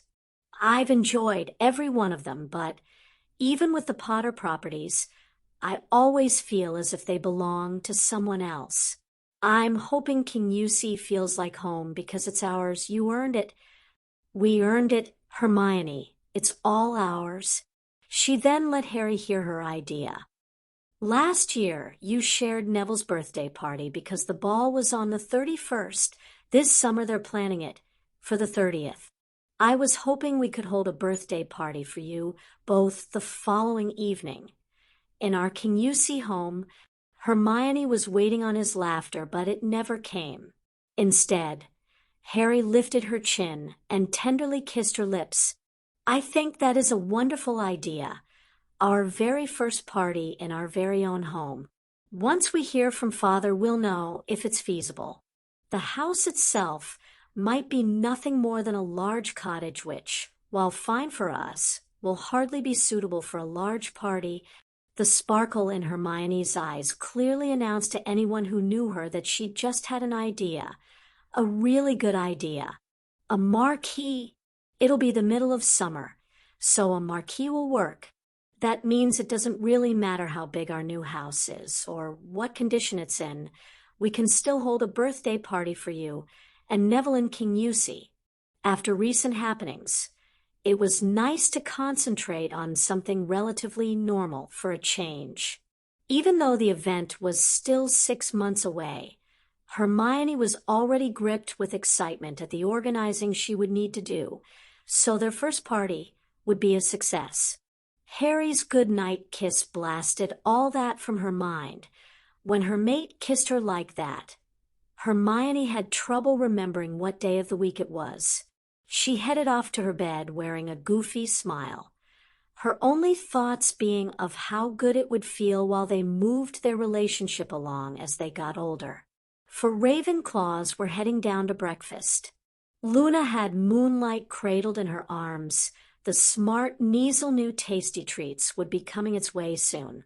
Instead of Tasty Treats, though, it sounded as if the hounds of hell were racing through the corridors toward the group, hearing the demented howling reverberating off the stone walls and seeing Luna struggling to stop Moonlight heading for. The hills alarmed the other 3. Harry and Hermione had their hands on the hilts of their swords while Padma's wand was already drawn. Luna was rather quickly moved into the middle of them, so the trio could offer some protection to the little blonde with her hands full of panicking cat. To say they were surprised when Ron Weasley came careering around the corner would be an understatement. The source of all noise was right behind him. The volume this thing was broadcasting, it meant there was no way to decipher what, if anything, was being said. Ronald obviously had no intention of hanging about to hear any message anyway. As he sprinted past the group, a pair of blades flashed, and pieces of parchment then fluttered gently to the floor. The resulting silence was deafening. Moonlight calmed almost at once, appearing embarrassed for scratching her blonde friend, who gave her such nice tidbits. What the hell was that? It was a still gasping for breath returning Ron who answered Hermione's question. That was a howler sent by my mom. The rest of my family are really unhappy with me that I tried to attack Harry after that trouble at the ministry. I'm really sorry about that, by the way. I acted without thinking. Again, could you please thank your father for me? That was really decent of him to push Dad away from that killing curse. Harry accepted the obviously genuine apology before having to ask a question in return. Your mother sent that to you? Oh, I was expecting it. Started running the minute I saw the owl drop the bloody thing, but it opened and then chased me along the corridor. Mums don't usually do that, so Bill must have had a hand in creating this one too. Thanks again for destroying it. I'll need to tell the twins how you managed that. It won't really matter to me, as Bill is certain to take me home with him at the weekend. Being homeschooled by my mother is not really something I'm looking forward to. Ron headed off to eat more breakfast. He'd been down early as he only had so many Hogwarts meals left. Ron intended to make the most of every opportunity to stuff his face. Okay, I'm still confused here. This was such an unusual state for Hermione that they could all see it bothered her. Why would a parent deliberately humiliate their child like that? Harry was also left shaking his head. Don't look at me. No goblin would ever use such a device. You've seen Master Sharpshard in action. We goblins like to do our bollockings in person. Even worse, though, family matters are only ever discussed amongst family. Broadcasting family business like that to the whole castle is something no goblin would ever do. Luna was the one with the inside information here. Oh, Mrs. Weasley can get so loud you can hear her right across the dale. It's usually when she's shouting at the twins, though. They were just about to enter the Great Hall when Padma decided to share her thoughts. Okay, I'll say it. Purebloods are just nuts. This had them laughing as they sat down to breakfast, though Hermione clearly still had something on her mind. Harry, we've met, and certainly now heard Mrs. Weasley. Can we talk to Bill, and maybe get Ron a reprieve? As bad as he's been, Ron's more of an annoyance rather than dangerous. I just don't think anyone deserves that fate. This saw Harry pause from selecting his breakfast. He did apologize, and mean it this time. There's also the change in Malfoy to consider. Those thoughts would have to wait as Irgit flew towards them with hopefully the details they'd been waiting on regarding King Yusi. Learning about their new home was far more important to Hermione and Harry than any thoughts of Ronald Weasley being homeschooled. Chapter 56. Tonks was rather confused. Not a new feeling to be sure, but it was a stranger to her while on duty. Usually there were precedents, procedures, and her training to fall back upon, but nothing had really prepared her for this situation. She just watched as a wizard drank a potion that looked and smelled like 3-day-old vomit. Vomit from someone who had just spent hours binging on haggis and neeps. Disgusting couldn't even begin to describe the concoction. Tonks was nearly vomiting herself just from watching him drink it. As she walked beside him through the school grounds, it began to dawn on the Auror just what was confusing her about this situation. It was the way he dealt with this whole procedure with a quiet sort of dignity. Certainly not the reaction she'd been expecting. I think it's strange the way you seem so accepting of this, drinking that revolting potion, and then being escorted off the school premises like some sort of criminal. Being called strange by a woman whose hair has been 3 different colors since we met earlier tonight is what seems weird to me. I think I'm insulted. The smile he gave her might have been strained, but it was there all the same, making the situation seem even stranger to Tonks. I guess I'm just amazed at how accepting you are of all this. I don't think I would be. This earned a chuckle from Remus, confusing Tonks even more. Just what part of this do you find funny? Oh, I was just thinking back to the last beautiful witch who asked me that same question. She couldn't understand it either. This is who I am, though. The wolf only has control 1 night a month. Her confusion just reached another level. Was this beautiful witch your girlfriend, or are you just trying your chat-up lines on me? I have to say, Being chatted up by a werewolf under the moonlight was not what I had in mind when I crawled out of bed this morning. This actually got a laugh out of the marauder. You're more like Sirius than you know. The answer to both your questions, though, would be no. The witch in question was the best female friend I ever had. I certainly loved her, but she was way out of my league for there to be any relationship other than friendship. She was actually way out of James' league too, but he changed enough to catch Lily's attention. When I look at Harry, I might see James, but his words and actions are pure Lily, until he goes all goblin on us and charges a bloody basilisk with that sword. Just at that, a massive black dog came charging across the grass toward them. Took you long enough. The dog then transformed, and Sirius was wearing a wide smile. Well, Moony, when you're saying goodnight to your fiancé, it's just not something that can be rushed. Hey, Tonks, I can take Remus from here if you want. What? And have a werewolf and a Grim running around Hogwarts. Not on my watch. I'll escort you both through the wards and into the safe location. That's my job here. Hey, Moony, what have you been telling my cousin here? It's as if she doesn't trust me. Oh, she didn't need any help from me with that one. Tonks here is smart enough to figure it out for herself. Beautiful and smart. Are you sure you're not trying to chat me up, Professor Lupin? Not tonight. Or Tonks, certainly not tonight.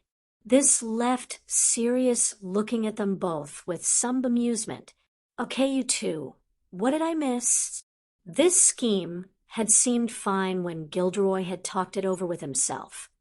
It was now blindingly obvious there was something he'd forgotten to take into his calculations. It was bloody pitch dark out here. He wasn't afraid of the dark per se. It was more about the cover it provided for anything to sneak up on him unawares.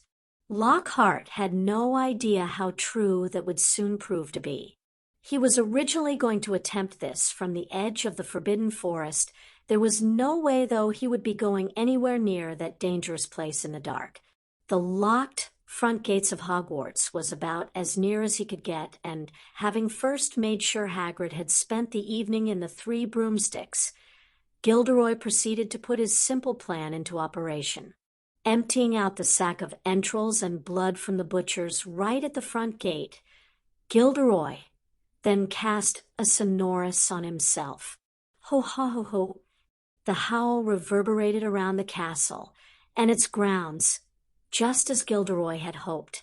When they then found the blood and guts in the morning, the werewolf would be kicked out, and they would be coming crawling back to him, begging Gilderoy Lockhart to return to Hogwarts. He decided to give it one more howl before beating a hasty retreat, just in case a real werewolf decided to make an appearance. What the fuck was that? The bright flash had illuminated every detail of just what he was doing. Then Gilderoy found himself being asked questions by a witch wearing a strange hat. Normally having his picture taken and being interviewed by the press were amongst two of his favorite things. Not tonight, though. Rita had also cast the sonorous on herself. She wanted as many people as possible to know exactly what was happening here.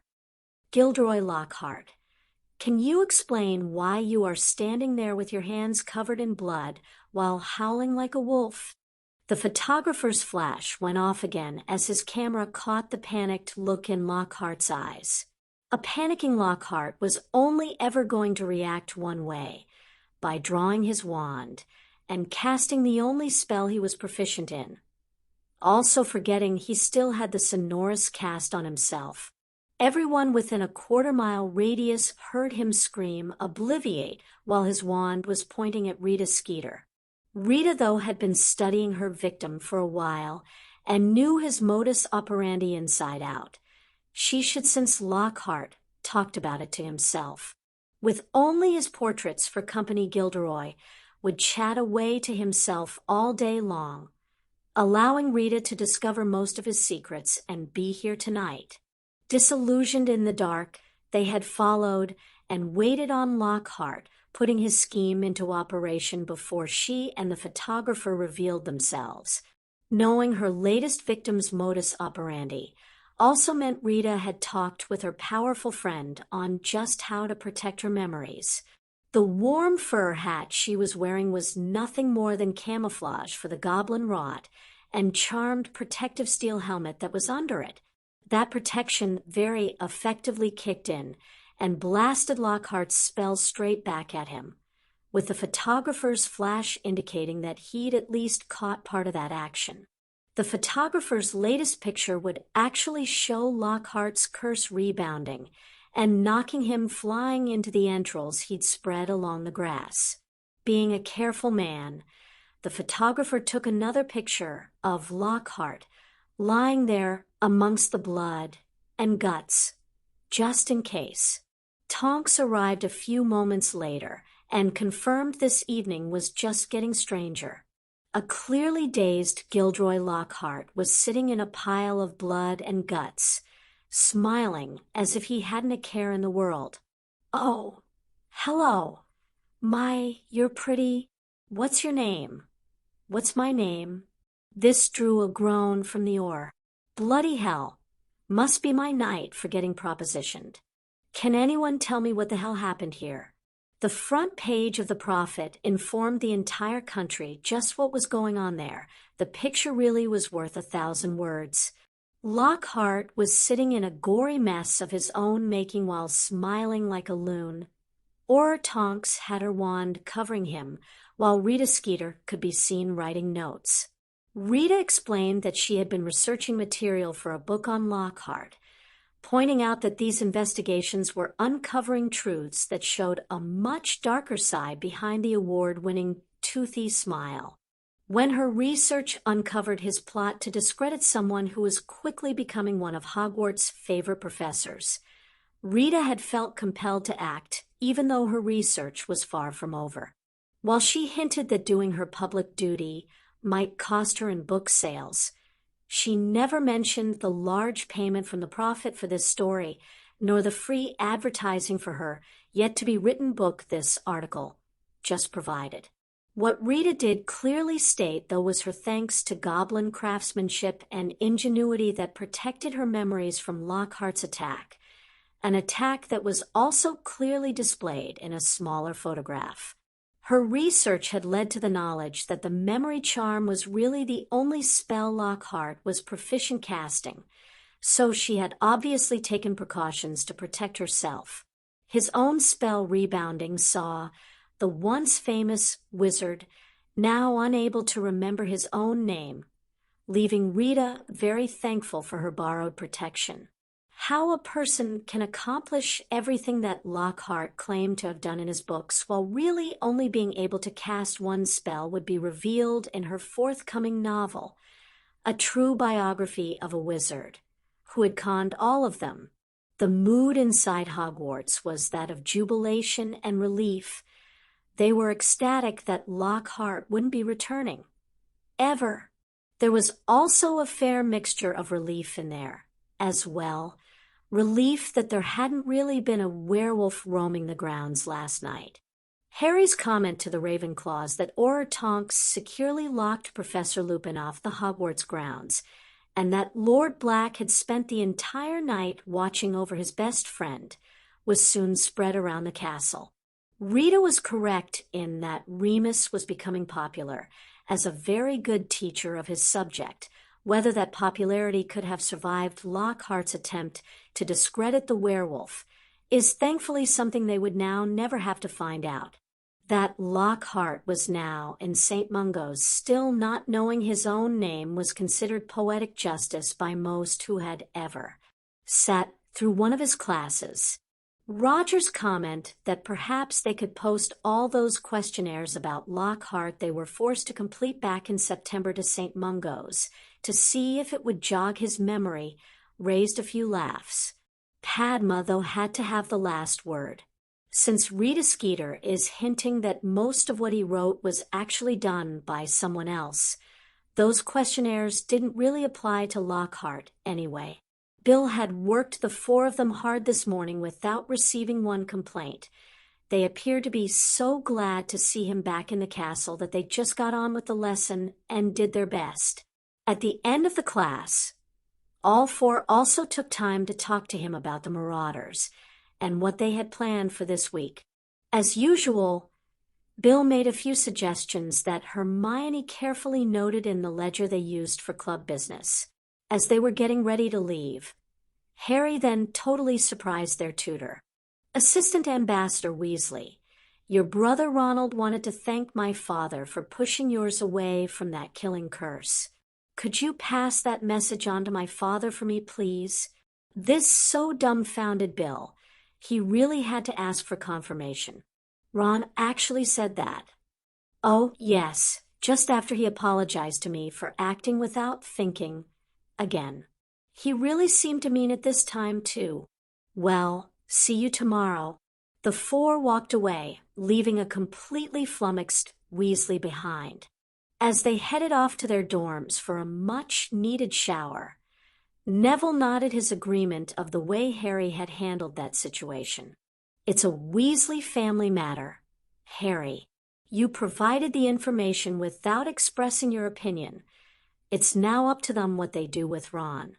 Had you asked if he could stay in Hogwarts with your father saving Mr. Weasley, they would have felt obliged to say yes. This drew a harumph noise from Hermione. I just don't get all this life debt malarkey. How far do you take it? You and Harry have now both stopped Voldemort. Does that mean the wizards and witches of Britain owe you both life debts? Padma just couldn't resist. No, it means they're owed Orders of Merlin, first class. Just as well as girls already have our dates snagged for the next Merlin ball. These two would be fighting the girls off with beater bats. Neville was gaining the confidence to tease right back.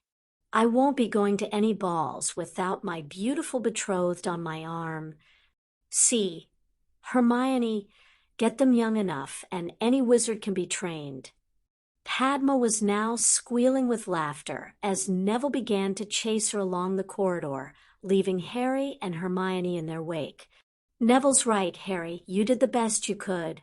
In all honesty, you did more than he deserves. Let the Weasleys deal with their own problems. We usually generate enough of our own to be getting by with. Harry slipped his arm around her waist and offered a gentle kiss. I certainly can't argue with that, nor the fact we both need a shower. It was Hermione's turn to chase Harry along the corridor, not for saying she needed a shower, but rather for ruining a lovely moment. Ronald Weasley was enjoying a lovely moment, or rather a lovely dinner. What made it especially lovely was that he never expected to be eating it, not in Hogwarts anyway. He was sure Bill was going to smack him one earlier as he verbally tore strips off his youngest brother, just as he was certain that he would be heading home to the Burrow today. Turns out Ron was wrong on both counts.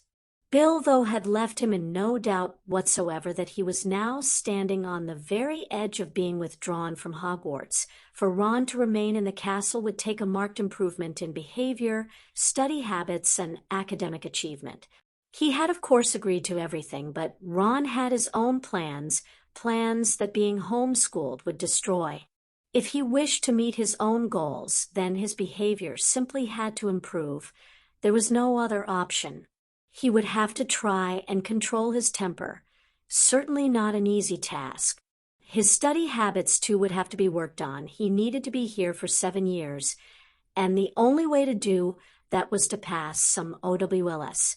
Other than making it to 7th year, Ron had absolutely no interest in academic achievement. His intention was to take the easiest subjects he could and scrape passes with as little effort as possible. Ron's master plan for Hogwarts would kick into gear next year, but only if he was still here.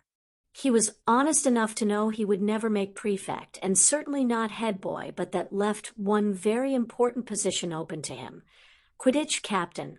He would try for the team next year, though didn't expect to be picked. it was more to declare his interest. He hoped to be playing in 4th year, but certainly expected to be on the team by his 5th. By 7th year, McGonagall would simply have to give him the badge. There were no other options available to the head of Gryff Findor. Neville would probably be prefect, but he didn't even watch the Quidditch matches. Dean was still hung up on some muggle game while Seamus was already more interested in booze than brooms. As for the girls, Parvati and Lavender would be more concerned about breaking a nail than catching the quaffle. No, Ron was certain the Quidditch captaincy would eventually be his.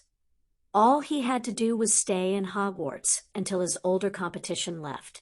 With that captaincy would come scouts, and Ronald Weasley's path to fame and fortune would be right there waiting for him. A decent playing career would open the door to his real goal, a coaching job.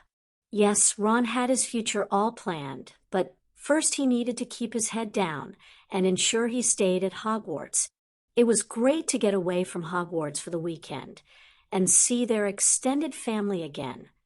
Grimmauld was taking on the mantle of a second home for some of them now. Moa and Lucas were delighted to be back in London and included in that family, with Avila hugging the children 2 at a time and finding it hard to believe how much she'd missed everyone. "I'm surprised you were all allowed to leave Hogwarts for the weekend." She currently had her arm around Hannah, and that's where her answer came from. After last year, they'll probably make it a school rule that Harry has to be out the castle every Valentine's Day. McGonagall couldn't wait to accept our permission parchment. This drew some laughter, but Hermione wasn't even smiling. Someone trying to poison your boyfriend with chocolates full of love potions is no laughing matter. The people who ate them certainly didn't find it funny. Thankfully, Amelia got the law changed, and the new wards at Hogwarts would filter out any parcels that contained poisons. This was something Susan agreed passionately with. It wasn't funny at all. Girls and boys fighting over the same person isn't my idea of a prank. The story was soon explained to those who hadn't heard it before. Luna was particularly puzzled. Why would you eat something if you didn't know who sent you it? She found an arm snaking around her shoulders as Harry gave her a comforting squeeze. "That's exactly what I said and did, Luna, something everyone here needs to take to heart." They all moved to put their stuff away in the rooms they had stayed in over the Christmas holidays before gathering for their family meeting. There was a lot to discuss. Emma and Dan had brought the large book of Potter properties to help plan their summer. Some that didn't quite make it last year would certainly be getting considered for these holidays. Harry already knew Rome was out. Sirius had asked to borrow it, so he could take Henrika there on honeymoon.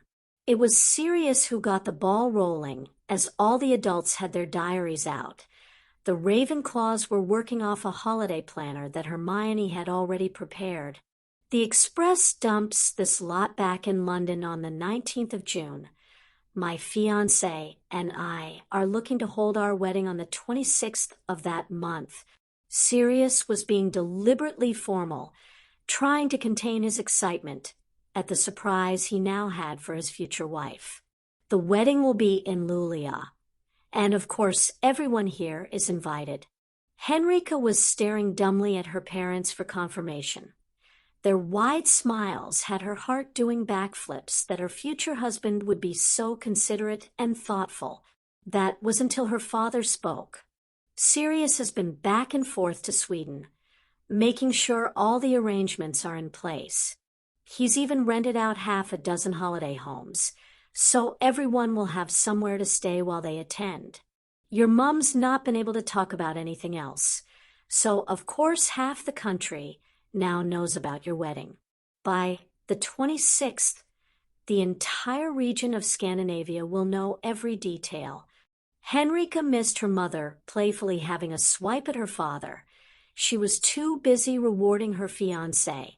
Since Sirius was now otherwise engaged, this left Barchoke to fill in the blanks.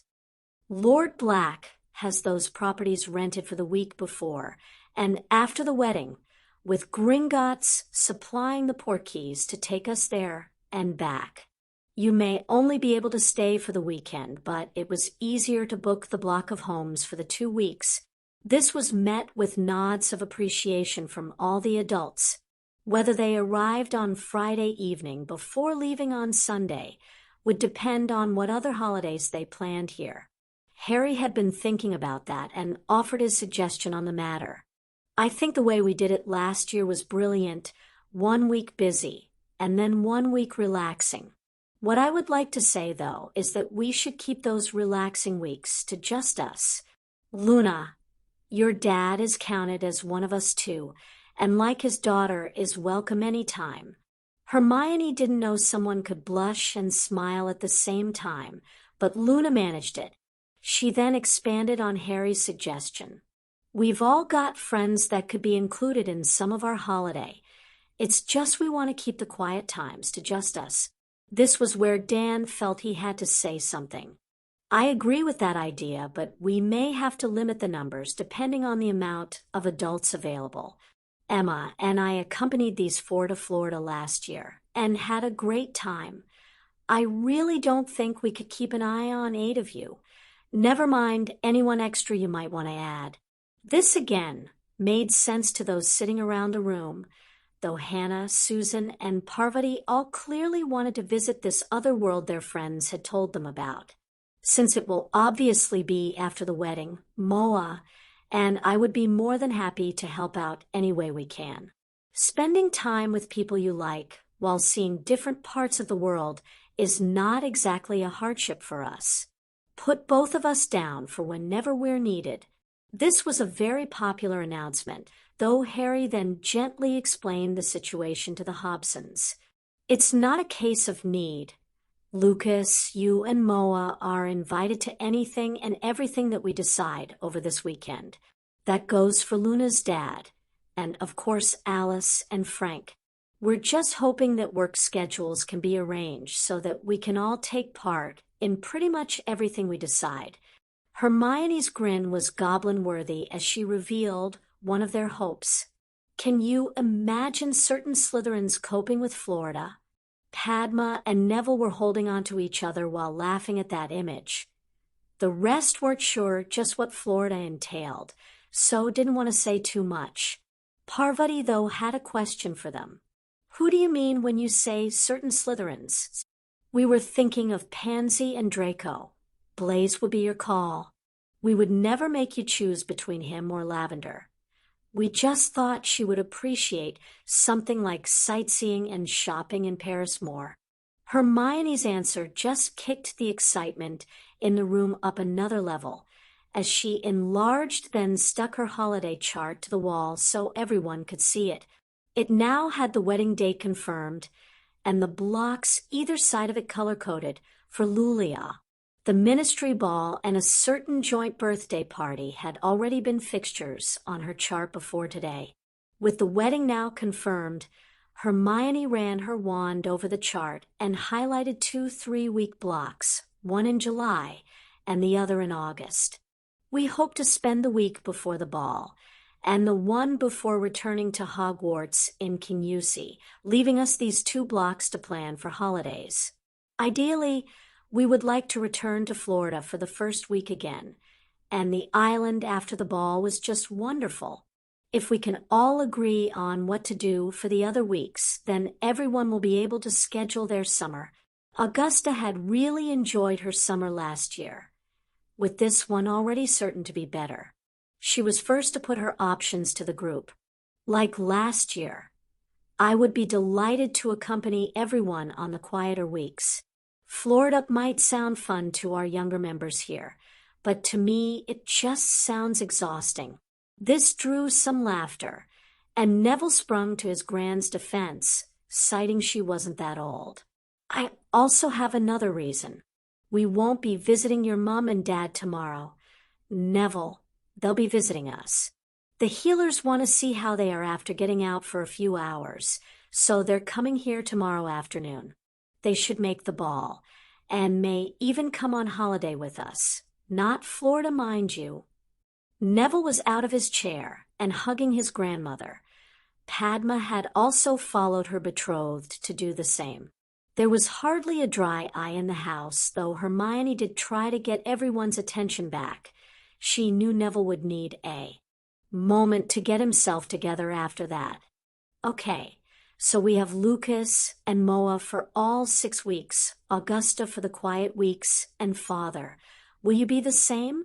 Just the thought of spending time with his children and people he had genuinely grown to like had Barchoke quickly agreeing he would be there for the quiet weeks too.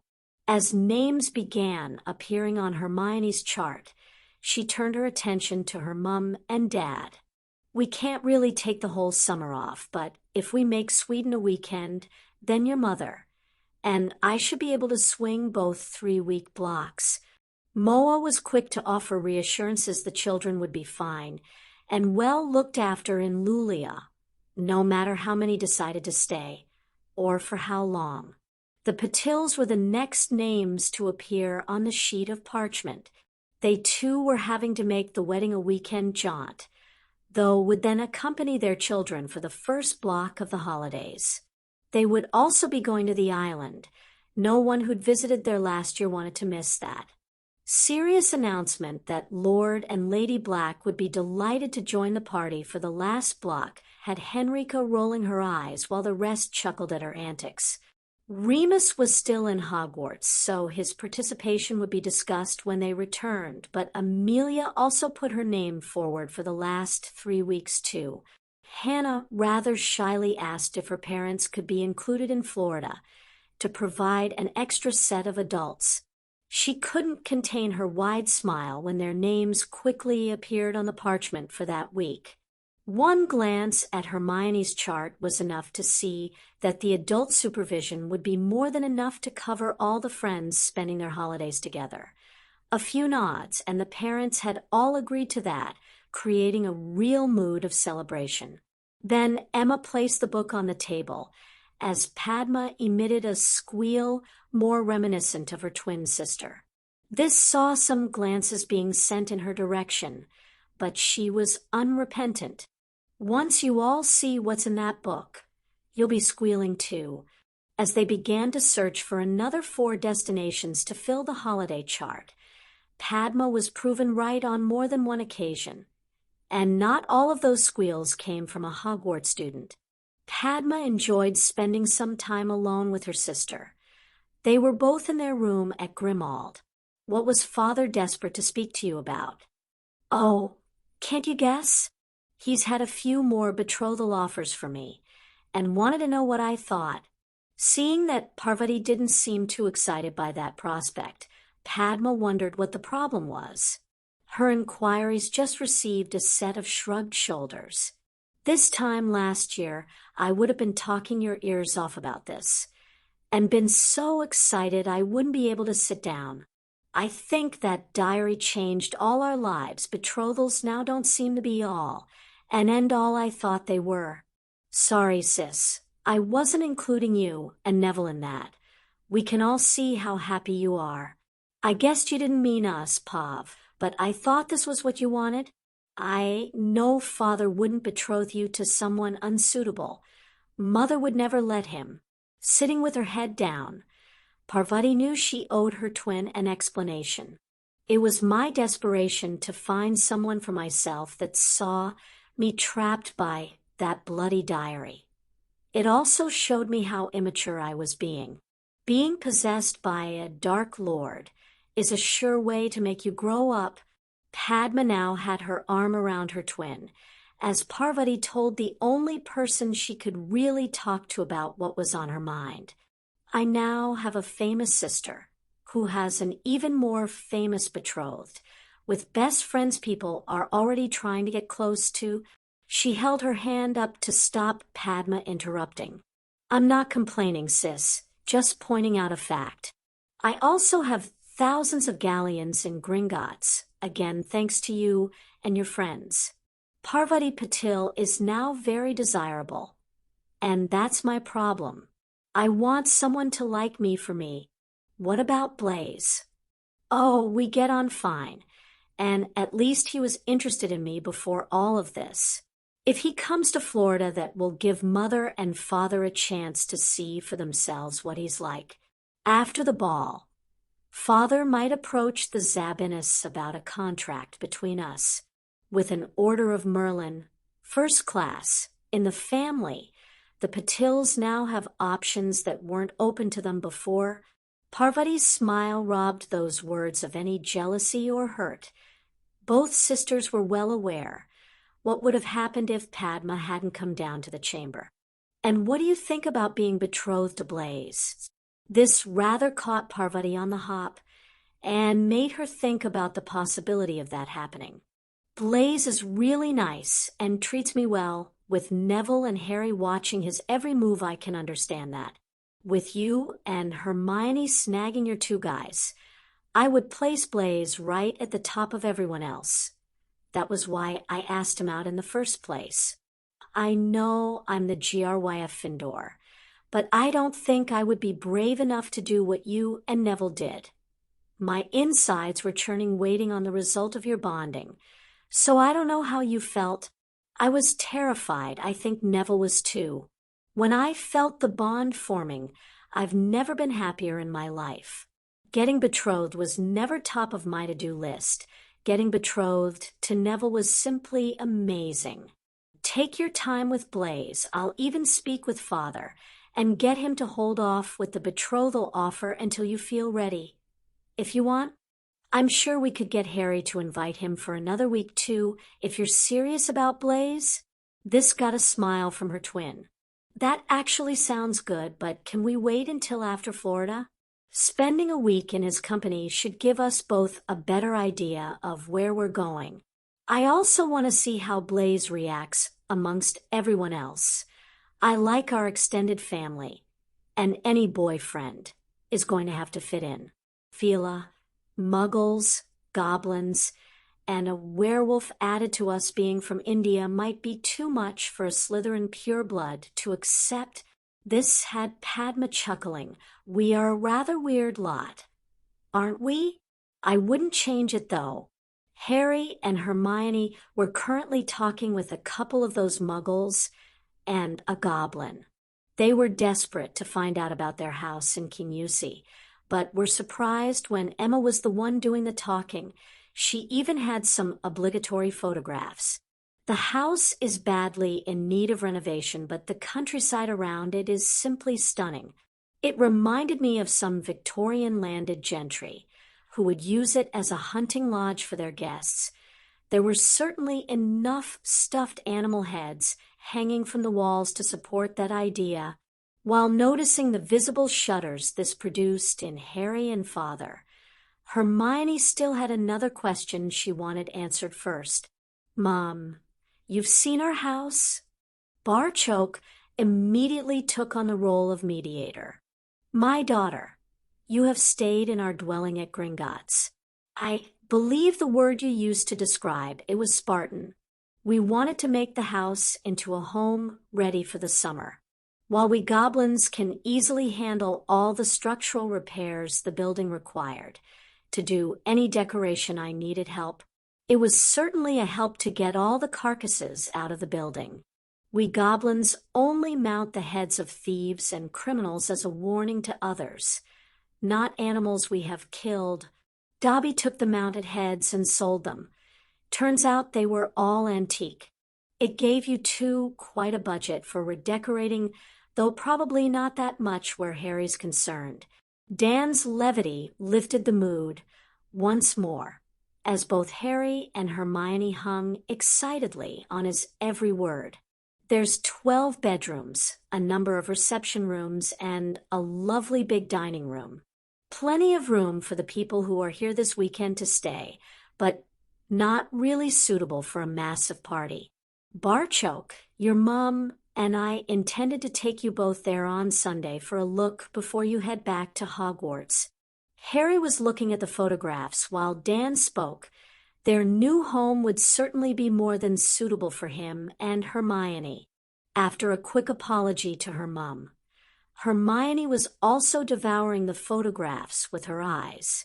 The building had a kind of gray, rugged exterior. Then again, it needed to have to survive life in the Scottish Highlands.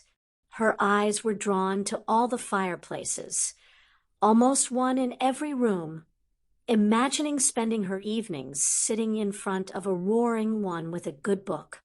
Is there a public room that could be turned into a library?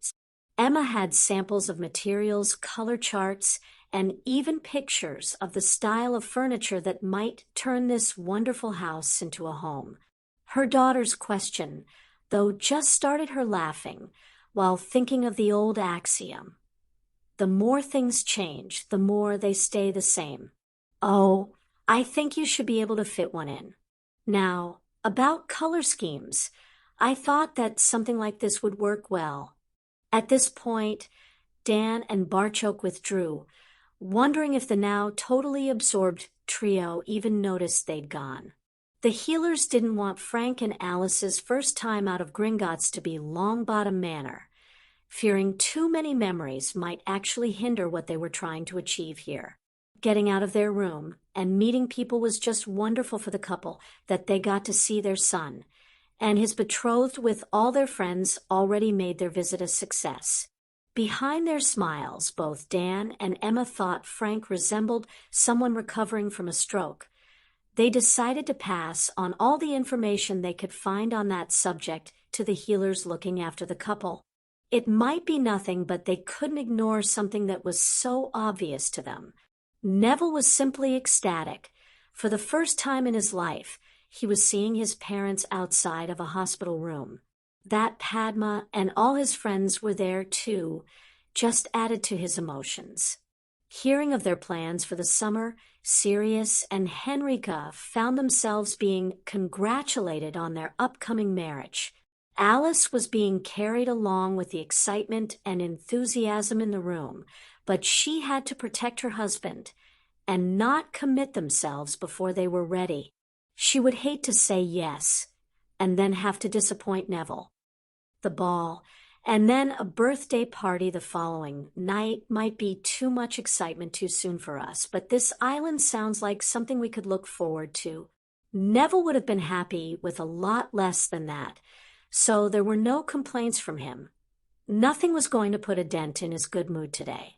Rather than crowd the recovering couple, everyone then withdrew to leave the Longbottoms having tea with the Patils as the two sets of parents began to get to know one another.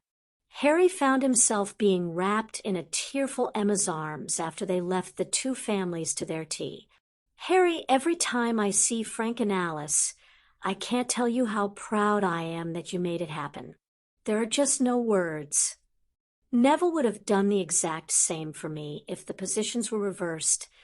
I'm also getting to go on holiday with my godmother and godfather. How special is that? What do you make of that, Luna? It looks like I don't count anymore. Everyone could see Hermione was joking, but the witch in question certainly offered no complaints or resistance when her bonded took her in his arms and showed everyone just how much Hermione meant to Harry. Neville may be the happiest person on the planet at the moment, but Harry wasn't far behind his friend. Peter was studying copies of the Prophet he'd lifted out the rubbish on a very rare spying mission to Diagon Alley. They were painting a picture of the British Magical Society he didn't like. The Ministry had finally gotten its act together, and their alliance with the goblins was set to change their world beyond recognition. Peter certainly wasn't the most powerful Gryff Findor of his year group, nor the smartest.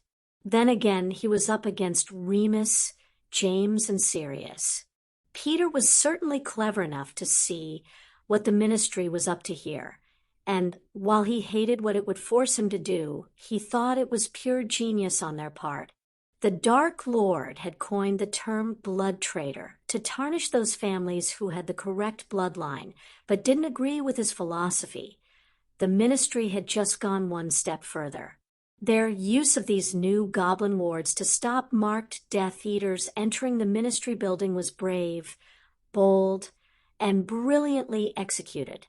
By targeting individuals instead of families, they had avoided a pure-blood backlash, giving those same individuals the chance to take truth serum and say they were forced to accept the dark mark under the imperious left them with nowhere else to go.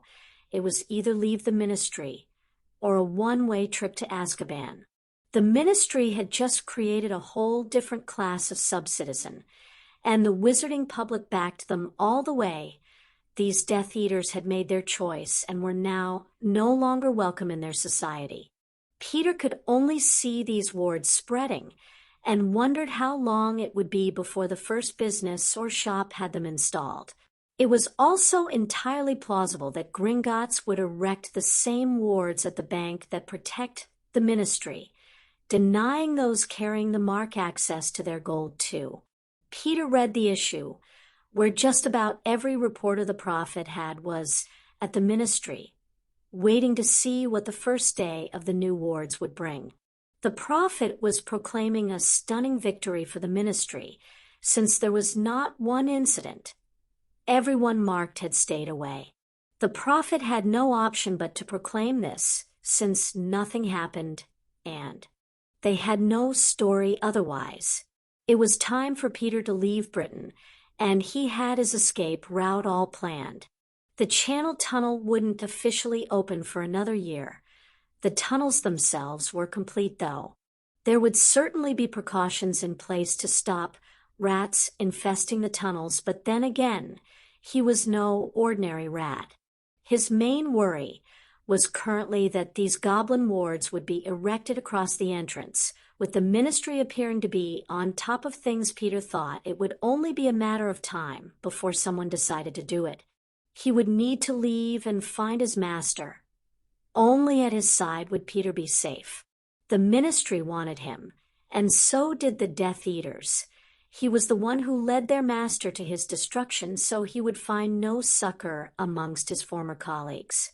That the public now knew his master wasn't dead meant the ministry would be seriously looking for him. Peter would have to get to the Dark Lord first, otherwise someone very dear to him would perish himself. Chapter 57. Hermione had been wished a happy Valentine's Day from Harry, so was unconcerned when neither a card, flowers, or gift appeared at breakfast. She had arranged with Irjit to deliver her own card to Harry, which earned her a thank-you kiss from her mate. Both Patil twins received cards. Parvati was delighted after getting one from Blaze. Luna was left blushing as she received a friend's one from Colin, with both Hufflepuff witches also getting cards from their year mates, Justin and Zach. After breakfast, there were 5 people heading off to King Yusi with the intention of looking over Harry and Hermione's new home. The 3 adults expected to be spending some time there too in the coming months, something Emma was really looking forward to. Telling everyone they would see them back in Hogwarts for dinner, the excited couple set off with their parents for Scotland. The portkey landed all 5 in front of quite an imposing building, set squarely in a scene that wouldn't look out of place on a tin of Scottish shortbread. The goblin masons were world-class, and the outside of the building already looked clean and crisp, with the coat of arms above the door being replaced by the relief of a wing-spread crow clutching a sword in its talons. Hermione was busy taking everything in when she suddenly found herself being scooped up bridal-style into her mate's strong arms. "Harry, what are you doing?" "Put me down." "After making the gaffe of not asking your father's permission for your hand, I got a hold of a book on Muggle customs. It said I'm supposed to carry you over the threshold of our new home. This is our new home." Hermione then wrapped her arms around her mate's neck and rested her head on Harry's shoulder, ignoring the sniggering that was coming from her mum and dad. Barchoke opened the door and allowed his son to carry Hermione across the threshold into a short entrance hall that was festooned with flowers. "Happy Valentine's Day, Hermione. These are for you." Emma was standing behind them slack-jawed and nodded them now, kissing. "Harry, these are beautiful." "Daniel Granger, you have a lot to live up to." This led to a whine that was almost comical. "Harry, you're making me look bad here." Harry gently lowered Hermione to her feet before sheepishly turning to face them. Sorry, Dan, you're about to really hate me. Mum, these are for you." Harry had a bouquet of pink roses in his hand, and suddenly thought he'd made a terrible mistake. Emma burst into tears before practically smothering him in her arms. It wasn't until he spotted the wide smile on Hermione's face that Harry started to relax from the knowledge he hadn't just made an almighty blunder. That changed again when he felt Dan's hand settle on his shoulder. No words were exchanged, though. A reassuring squeeze and a smile was more than enough to tell Harry that Dan was really pleased. Hermione grabbed his hand and dragged him deeper into their home, only to find Betsy and a squad of Potter elves waiting on them in the main reception hall. "Welcome home, mistress. We's all waiting on your orders to fix house." Emma was standing there clutching her precious roses with her jaw once more hanging slack. "I imagined your father and I spending weekends here with paintbrushes in our hands. Now I find out you have an army of magical helpers. You are all welcome to come here any time you want. Hermione and I are in Hogwarts for most of the year anyway. Dobby should be able to pop you up here in a jiffy." Hermione was nodding in agreement at Harry's open invitation. She certainly wanted her mum involved in turning this building into a home. What she knew about home decorating and interior design could be written on the back of a postage stamp. And Harry was even worse. The goblins seemed to think that stone was the very height of chic, so they really needed her mother on board for this. "Mom, the elves may do the work, but they will need someone to tell them how they want it to be done. Let's get those color charts and material samples out, and we can see what should go where. What about furniture, too? If you and Dad can shop for us, the elves will soon bring it from Crawley to here." This certainly rekindled Emma's enthusiasm. She would help decide how each room would look and feel, with the elves expertly carrying out all the work. It didn't get much better than that. Harry then offered his contribution to the decor of their home. "As long as all the marks where the animal heads once hung get covered up, you ladies can do whatever you like. Father will arrange for you to have funds for anything you think we need. Hermione, after we've seen all the house, could we go for a run and see some of the grounds? Once we decide what room is going to become the library, we can then look outside. This is just fabulous, Harry, our own home. Not yet 14, and she's ready to move out. It's nothing like that. Dad, you, Mum, and Father will certainly always have rooms anywhere we live, and it's not like we'll be staying here without you until after we're married. You can all stay at our house this summer. Instead of us staying at yours." Harry had an idea and just threw it out there. "We could easily have a shooting range outside. Dan, we never did get around to seeing just what your guns can do." That certainly perked up Dan and Barchoke's interest. "We could set up a clay pigeon shoot. You would like that much better than firing at paper targets." When Dan explained exactly what a clay pigeon was and what was involved in shooting them, there was never any doubt this was going to happen. Both goblins present were really keen to see this idea become a reality, and Harry even took the idea one step further. "That sounds like a fantastic speed and accuracy drill, firing at flying clay discs. We could even use wands or guns at the targets. We need to let Assistant Ambassador Weasley see that once we have it up and running. Will these guns be safe for all of us to use?" "A gun is merely a tool. Harry, it's how you use that tool that counts. You taught Hermione how to use her sword, and you both take precautions when you use them. You also treat your blades with respect. Give that same level of respect to whatever gun you use, and it will be fine." Barchoke wanted to know more about these guns while Hermione and Emma dragged Harry away to see the rest of the house. Hermione and Harry had learned so many different Scottish words that existed purely for this country's poor weather and how it made you feel.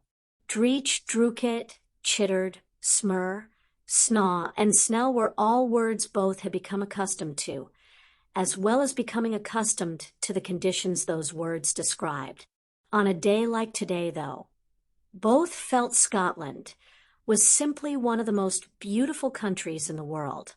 That they now owned this tiny little corner of it just made that feeling all the sweeter.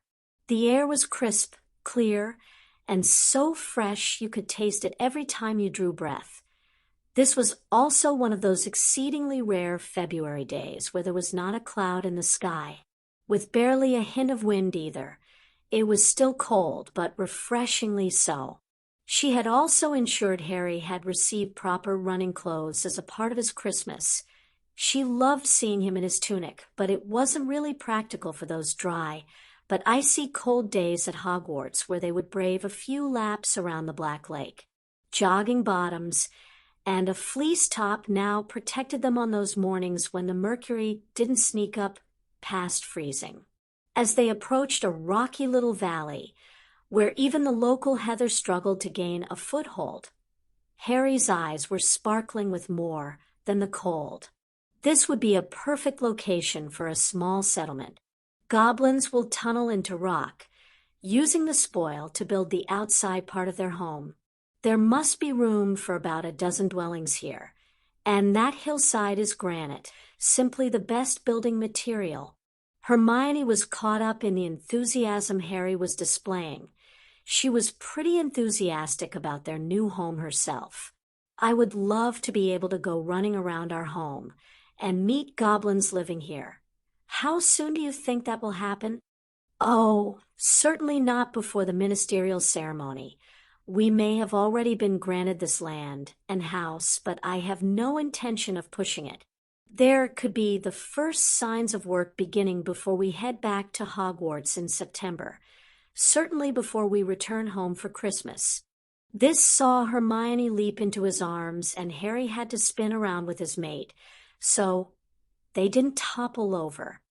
Sorry, Harry, just you saying return home for Christmas did something to my insides. I just had to jump on you. Their lips met as they shared their most passionate kiss to date, standing in their own glen and just a few miles or so from their new home. Both were now breathless, and not from the running. We'd better head for home. Betsy will give me hell if I make her mistress late for lunch. Harry Crow, you mention anything about needing a shower, and you better start practicing kissing Irgit, because that's the only female that will be kissing you for at least 6 months. This had both of them laughing as they swung around to complete the homeward section of the loop route they had mapped out to enable them to see as much as they could of their new home.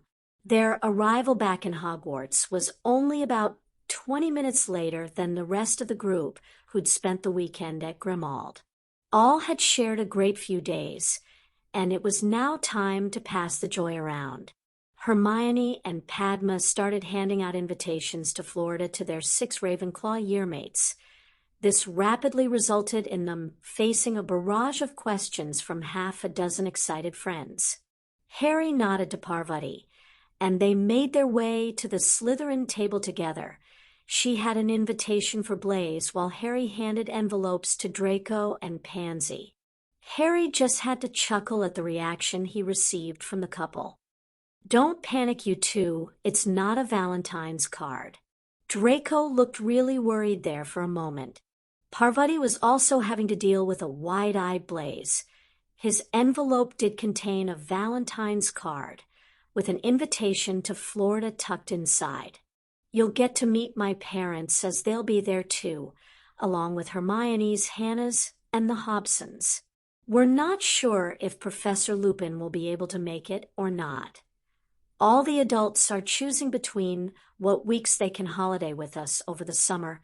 Her potential boyfriend wasn't sure if he heard Parvati correctly. Do you mean this is only part of your holidays? Well, we're all going to Sweden for Sirius and Professor Hobson's wedding, with heading to Florida the following weekend. Southern Italy and Paris follow Florida before we're back in Britain for the ministry ball. As there are 6 award winners, we'll have more tables this year. So I'll be able to take a date. Quick as a flash, Blaze was in there. Parvati, I would love to accompany you to the ministry ball, and any other time you need a date. A wide smile and a nod of her head gave Blaze his answer. As a happy Parvati, now headed back to GRY Findor territory, Blaze knew he would have to write home about this holiday, and some other things. Clutching her invitation in trembling hands, Pansy was frightened to release her grip in case it disappeared. She was still nosy enough, though, to ask a question. Are the Hobsons going to Florida? Professor Hobson's mother and father that we met at Christmas? Yes, we're going to be spending the entire summer with them. You'll be getting invited to the wedding in Sweden, too. That's still being organized, so those invitations are still some weeks away. A shocked Draco managed to mumble his thanks to Harry before he headed back to the Ravenclaw table.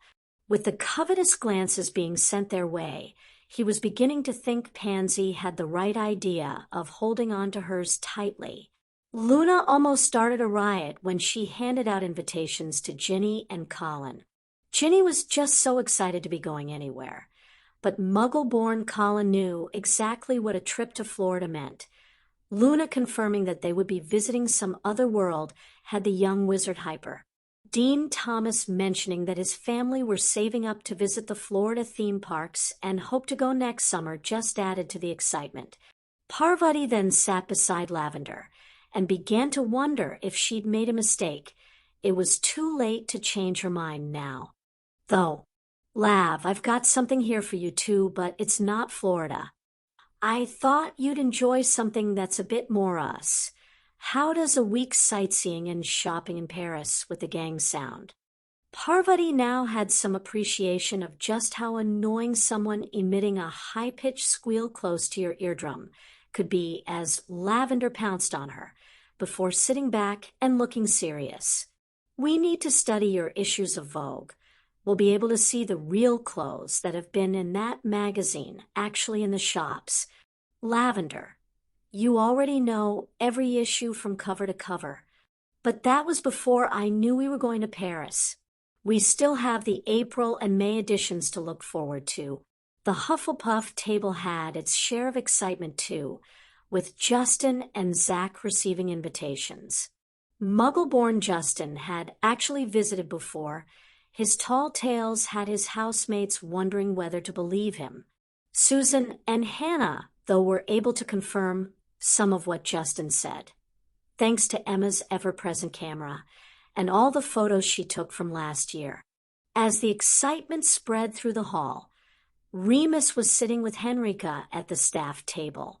The werewolf, though, had a different calendar that ruled his life. The family had, of course, known this when they made their plans. He would be available for the wedding, ball, trip to the island, and Florida too if he wanted. That actually sounds like a lot of fun. Tell Hermione to put my name down for all of that. How did you know it was Hermione that arranged the schedule? Henrika, we both teach the girl. It was always going to be Hermione or Emma doing the organizing, and my money would certainly be on Hermione. At that, they noticed the girl in question was looking toward them. Henrika, giving Hermione a double thumbs up, saw the parchment brought out and Remus' name added. Both professors struggled to contain their laughter at the super-efficient Miss Granger. Harry had a few more invitations to pass out, but needed to see a certain someone first. It was a few days later that a strange-looking bird delivered a letter to Luna while they were at breakfast. It's from my dad. Luna's explanation was totally unnecessary, nor did she have to say this was good news. None of her friends had ever seen the little blonde so happy. He's going to be in Sweden and meet us there for the wedding. Dad's also interested in joining us over part of the holidays. He doesn't say which, but I'll find that out later. Hermione had her arm around the girl she was beginning to think of as a younger sister. That's great news, Luna.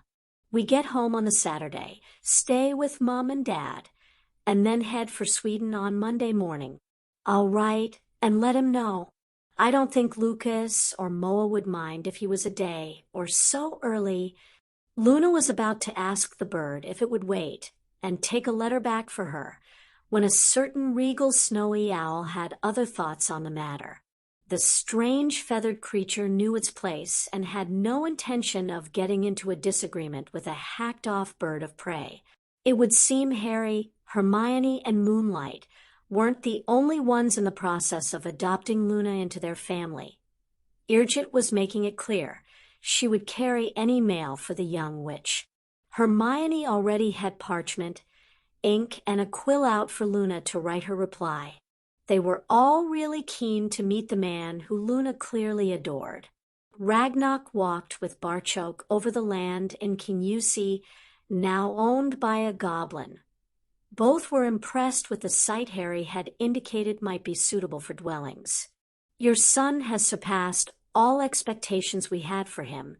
He's also surpassed anything the nation could have asked of him, like the Ministry's Death Eaters. His successes have also swept all the nation's doubters aside. I feel we too should be rewarding him, though I am seeking your advice on the matter first. This was certainly a welcome change of attitude from the director, but Barchoke was unsure how Harry would react to more honors. His son had now established himself as a centurion, even amongst his goblin peers. Barchoke knew this was not the time to change that status, but waited until the director spoke before saying any more. My intentions would be to elevate his two friends to the same status as his mate, friends of the nation. They fought side by side with a centurion and were in the same extreme danger throughout the entire incident. I want to show we're proud of that without in any way overshadowing the ministry's own plans. You know, all the parents and politicians involved. What do you think? I know that would be something Harry would like very much. The families involved would be happy with that decision too. When, where, and how were you thinking of doing this? All of those would need to be considered before we could hope to predict how the ministry might respond. I was thinking as soon as possible, which would limit the location to Hogwarts, and we'd want to keep the formalities to a minimum. Barchoke again thought that was a brilliant suggestion. More importantly, a suggestion he could sell to the people involved. The last thing they wanted here was to be accused of trying to steal the ministry's thunder. An invitation for the minister to attend might help with that too. Let him see how low-key the awards were. I think this is something I should take to Arthur Weasley. Talking to Augusta might prepare Hogwarts for this happening too. Ragnarok was happy with that, just as he was delighted with the proposed site of what would be the first goblin dwellings outside Gringotts in centuries. This project is one of the most important we've ever undertaken. I want this entire glen warded with our strongest protections within hours of the ministry ceremony. We can have everything in place just waiting on that happening. I want your family to wake up the next morning in the most heavily warded location in Britain. Knowing his family would be the focus of any Death Eater or disgruntled goblin backlash. Barchoke really couldn't be happier with the director's approach to this matter. He still intended to see the house warded too. When it came down to the safety of his family, Barchoke took no chances at all. As was becoming their new norm, the four hung back after their lesson to talk with Bill. After the questions about the Marauders class, Harry again had a surprise for their tutor. We're looking to add a touch of adventure to our holidays this summer and plan to spend a week in Cairo. We wondered if you would like to join us. After hearing what was involved, Bill quickly agreed and couldn't wait to start phase 2 of the plan. They headed off to lunch, and Bill made straight for the crops of red hair at the Gryff Findor table. The entire family now knew about Ginny's plans for the summer, and Bill confirming that their parents were delighted for her. And of course she could go, saw the littlest Weasley almost flying without a broom. Bill had more news for his siblings, though, and his attention moved to Percy. How would you like the chance to visit Egypt this summer? You would have the opportunity to do some studying, see things very few wizards have, and also take time out to have some fun. I take it this has something to do with Centurion Crow. Why me? Every so often, the goblins will spot someone in Hogwarts they think could work for them. That's what happened to me, and I've never regretted my decision. I understand you had your heart set on the ministry, but I just want you to know there are other options out there. I'll be in Cairo too, and Barchoke is using that fact to get us access to places very few have ever seen. Bill was interrupted by a squeal that had Percy on his feet and his hand reaching for his wand. Seeing Penny with her arms around two of her young Ravenclaws stayed his hand. Whatever was happening, she was clearly very happy about it. His eldest brother's droll voice drew him back to their previous conversation. Oh, did I forget to mention that Penny was being invited too? They really think very highly of her. You know, her Ravenclaws and the goblins, that is. This week in Egypt will give you both a chance to look over the situation. You can bet the goblins will be doing the same to you. A week's holiday with my girlfriend, seeing wonders with a possible job offer when we leave Hogwarts. Did I also forget to mention Madame Bones will be there too? Impressing her could see offers coming from the ministry as well. Especially if you two get the head badges you deserve next term. Before I say yes, you need to tell me the catch. There has to be a catch here. Well, of course there is. We have to put up with the twin menace of Fred and George for the week. There was a loud thunk as Fred's head hit the table because George excitedly lunged across both his twin and the Gryff Findor table, desperate to confirm what he'd just heard. We're really invited? They want us to come too? We never get invited. Ever. Fred's head might currently being squashed into the table by his twin, but it was another brother who held his total attention. Fred's eyes were silently begging Bill not to say this was a prank. They want to spend some time with their 4 training partners, and thought this was the best week to do that. Fred's head was then yanked off the table as both twins shouted at once. We're going to Egypt. Like at least half of the Gryff Findor table, Ron had been listening intently. He was just about to shout about him being the only member of the Weasley family currently inside Hogwarts who wasn't invited on holiday when he bit his tongue. Stopping for that moment, let him see that Crow was never going to invite him anywhere. He tried to attack, most of them at one point or another. He also decided to look on the bright side. A week at the Burrow without the twins would be as good as a holiday. Roger and Cedric were also delighted to be invited. Both would be writing home today for permission to go. Neither expected that to be a problem. Not with Madame Bones, the new Lord and Lady Black, and their private defense tutor going too. Professor McGonagall standing at lunch was such an unusual occurrence the hall was soon quiet. Her announcement certainly perked their interest. Tonight at dinner we'll see Hogwarts welcome some special guests, and we will be holding a feast in honor of that. I expect everyone to be here and dressed in school uniform by the start of dinner. Please ensure that any student not currently in the Great Hall hears of this information.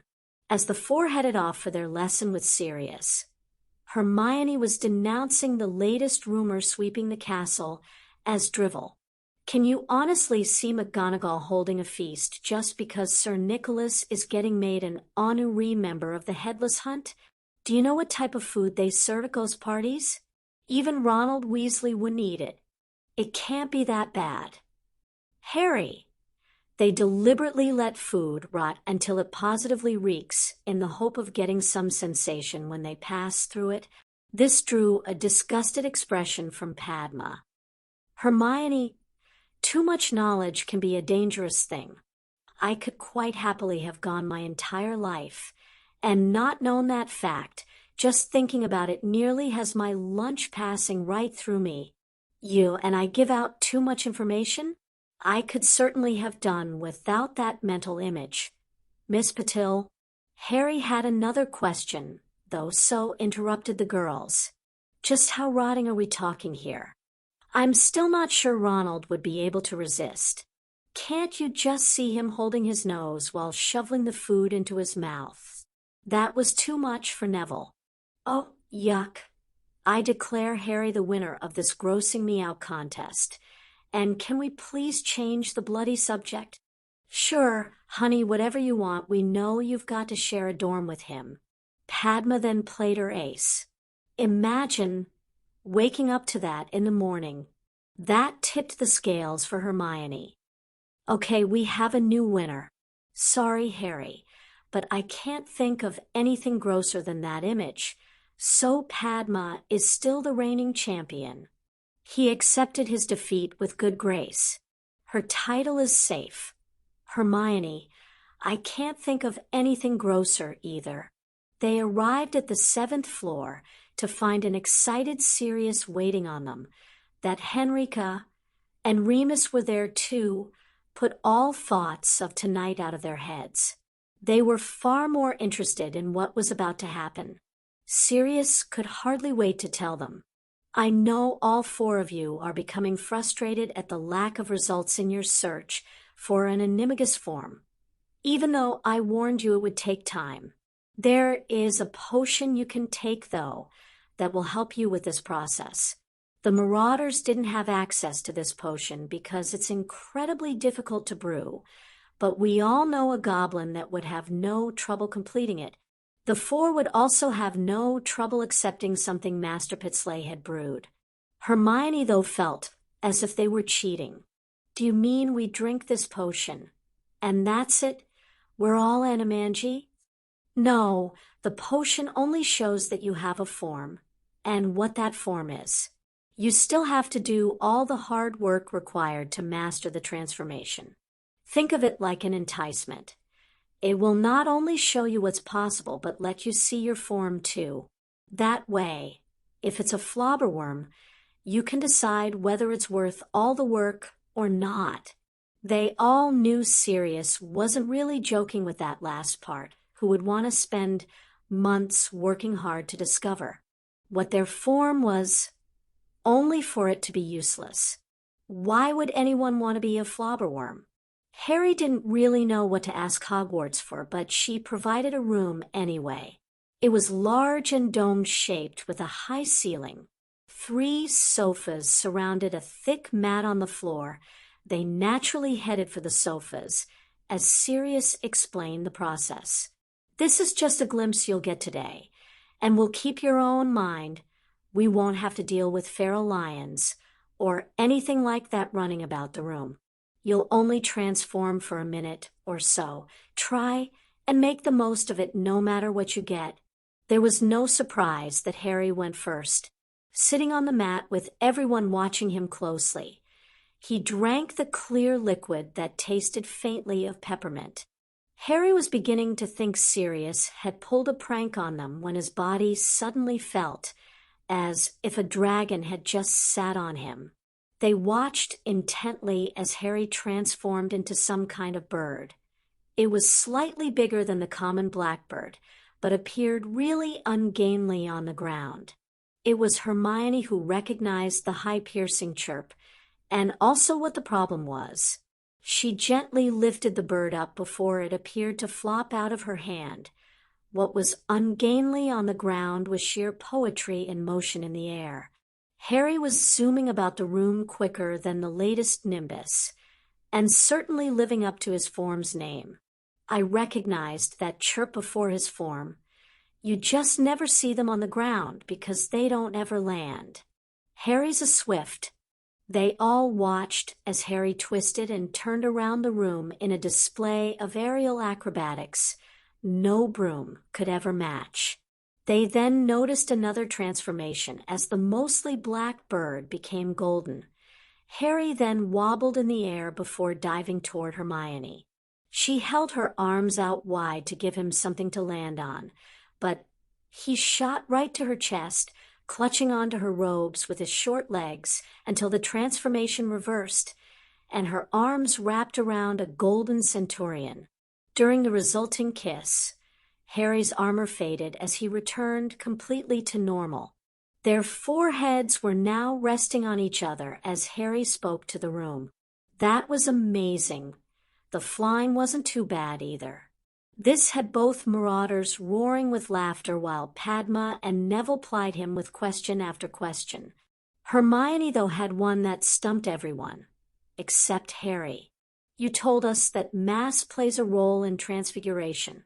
How can you then change into a much smaller creature? They all sat back down as Harry attempted his explanation. A normal Swift will have a brain about the size of a hazelnut, certainly smaller than a walnut, yet I retained all my memories, and my thoughts were just as they are now. I couldn't speak because the animal can't, but my chirping alerted you to my problem. Swifts just aren't equipped to speak or launch themselves from the floor. Even my armor worked, though it slowed me down. What I'm trying to say is the Swift is still me. This received total agreement from his godfather. While transformed, I'm still Sirius Black, though with a little bit of Padfoot in there too. You wouldn't get that today, because the potion masks those animal instincts. This had Remus roaring with laughter. I had forgotten about that. When Sirius first managed the transformation, he hadn't gained total control over those instincts. We used to throw sticks, and he couldn't help but fetch them. This had all of them laughing, but earned Sirius a kiss from his fiancée. Nice to know you can be trained. While this was fun, it hadn't really answered her question, not something Miss Granger was about to put up with. Harry already knew the signs and got back on track. We already know each person has to have a magical form or they can't become an animagus. And that's the vital difference. You see, it isn't really transfiguration. You can't consciously decide I'll be a lion today and a bear tomorrow. It has to come from within. Your own magic will allow you to transform into your specific magical animal. If you have one, there is no other way to become an animagus. They didn't look convinced, so Harry tried a different tack. We've all seen goblins and elves performing transfigurations. Have you ever seen a goblin or elf animagus? The answer would be no, because it's impossible. Even goblin masters of the subject can't do it. Only a witch or a wizard can perform the feat, just as only a Vila can undergo their transformation. Henrika has a choice of when to transform, but that form is already predetermined. Again, not transfiguration. She is a Vila, and her form is part of her. His godfather was again nodding in agreement. I can't argue with any of that. I suppose it's just another way of looking at the subject. It's easy to see, though, why an animagus transformation would be considered transfiguration. The Ravenclaw in Padma totally lost out this time, as the excited witch just had to butt in. I don't care what it's called. I just want to try it. With that, the discussion was well and truly over, as they clearly had their next volunteer for the potion. The excitement of their lessons saw their session overrunning, leaving them rushing to make the recently announced feast on time. Harry was thinking how right the Weasley twins were when they christened them the Order of the Avies, since all four of them had bird forms. His thoughts were disrupted when he noticed his centurion dress tunic had been laid out on the bed, with no time available to investigate this unusual phenomenon. That's what he would be wearing. Meeting Hermione and Padma in the common room, it was clear both were wearing new robes. Let me guess, the robes were lying on your beds just waiting on you? So you've no idea what's going on either? Sorry, Hermione. All I know is that we're going to be late if we don't get a move on. They weren't surprised when they met Neville in a new set of robes too. Is anyone else thinking that today's lesson was planned to keep us late? And not asking any questions about this feast? This earned Padma a kiss on the cheek from her betrothed. You could only be an owl, but we really need to fly, or we'll be late. Oh, yes, my big strong hawk, let's swoop down there. Hermione was now groaning. Are we finished with the bird puns? It's already getting old. Harry tugged her along on his arm. Well, I'm hovering here, trying to find a pun that will work for a kestrel. Since I'm struggling, I would say we were finished. Oh, dear. That goblin sense of humor just doesn't get any better. I suppose I should join in and say we need to get down there swiftly, but my heart really isn't in it. This had Harry roaring with laughter. Laughter that stopped when they entered the great hall, while Harry's eyes were instantly drawn to his father.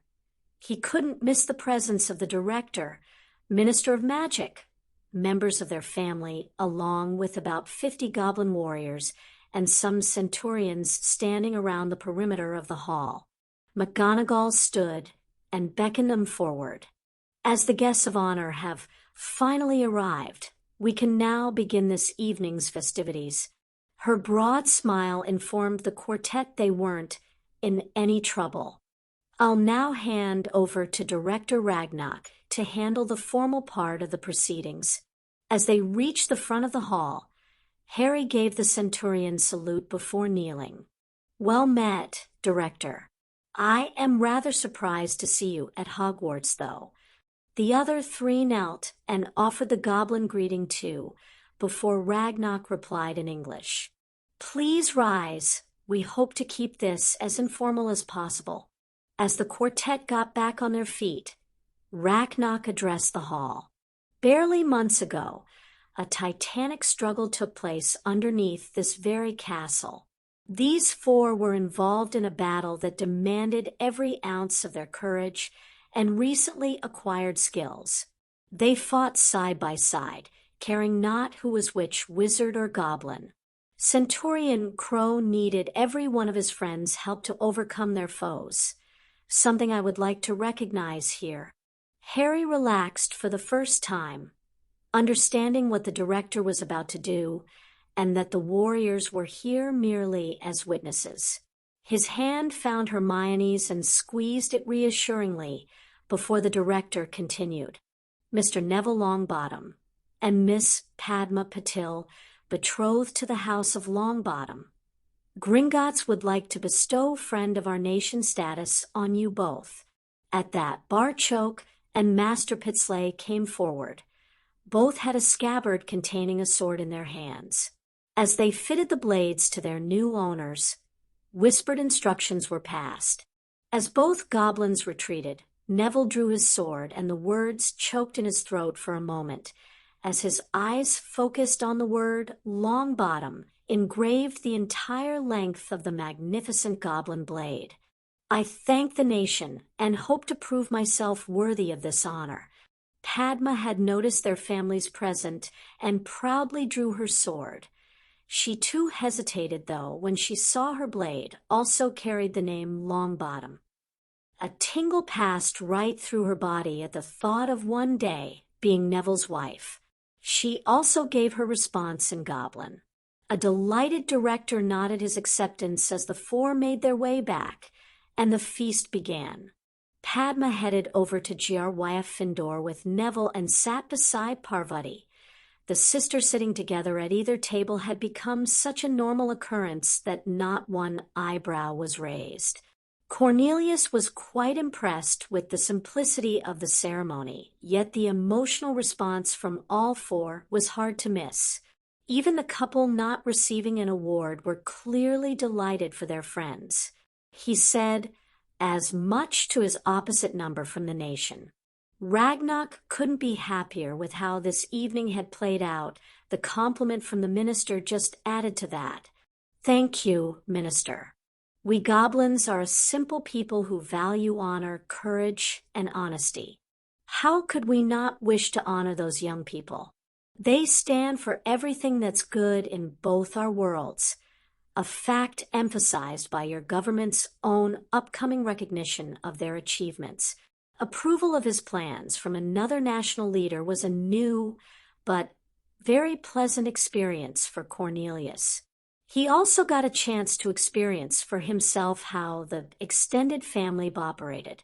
As the feast ended, all converged in a large group and congratulations were passed from every one of them.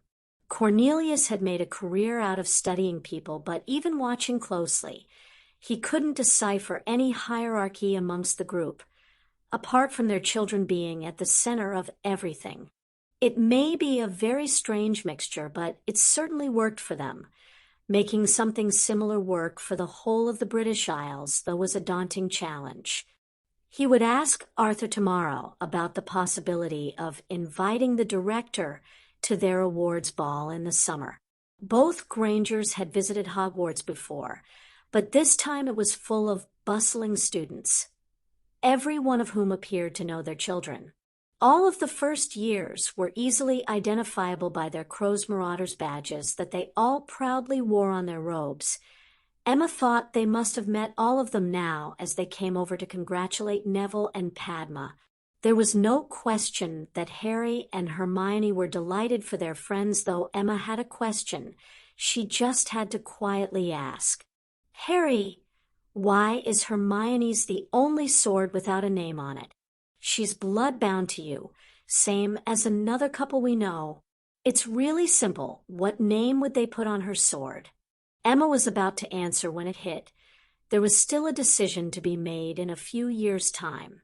She put her arms around both of her children and couldn't help the smile that was on her lips. One day she would be a grandmother. Whether those children were called Crow or Potter would matter not a jot to Emma Granger. She would simply love them with everything that she had. Chapter 58. Tonks wasn't sure what it was about Remus Lupin, but every month saw her arriving at Hogwarts just that little bit earlier and had her leaving later too. Using the excuse of passing on information about classes might fool Remus for a while yet, but she wasn't kidding herself. She'd never met anyone quite like him. He was smart, witty, and his self-deprecating sense of humor never failed to make her smile. It was such a refreshing change from some of the boastful macho arseholes in the Aura department who were always trying to impress her. Even more so now since the chamber incident. That Tonks was continually seeing Remus at his worst just intrigued the female, or all the more. What would he be like when he wasn't just about to transform into a dark creature? She did have a plan to see him outside Hogwarts, and not at this particular point in the lunar calendar either. It was time to let him know of these plans. I understand we'll be seeing more of each other over the holidays. Sirius has roped all of the Tonks family into going to Florida with the gang. She was sure that news had raised a small smile, but his answer gave nothing away.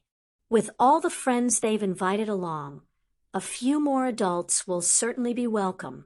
With Susan there too, Amelia will be delighted that an Order of Merlin, holding Auror, will be accompanying the group. Both had been so engrossed in their conversation, Padfoot was able to sneak right up to them before transforming. You'll both be together in Sweden too, especially since you're our best man and bridesmaid. Too loud, what's had Sirius backpedaling. Sorry, Tonks, I thought Henrika had asked you.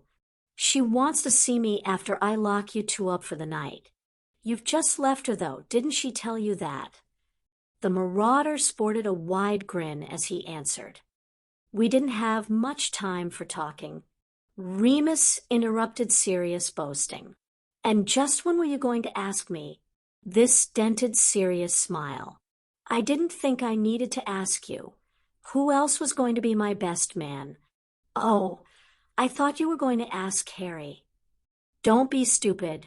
Why would I choose a handsome goblin to stand beside me when I can have you there to make the groom look good? Tonks was affronted and was just getting ready to rip Sirius a new one when Remus burst into laughter. He's frightened Henrica will finally come to her senses and ditch the old mutt. Too true, I'm not taking any chances.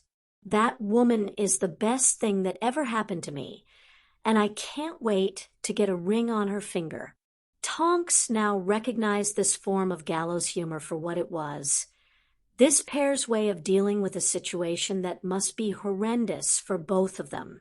Sirius was going to have to be a helpless witness while his best friend suffered the pain and indignity of becoming a werewolf, and their banter probably developed over years of facing this together. As they made their way through the tunnel under the Whomping Willow, Tonks was pleased that she'd just been presented with yet another opportunity to get to know the enigma that was Remus Lupin better, since the best man and bridesmaid were required to dance with each other too. It wasn't going to be a hard decision for her when Henrica asked the question. Peter emerged from the tunnel and stood on French soil. It actually felt really good to escape from Britain. Peter was smart enough to know, though, that it was only the country he'd escaped from. His troubles would follow him around the globe. With the resources Potter and Black had at their disposal, he would soon be a dead wizard, unless he could once more gain the protection of his master. Discovering where the Dark Lord was hiding would be an impossible task, except that this Death Eater had help not available to anyone else. That fateful night his master had been banished. Peter had been the first person to race into the partially destroyed house in Godric's Hollow. Finding young Harry still alive was an even greater shock than discovering his master was no more. His master's wand was lying there, though, and Peter had grabbed the precious item before barely making it back out the house undiscovered as a distraught Hagrid arrived. He removed that wand from his tattered robe and laid it flat on the palm of his hand. Point me. The wand spun a couple of times while seeking its master before settling down on a bearing that was roughly east. Peter lined himself up with a landmark on the same bearing before the wand was once more safely stowed away. He would certainly make better time as Peter, but Wormtail would be the safer option until he reached some less populated areas. With no idea of the distance he would have to travel before he reached his master, the rat put its best paw forward to continue his quest. Even finding his master and helping him return to life was fraught with danger. The wand he had safely tucked away on his person had killed its fair share of Death Eaters too. The difference was that, if Peter did nothing, he would eventually be captured, and only one fate awaited him then. He might still die at the Dark Lord's side, or even by his master's own wand, the difference being he would have a chance to live first. When Peter looked at the problem like that, his decision was not a hard one. We have some hard decisions to make. Padma was lying flat on her back, struggling for her next breath and knackered from their sword practice. She was receiving messages of pain from places in her body she didn't even know had muscles, and silently swearing to curse her betrothed for suggesting they should really learn how to use their new swords. Since Neville was currently faring little better, it was left to Harry to ask what those decisions were. We all have to decide on our course electives for next year. And also what to do about the Marauders. That last one certainly got the other three's attention, so Hermione focused on that first. We set up the Marauders because Hogwarts had another crap defense teacher. Now we've got Professor Lupin. What do we do come September? I don't think there is any way we can fit 2 classes a week into our schedules, nor take 2 years' worth of students at the same time, especially since they will be at different levels. The groan came from Padma as she now saw the problem. The new first years. I don't want to abandon the current marauders. That's just not an option. But how can we tell the new first year? They're not welcome. Harry then added to their potential problem. Don't forget, the new first years will have another 2 Potter Scholarship students amongst them. How could I say no to someone I'm effectively sponsoring? Neville was also lying on the floor knackered. His eyes may be shut, but he was listening to every word spoken. What if we kept working with our marauders, and the 4 guys took their own class of the new first years come September? That idea found favor with all of them, but Hermione then took Neville's solution one stage further. If we're saying this club should now run with every new intake of students, we need to make plans. How about getting some of our friends involved now, working alongside us, and the guys so they could be ready to take their own class of first years later? This was an idea that Harry really liked. Here was a legacy they could be proud to leave Hogwarts with.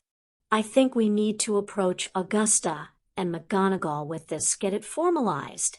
By the time we're ready to leave Hogwarts, there could be a Marauders Club running almost every night of the week. If that means we won't be able to get this room to practice fencing, then it gets my vote. Oh, and no, I am never getting up in the middle of the bloody night to exercise or wave a sword at someone. Patil, I've seen you when you get up in the morning. I wouldn't trust you anywhere near a sharp object.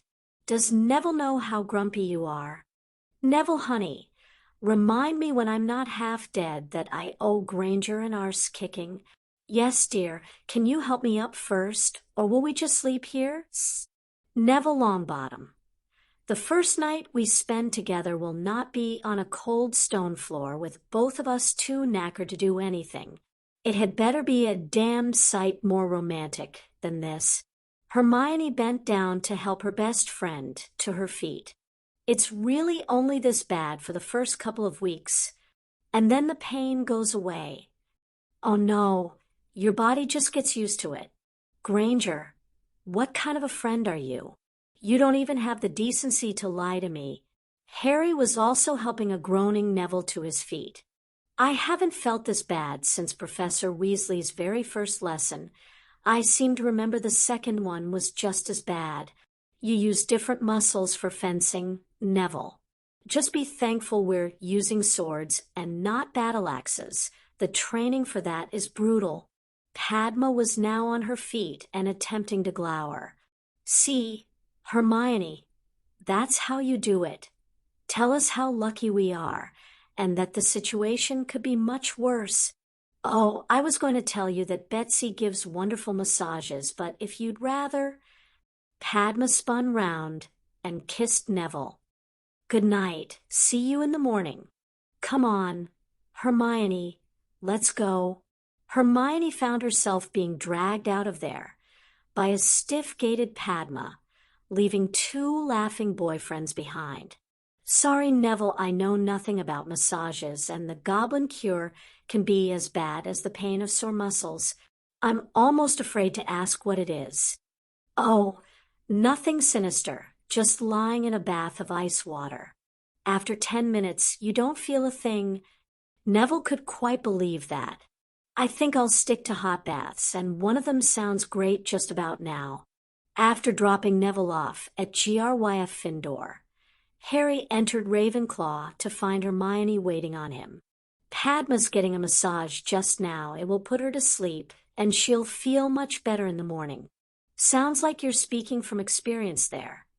I didn't even know elves could do that. Neither did I until Betsy offered. When I was back in Crawley at the end of last summer, I was really physically pushing myself hard. I was in severe pain one night, missing you like crazy, and lying in bed crying. Betsy helped my aching muscles and told me what you had been up to all day. She really got me through a tough time. I just can't understand why anyone would mistreat an elf. They're so loyal and trusting. They're certainly part of our family. Mom and Dad adore Dobby, and he just loves working for them. I just wish there was some way to ensure all elves were treated as they should be. Harry leaned forward and kissed his bonded gently on the lips. When you get so passionate about something, your eyes actually sparkle. It's so beautiful, I just had to kiss you. This led to her cheeks blushing and those same eyes avoiding his. Sorry, Hermione, I didn't mean to embarrass you. You didn't, Harry. It was just my mind rushing off in another direction. With Harry remaining silent, Hermione was left to explain her remark. Every time you do or say something like that, it does funny things to my insides. I never expected to be kissing anyone at Hogwarts, and then I met you. You are mine, and I am yours. I am also the happiest witch in the world. I just keep wishing we were a bit older, so we could practice some of the things running through my mind. Her head was down, and that blush grew deeper still as Harry wrapped Hermione in his arms. You are mine, and I am yours. That means we'll eventually get to do whatever is running through that wonderful mind of yours. Add in what's running through my head, and it will take us years to do it all. I'm looking forward to spending those years with you. Hermione's head had shot up, and she was now looking him in the eye, searching for any sign. He was just saying these things to make her feel better. I'm sitting here with a beautiful girl in my arms. A girl who is my mate and wife-to-be. Do you think you're the only one with thoughts like that? I think it's our hormones, Hermione. I stop them from getting away from me by knowing that you are mine. And the day we both want will come soon enough. This will shortly be our second summer together, and I don't intend to spend one day of it away from you. He didn't get to say any more. Harry was too busy with Hermione kissing him. They eventually parted, and a rather breathless Hermione attempted to look on the bright side. 3 more summers after this one, and we'll never have to say good night at the stairs again. You're getting the hang of this, Hermione. That sounds so much better than 4 and a bit years. Another year she'd have to wait. Another year because they wanted to see safety protocols introduced to cut down on the injuries and eliminate any possibility of fatalities. Dolores didn't want to see less fatalities. She wanted more. The Triwizard Tournament would show Hogwarts for the farce it had become, while at the same time raising her own profile to a point where she couldn't be ignored. Coming straight after the Quidditch World Cup, the name Dolores Umbridge would then be on everyone's lips. She'd see to that. The biggest surprise for Dolores was finding such an ally at Drumstrang. She would certainly be secretly rooting for their champion to win the tournament. That way she could be assured they would be a pure blood. That so many purebloods were literally forced out the ministry sickened Dolores, especially since she never got a promotion out of all the sudden and unexpected vacancies. She knew one day Dolores Umbridge would be back on top, and then it would be time to pay back all those who had wronged her. The scar on the back of her hand was all the reminder she needed of who sat on the very top of that list. They were sorting through the list in Augusta's office. Unlike last year, the selection committee had no reason to exclude the person who ran Hogwarts from the meeting. So, we're agreed. Pauline Nott and Natalie MacDonald will be the Potter Scholarship students for next year. Sirius and Amelia both nodded their agreement to Minerva. Natalie was a Muggle-born, while Pauline was a pureblood.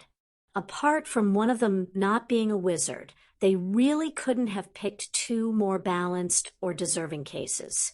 Having watched the success of the inaugural Potter Scholarships, this year's were allocated more along the lines of which students would benefit most from joining this rather exclusive family and gaining that personal as well as financial support. Natalie's parents were somewhat older than was considered the norm to have a first child, her mother being in her mid-40s before conceiving their miracle baby. With her father going to be 60 on his next birthday, the couple were understandably very protective of their only child. Discovering that Potter support system would be in place for Natalie might be the only reason the McDonalds would allow their daughter to attend Hogwarts, and might also be the only reason they could afford it. For Pauline Nott, this scholarship would completely remove any taint that lingered from her father's deeds. That was worth more than gold to the remaining Nott family. Now that all three were happy with their decision, Augusta revealed the real reason she was so keen to have this meeting in her office.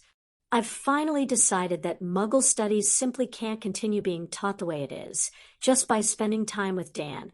And Emma, I can tell the entire course is a load of tosh. It hasn't been updated in at least 50 years, and leaves Hogwarts looking stupid to anyone with even a modicum of Muggle background. This is simply unacceptable to me. She was finding no disagreements from her audience, though all three wondered where Augusta was going with this. I have checked abroad and discovered that each country sets its own Muggle studies curriculum. Apparently Muggles aren't the same the world over, and there are tremendous differences in these curriculums. This leaves us with a massive problem. More than one, actually. If we were to bring a Muggle into the castle to teach the course, we are all aware that they would either be ignored or simply disbelieved by the very people who would benefit most from this course. What we need is someone of impeachable breeding, yet with enough understanding of Muggles and their world to pass on that knowledge to our students. Now, if this person then had a wife who was already a professor here, Sirius couldn't contain his laughter, thinking he'd just been pranked by a master. It was only as his laughter wound down that he realized everyone else in the room was taking this suggestion seriously. I think that's a wonderful idea. Augusta, Susan raves about the difference Henrika's made to the history course, with her and Remus in the castle. Sirius would have plenty of support on the best methods to get his points across. His former head of house agreed with Amelia.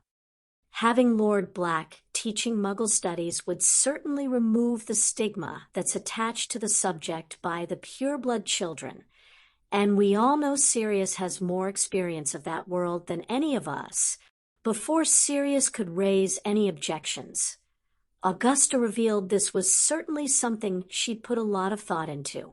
Emma and Dan have been looking over the former course and its objectives. After they stopped laughing, both started forming new ones for us.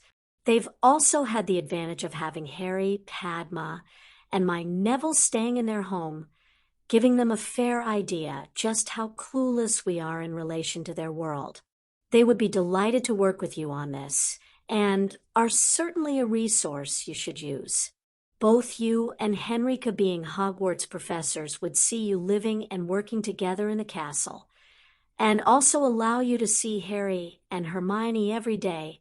Augusta handed him some printed sheets with the Grangers' proposed course objectives. Sirius surprised himself by understanding all of it. When he then started thinking about the best way that could be taught to the students, Sirius knew what his answer would be. Her last point, too, really resonated with the Marauder. Sirius was being offered an opportunity to spend every day with those he loved, and perhaps begin the journey to make the Black name stand for something good and worthwhile. He had no intention of making it easy for them, though. There was always budgets to consider, and the longer he held out, the more course materials he would be able to wring from Augusta and Minerva. As the conversation progressed, Augusta's apprehension began to dissipate. She was sure she had her new professor of Muggle studies. As the conversation with White Fong progressed, Barchoke's apprehension just grew and grew. I can't really put my finger on it, but I just know they're up to something. One day that spoilt whelp, Dragon Breath, was walking around as if a dragon had chewed his nuts off. Next you'd have thought he just inherited a mountain of gold. He's more focused on his training too, That's totally against everything the arse has done before.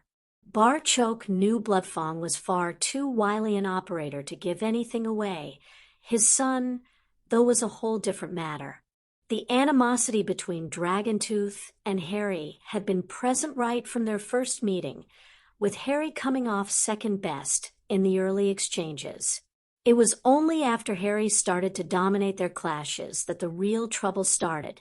Always said you killed the wrong brother. Bloodfong is the real brains of that family, which is why it won him who issued the challenge. His son, though, takes after his stupid and impulsive dead uncle without inheriting his uncle's skill with a blade. Without his father's gold and influence behind him, little Dragon Breath would be using his fancy blades to peel vegetables. Making soup is about all the gobshite is good for. Do you mean as a cook or as an ingredient? White Fang's laughter rang out at that before the old goblin became serious again. Those two are bad to the bone and would ruin any cauldron of soup. Trouble is coming, though. Just make sure it doesn't catch you unawares. I can see you or Harry having to kill them both. That would be a day to sell tickets for the pit. We'll take precautions, my friend. And here's a little something for your troubles. A bag of gold coins left Barchoke's hand and disappeared into the old goblin's tunic. I know you'll listen out for any more information on this. I would certainly appreciate hearing it. Both parties understood that appreciation would come in the form of a bag that jingled, but White Fang surprised the ambassador by stopping at the door. That's a son to be proud of you've got there. You and him are doing wonderful things for the nation, so you don't even need to ask. Besides, I hate that bastard Bloodfang's guts. As he left, Barchoke then focused on the immediate problem, locating the threat. Harry was safe in Hogwarts for another few weeks, but there were 2 people currently in their medical facility that would be a juicy target for those barbarians. He would arrange a guard and speak to the healers about the possibility of moving them. Emma had turned King Yusi into a fine home for their children, so perhaps that could be a possibility. He would need to contact Augusta for her opinion. Augusta was currently speaking to the second years just before their history class ended.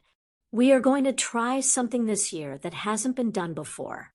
Since I know some of you will be struggling with which electives to choose, I had hoped to arrange an evening where the professors could put on a bit of a display to promote their subject, and perhaps help you reach your decisions. As she'd expected, this was met with a wave of enthusiasm, though Augusta was surprised to see Harry's hand immediately go up to ask a question. Is this a voluntary event, Madam Longbottom? I hadn't intended to make attendance compulsory, Centurion. I was hoping you could configure the room of requirements so we could hold it there. This received a shake of the head from Harry. Sorry, madam. I have already chosen my electives and will not be attending.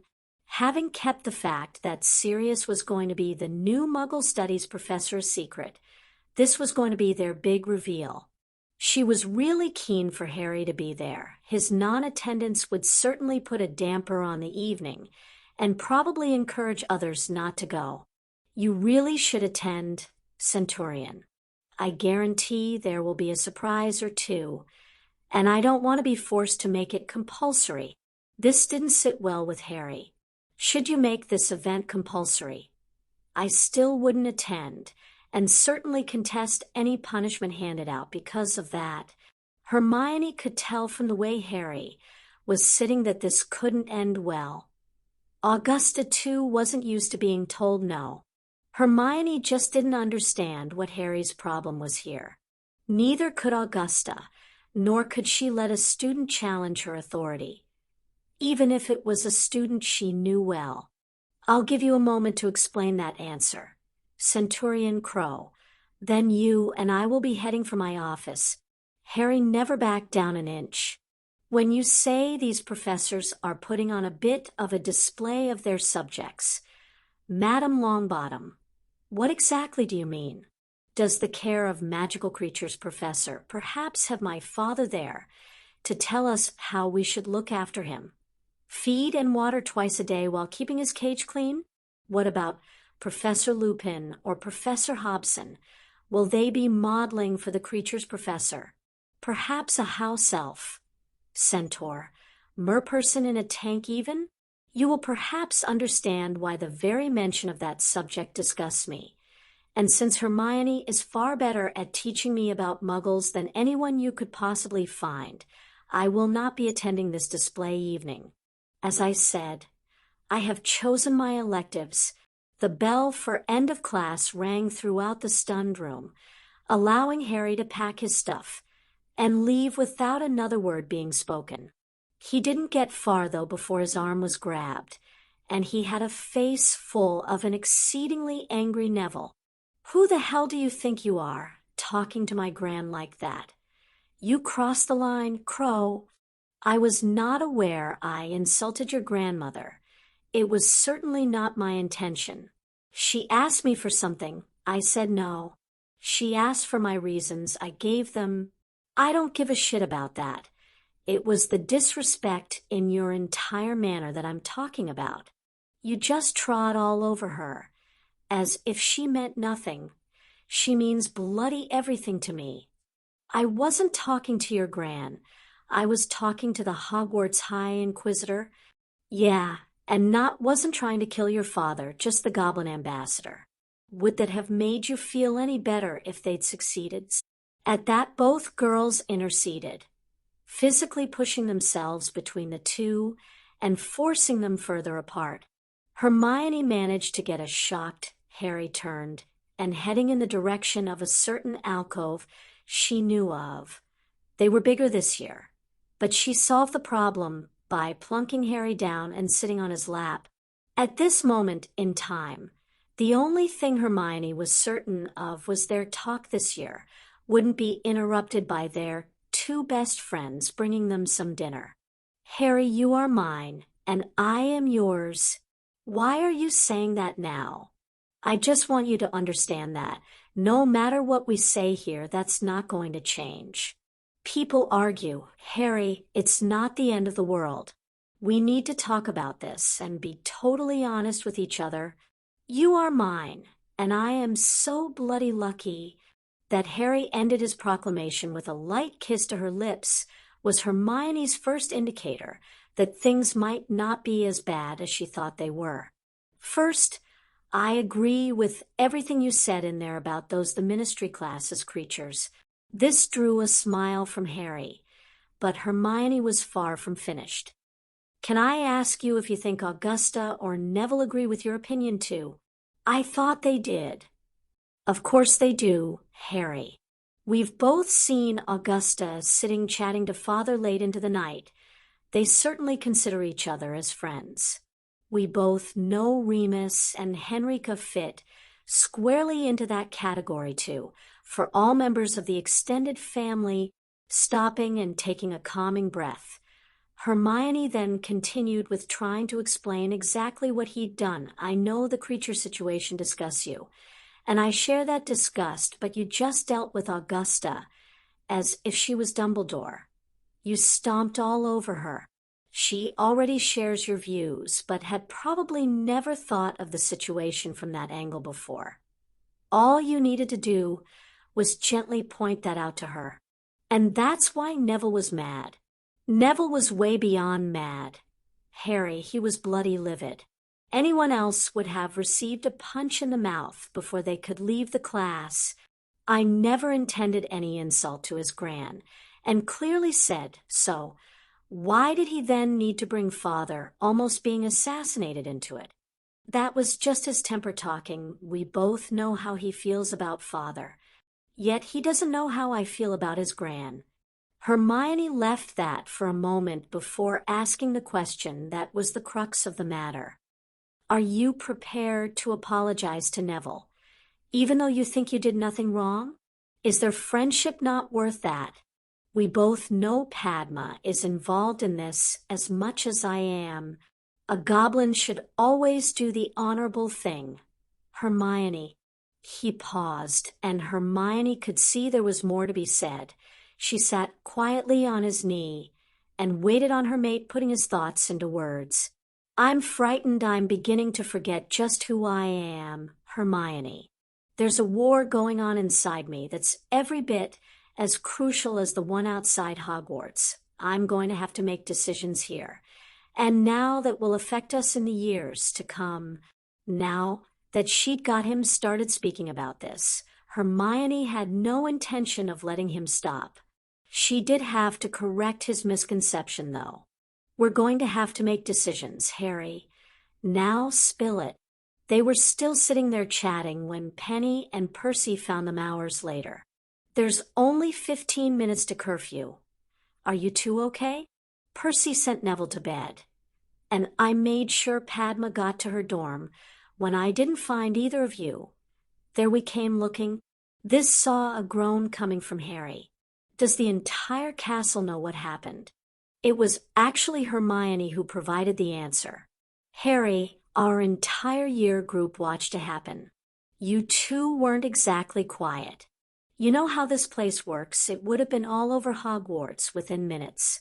This had the agreement of the Gryff Findor prefect, though Percy had noted an anomaly he thought was worth mentioning.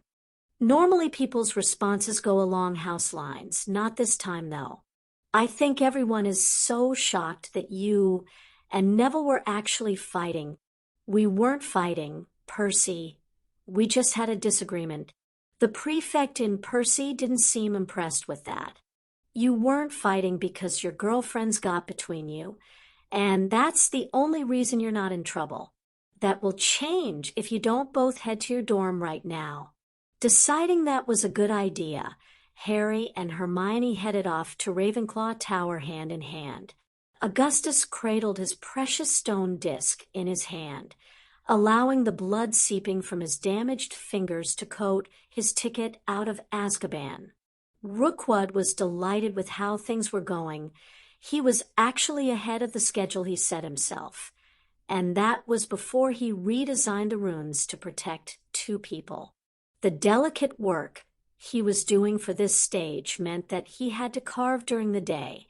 There was no way to work by sense of touch now. While this was risky, it also held the advantage of allowing him to lie here and dream of what this treasure he held in his hand could possibly bring to him. The Death Eater had been putting everything he'd heard spoken about in the wing together to formulate a plan, and not just those relatively recent comments either. Even with this protective disc and a straw wand, Rookwood understood the odds of him escaping the prison, getting off the island, and reaching the mainland were still heavily stacked against him. Knowing that fact, Rookwood was willing to attempt something so audacious that he might find himself dead before he set foot outside the high-security wing. If it worked, though, Augustus could find himself achieving everything he'd ever wanted. That he would have Potter to thank for this was something Rookwood hoped he got the chance to do. Thank the little shit personally and painfully. With all these pleasant thoughts running through his mind, Augustus Rookwood was certainly the only person in the high-security wing who was smiling. It was hard to believe Harry and Hermione were smiling as their swords flashed and clanged at speed. Sirius certainly struggled to believe what he was seeing this morning. He at least had the sense not to disrupt their concentration, and waited for a break to announce his presence. Merlin, when did you two get so quick? Sirius, what brings you to Hogwarts on a Thursday morning? Is everything all right? Harry, I was just going to ask you that. I got a fluke call from Henrika to say that you and Neville had a big fight, and that I should get my arse to Hogwarts. Then I find you two fencing like a couple of maniacs in the courtyard. What's going on? Oh, this is so getting old.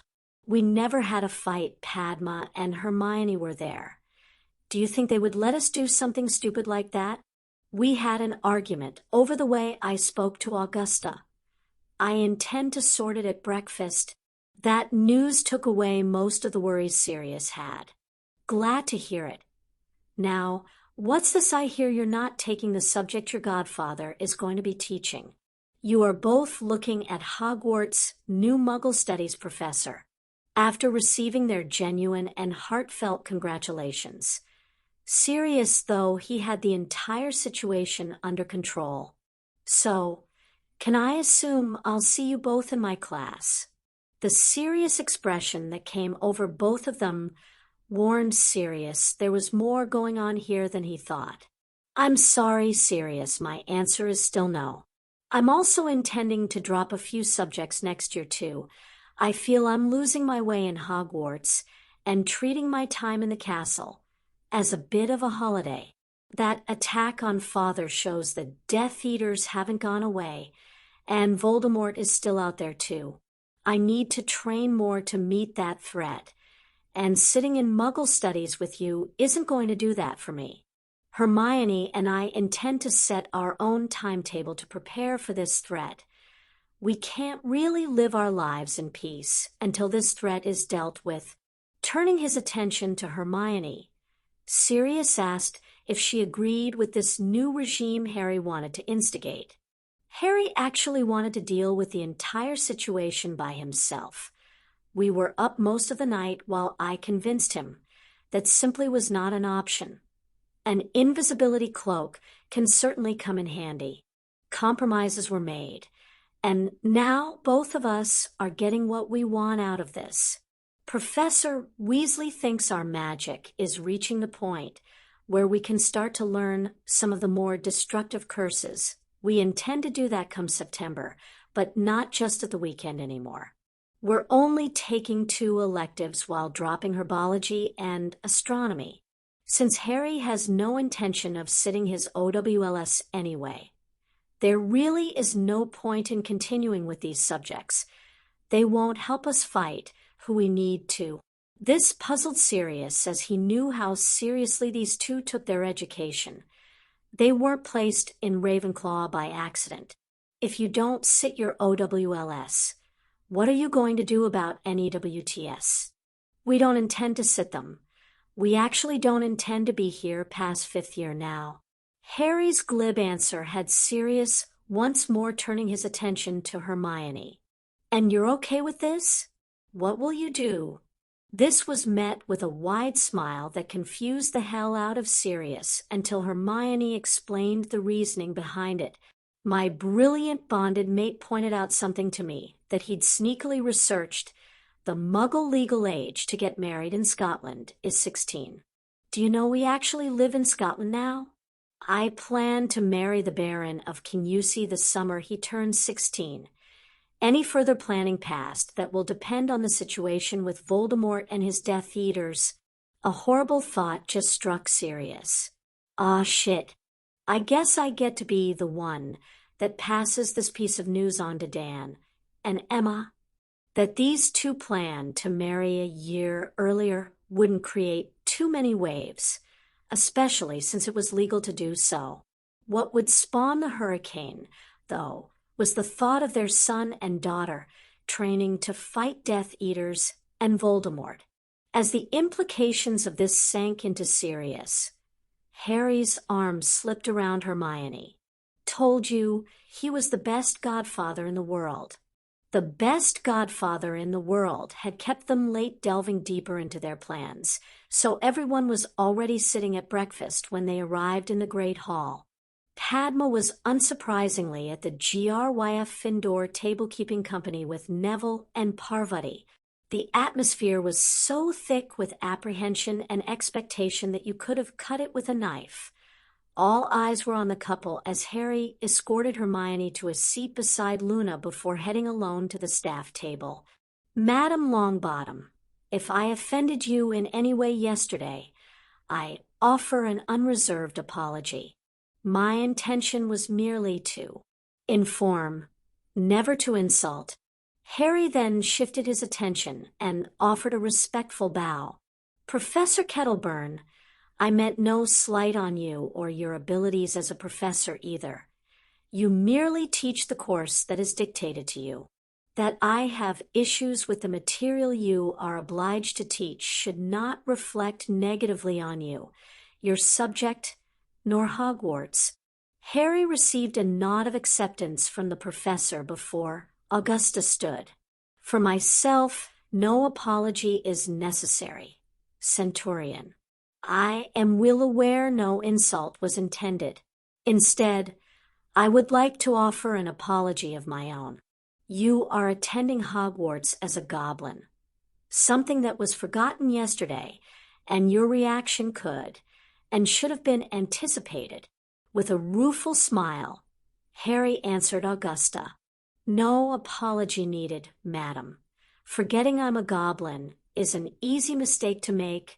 He didn't add it was one he almost made himself. That would be discussed when only family were present. Harry returned to sit beside Hermione and Luna, while everyone around them ignored the elephant in the room, the confrontation that was still to come. They were making their way to herbology when Neville approached.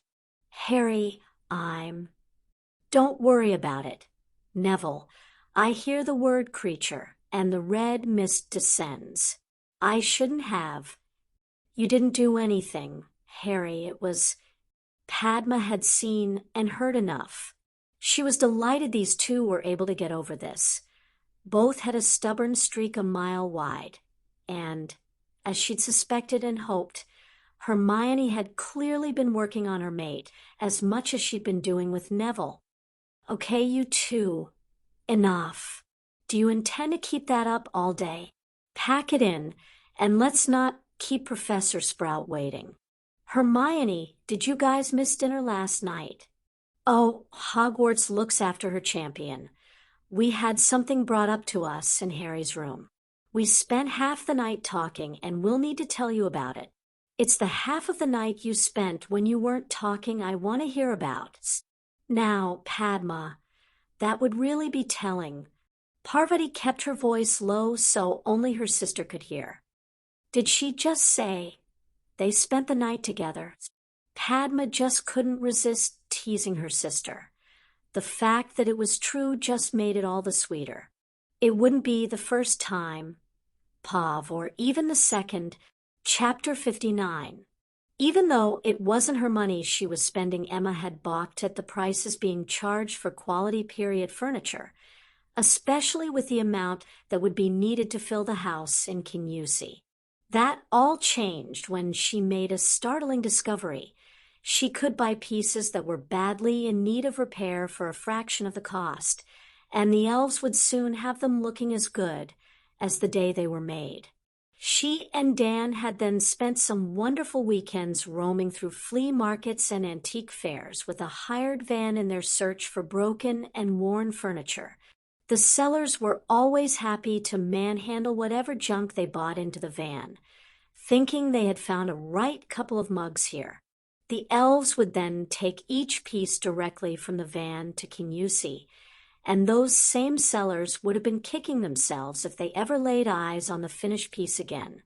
The Patils, Longbottoms, Grangers, Sirius, Barchoke, and Amelia were currently occupying sofas and winged-back chairs that had been bought in this manner. The elves had even recovered them all in the same antique fabric, so the entire collection matched.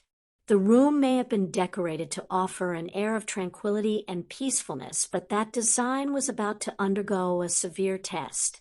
Augusta got the ball rolling. We all know why we're here.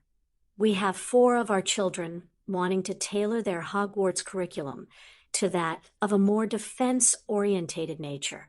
This had Alice asking a question she really needed to know the answer to. Is this because Frank and I had to leave Gringotts? We don't want them altering their schooling because of us. That can't be the case, Alice. They don't even know about you living here. We wanted to keep that as a surprise for when they come home at summer. Barchoke glanced around the room to see if anyone else had let something slip. There were no takers. It was time to perform his godfatherly duties and support the couples. I spoke to Harry and Hermione at length about this. Those two really have put a lot of thought into their plans for the future. Harry originally plotted this course solely for himself. Hermione, as you might imagine, was having none of that. I certainly wasn't surprised when Neville and Padma signed up for this too. Those four watch each other's backs, and neither couple would want to be left behind. Dan interrupted Sirius before he could say any more. I thought Hermione was attending Hogwarts to receive an education, not training for combat, so she can fight a war. I also distinctly remember being told that goblin females can never become warriors or fight in battles. Why are Hermione and Padma different? I give everyone in this room my personal guarantee that, should it come to a pitched battle, neither of those girls will be anywhere near it. Barchoke spoke with such authority that they all looked to him, hoping he would explain his statement. If it comes to a battle, every blade Gringotts can muster will stand beside all the wands Amelia has available, and we will slaughter our enemies. The problem is, though, that the Death Eaters know this. They won't fight a pitched battle with the outcome a foregone conclusion. They will pick what they consider weak targets before attacking from ambush. And that is why our children train. They need the skills to escape from any attack or hold their attackers at bay until help arrives. The gathered family found Amelia agreeing with every word Barchoke just said. Most Death Eaters are cowards hiding behind masks and attacking in packs.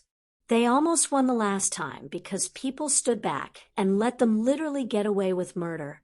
That won't happen again. I'm pretty sure these four have no intention of going looking for trouble. They just want the ability to deal with any that comes their way. The head of the DMLE aimed her next comment specifically at the parents of the girls. Dealing with Death Eaters is the job of my department, not your daughters or sons. We simply can't ignore, though, that forces outwith the control of anyone in this room have made those same four students targets for these animals. We will do our very best to keep them free from harm, but we need to be honest here and say we can't protect them for every minute of every day. I see this as nothing more than them training to cope with any situations that slip past all our protections.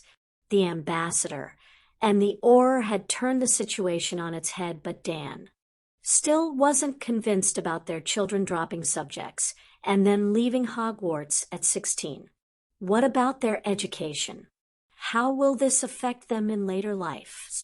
Dan, you and Emma aren't looking at the whole picture here. Our daughter will leave Hogwarts with 7 OWLS. And I'm willing to bet anyone in this room she will score outstandings for all of them. No one was prepared to bet against the Goblin at the best of times, and certainly not on the quality of Hermione's grades.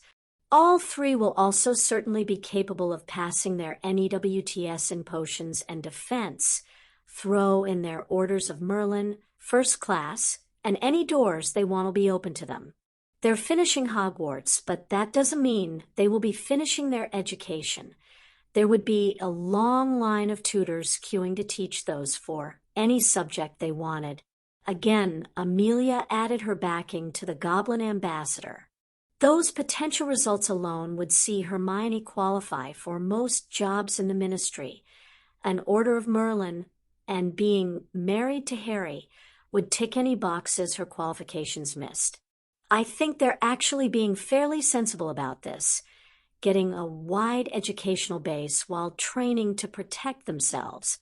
I also think the news that they'll be leaving Hogwarts after OWLS shouldn't pass outside the family. We're not even sure yet if that part will include Neville and Padma. Sirius then attempted to play mediator. The way Harry and Hermione were speaking about this, ending their education was certainly not on the cards.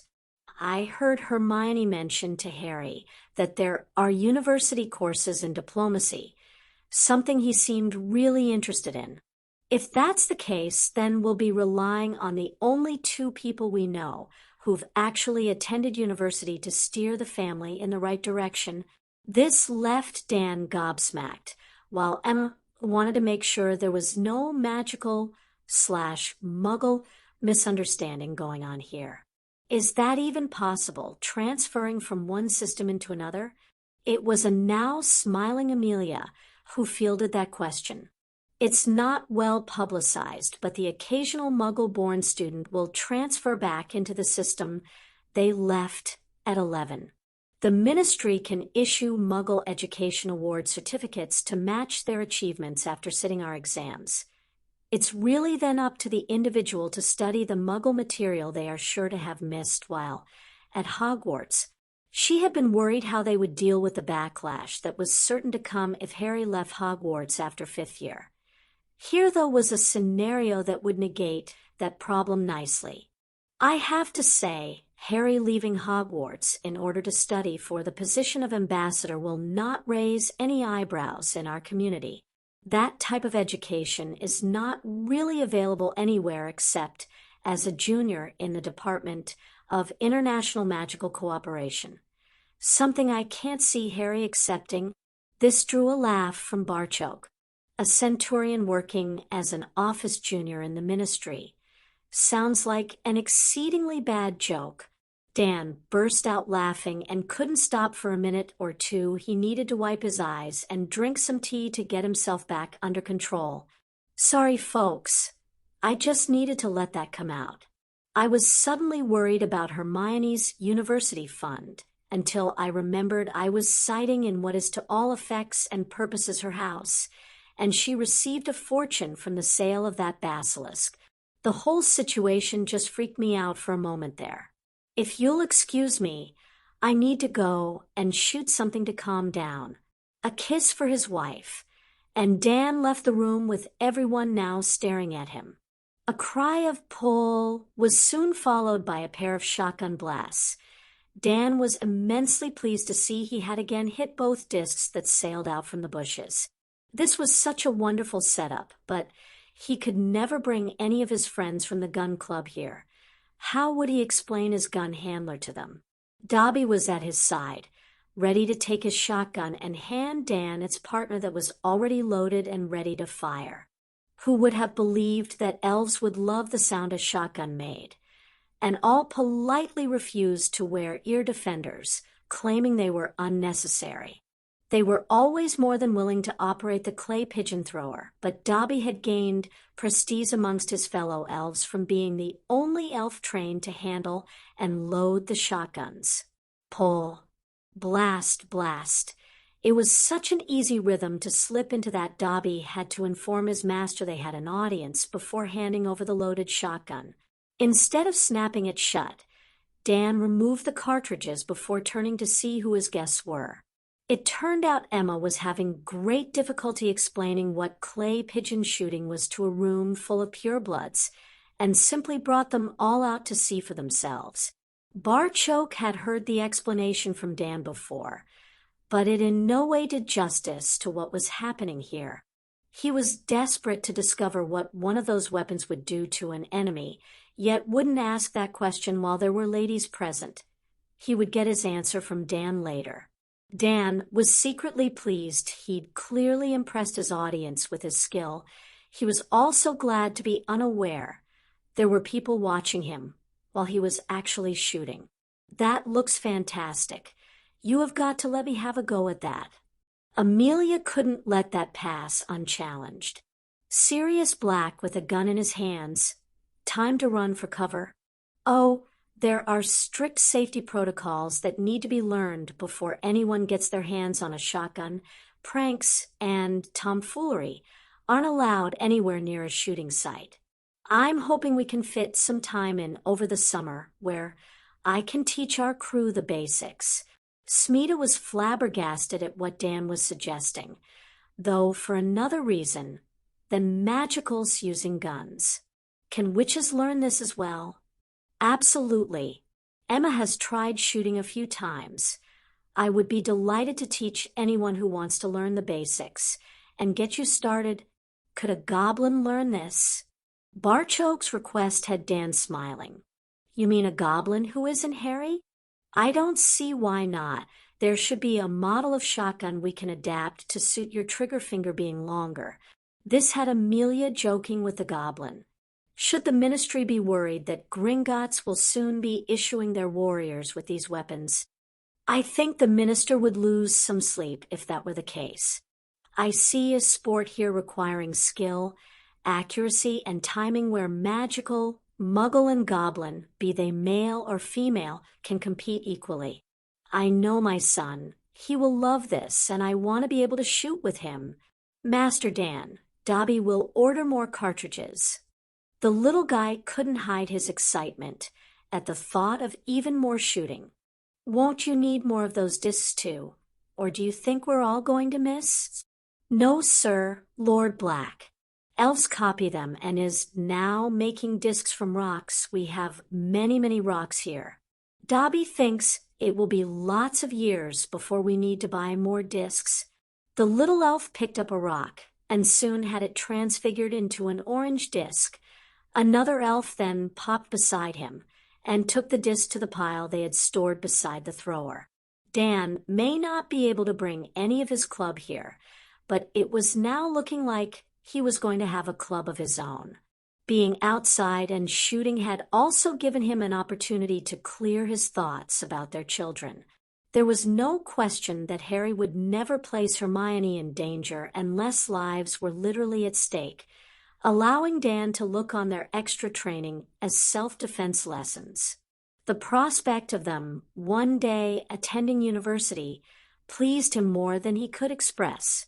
Here was concrete proof they weren't losing their daughter to a world that contained so many wondrous things. Hermione was sitting on the Hogwarts Express and wondering if their previous year at school could have gotten any stranger. Draco and Pansy leaving their compartment and saying they would see them at the wedding was just one of the changes her mind was having to deal with. Theo not dropping by to thank Harry for making his sister a Potter Scholarship student was another. Then there was Blaise sitting with his arm around Parvati. He had used Harry's example from last year and asked her to be his girlfriend at the twins' birthday party. Parvati had of course said yes. Crow's Marauders had been ecstatic upon learning the club would continue next year, and a constant stream of them had popped their heads into their compartment to wish the group a happy holiday. McGonagall may have given them all her patented "your house is your family" spiel last September, but the Marauders looked on their club members more as their Hogwarts family. Whatever house they were in was immaterial. It showed when Gryff Findor won the Quidditch Cup and Ravenclaw the House Cup. Cheering came from all four tables.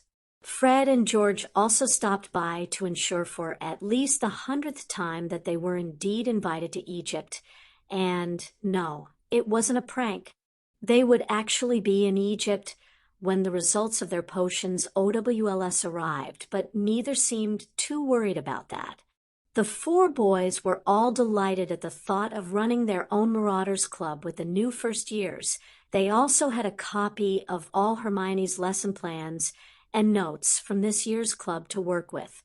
All that remained to be done was to sit down at the start of the new term and study timetables to see what nights suited which club best. They also had to sit down with their parents and sell the idea of their change of curriculum. And leaving Hogwarts early, all four were relieved that Sirius had done the groundwork for them first. Harry, discovering that he could study history and politics at university, completely sold him on the idea. She herself was leaning more towards law, with their two best friends deciding to keep all their options open. Both couples completely agreed with the suggestion Sirius return to Hogwarts, with that they tell no one outside the family of their plans at the moment. This would certainly affect the layout of their library in King Yusi, though, with a lot of space now being required for Muggle books too.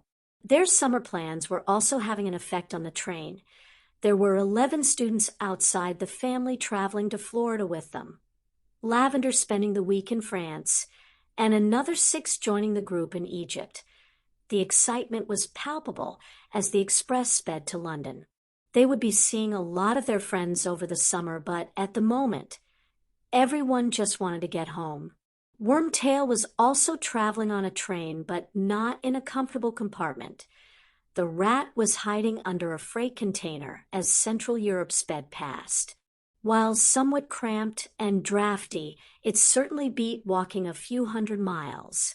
When the train stopped, he would crawl out and transform back to Peter before checking his master's wand for direction. So far the train was progressing in roughly the direction he needed to go. Since it was now looking like he would have to cross the Alps, his directions of travel would be determined mostly by the terrain anyway. A train going in roughly the direction he needed to was far preferable to attempting to traverse mountains on foot. Unlike the occupants of the Hogwarts Express, Peter wasn't expecting hugs and kisses when he reached his final destination. At the moment, Hermione wasn't able to hug anyone in greeting. At this very moment, Hermione was in floods of tears. She also had both her parents very worried by their daughter's reaction. "Don't you like it? We could not change a thing. Mum, I absolutely love it. You've done a wonderful job. You too, Dad. Nice to know I at least merited a mention." Dan's "I'm in the huff" act didn't really work because of the large smile the dentist was now wearing. Harry came up behind Hermione before slipping his arms around his still stunned and tearful mate. "I don't remember you having this reaction to any of our other houses." She leaned back into him before answering. "This one is ours, though. This one is home." Emma couldn't wait any longer and dragged both of them away to see the rest of the house. Dinner that night was a real family affair with only Amelia, Susan, and Hannah missing. Both girls, though, would be joining them on Monday as they headed for Sweden. Neville was overjoyed to see his parents, and both looking so well, not having laid eyes them since February. There was a marked improvement in their health since then, with both now feeling confident they would be able to make the island holiday with the rest of the family. Harry was a bit worried his father hadn't told him about the suspected threat from inside Gringotts before now, though fully accepted the reason that he couldn't really do anything about it while at Hogwarts. He certainly didn't intend to have a repeat of what happened over care of magical creatures. Goblins spoke their minds, yet Harry was finding he still hadn't grasped all the social niceties required for not upsetting non-goblin people, something he had no intention of doing that day in history class either. Thanks to Hermione and Padma, he and Neville had quickly sorted the matter between them, and both were embarrassed at how swiftly that news of their tiff had raced through the castle. He would talk to his father alone later, and hopefully discover what was really going on that would make him take such cautionary action. On the Hogwarts upside, though, the electives evening went ahead. Without Harry's presence, and with only Ronald Weasley choosing to take the care of magical creatures class, this caused Harry further embarrassment over the amount of influence he clearly held amongst his fellow students. This was especially pertinent when Hermione confidently predicted that, since his views on the matter were now well known throughout the castle, not one of Crow's marauders would choose the subject when their turn came at the end of the next term. With only one student in 2 years electing to take care of magical creatures, the ministry would either have to change the course syllabus or Hogwarts would be forced to drop it. Since the school stopped offering divination for the new term, Harry didn't think Hogwarts could really afford to lose another elective subject. Talk, of course, kept returning to next weekend's wedding, with the bride and groom to be present. That was always going to be the case. Sirius and Henrika were also spending the weekend in Kinusi before accompanying the gang to Sweden on Monday. Alice and Frank wanted their public return to Magical Society to be the awards ball, so were giving the wedding a reluctant miss.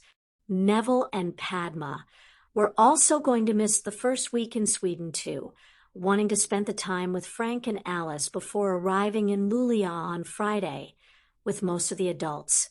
Luna's thoughts were also on her family, or rather her dad. Monday was so close yet also seemed so far away to the young witch. She hadn't seen him since leaving for Hogwarts last September, but the tone of his letters had begun to become slightly upbeat as she allowed more of her real feelings to seep into her letters to him. It had been hard writing about how wonderful her Christmas had been, but her father's reply clearly indicated that was exactly what he'd hoped to hear. After that, Luna couldn't stop writing, and Irgit was kept busy delivering letters between them both. She wouldn't really need to introduce her friends to her father. He would be able to recognize them purely by the amount Luna had written about each of them. Remus was also in a reflective mood, thinking it wasn't so long ago his only companionship was the flock of sheep he was shepherding. Now he was having dinner in this beautiful house with friends and people who considered him family, for company. The reflective mood was induced by watching his best friend, a best friend he'd once thought guilty of betrayal. A decade in Azkaban had certainly changed Sirius, but in some ways for the better. He could imagine a pre-prison Sirius attracting the attention of a witch like Henrika, but doubted if he would have been able to hold on to her. Far less propose marriage. This much more mature version, though not only accomplished that but appeared to be looking forward to everything that entailed, including one day becoming a father. This line of thought focused his mind back onto his own problem, though he was still no nearer a solution. Remus was neither stupid or naive.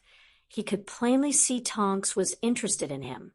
He just couldn't for the life of him work out why. She was young, beautiful, talented, now independently wealthy and soon to be presented with their nation's top award for bravery. Why she seemed interested in a broken-down old werewolf who needed help to land his first real job, since leaving Hogwarts was a mystery to him. Remus wasn't really interested in a casual relationship, especially since Sirius was her head of house. He didn't think there was a hope in hell of anything more, but would happily settle for having the beautiful young Auror as a friend. He would just have to wait and see what the future brought. Tonks had made all the running so far, and Remus was prepared to wait and see where that running led to. Hermione was in shorts and sports bra while Harry wore his tunic as they raced around their property. Both agreed that what they thought was beautiful in mid-February was simply breathtaking in late June. As they ran along the glen, she wanted to know if Harry had discussed the Gringotts situation with his father. His answer was a growl. That whole family are rotten to the core. That little shit dragon breath is their last hope for greatness. So much so that when I started getting the better of him, at about age 6, my father had to enter the pit and fight a duel to protect me. Sometimes I wish I hadn't dropped my sword that day he tried to hurt you. Surely you don't mean that, Harry? They ran for a minute or so before Harry answered his mate. The changes inside Gringotts are every bit as dramatic as those in the magical community, with reactions about the same too. Some have welcomed those changes with open arms. Most will sit back and wait to see what happens before committing themselves, but a few will plot to reverse these changes and hopefully leave themselves in charge when the current system collapses. Dragon Breath and his family fall firmly into the last category. It took another moment for Hermione to reply. We've seen the changes in Hogwarts, changes I never thought would be possible 2 years ago. Couldn't Dragon Breath, or whatever his name is, change to... The little shit's name is Dragontooth. I call him that because I know it annoys him, and no, he won't change. People like Draco changed because it was to their advantage. Both of us would change whatever we needed to in order to stay together. Fudge has played his hand brilliantly and shot up in the estimation of the nation. Persecuting the Death Eaters without damaging their family's name, standing, wealth, or other members probably avoided another war. Dragontith's family would rather see the nation fighting wizards than living amongst them, something that attacking Frank and Alice inside Gringotts would probably accomplish. Hermione could sense Harry wasn't telling her everything and wasn't about to stand for that. "Spill it, Crow. You know you can't keep secrets from me. It scares me sometimes how well you know me. And never mind trying to change the subject. Okay, it's father." That shoulder injury healed about as well as could be expected, and doesn't really bother him day to day. It does bother him with a blade in his hand. He's lost about 10% mobility in his sword arm, not enough to trouble him unless he was fighting for his life in the pit. That 10% could see him killed, so I'm declaring myself family champion. Anyone attempting to challenge father in the pit will instead find themselves facing me. Hermione stopped running, and Harry was expecting some harsh words. Instead, she leaned in and tenderly kissed him.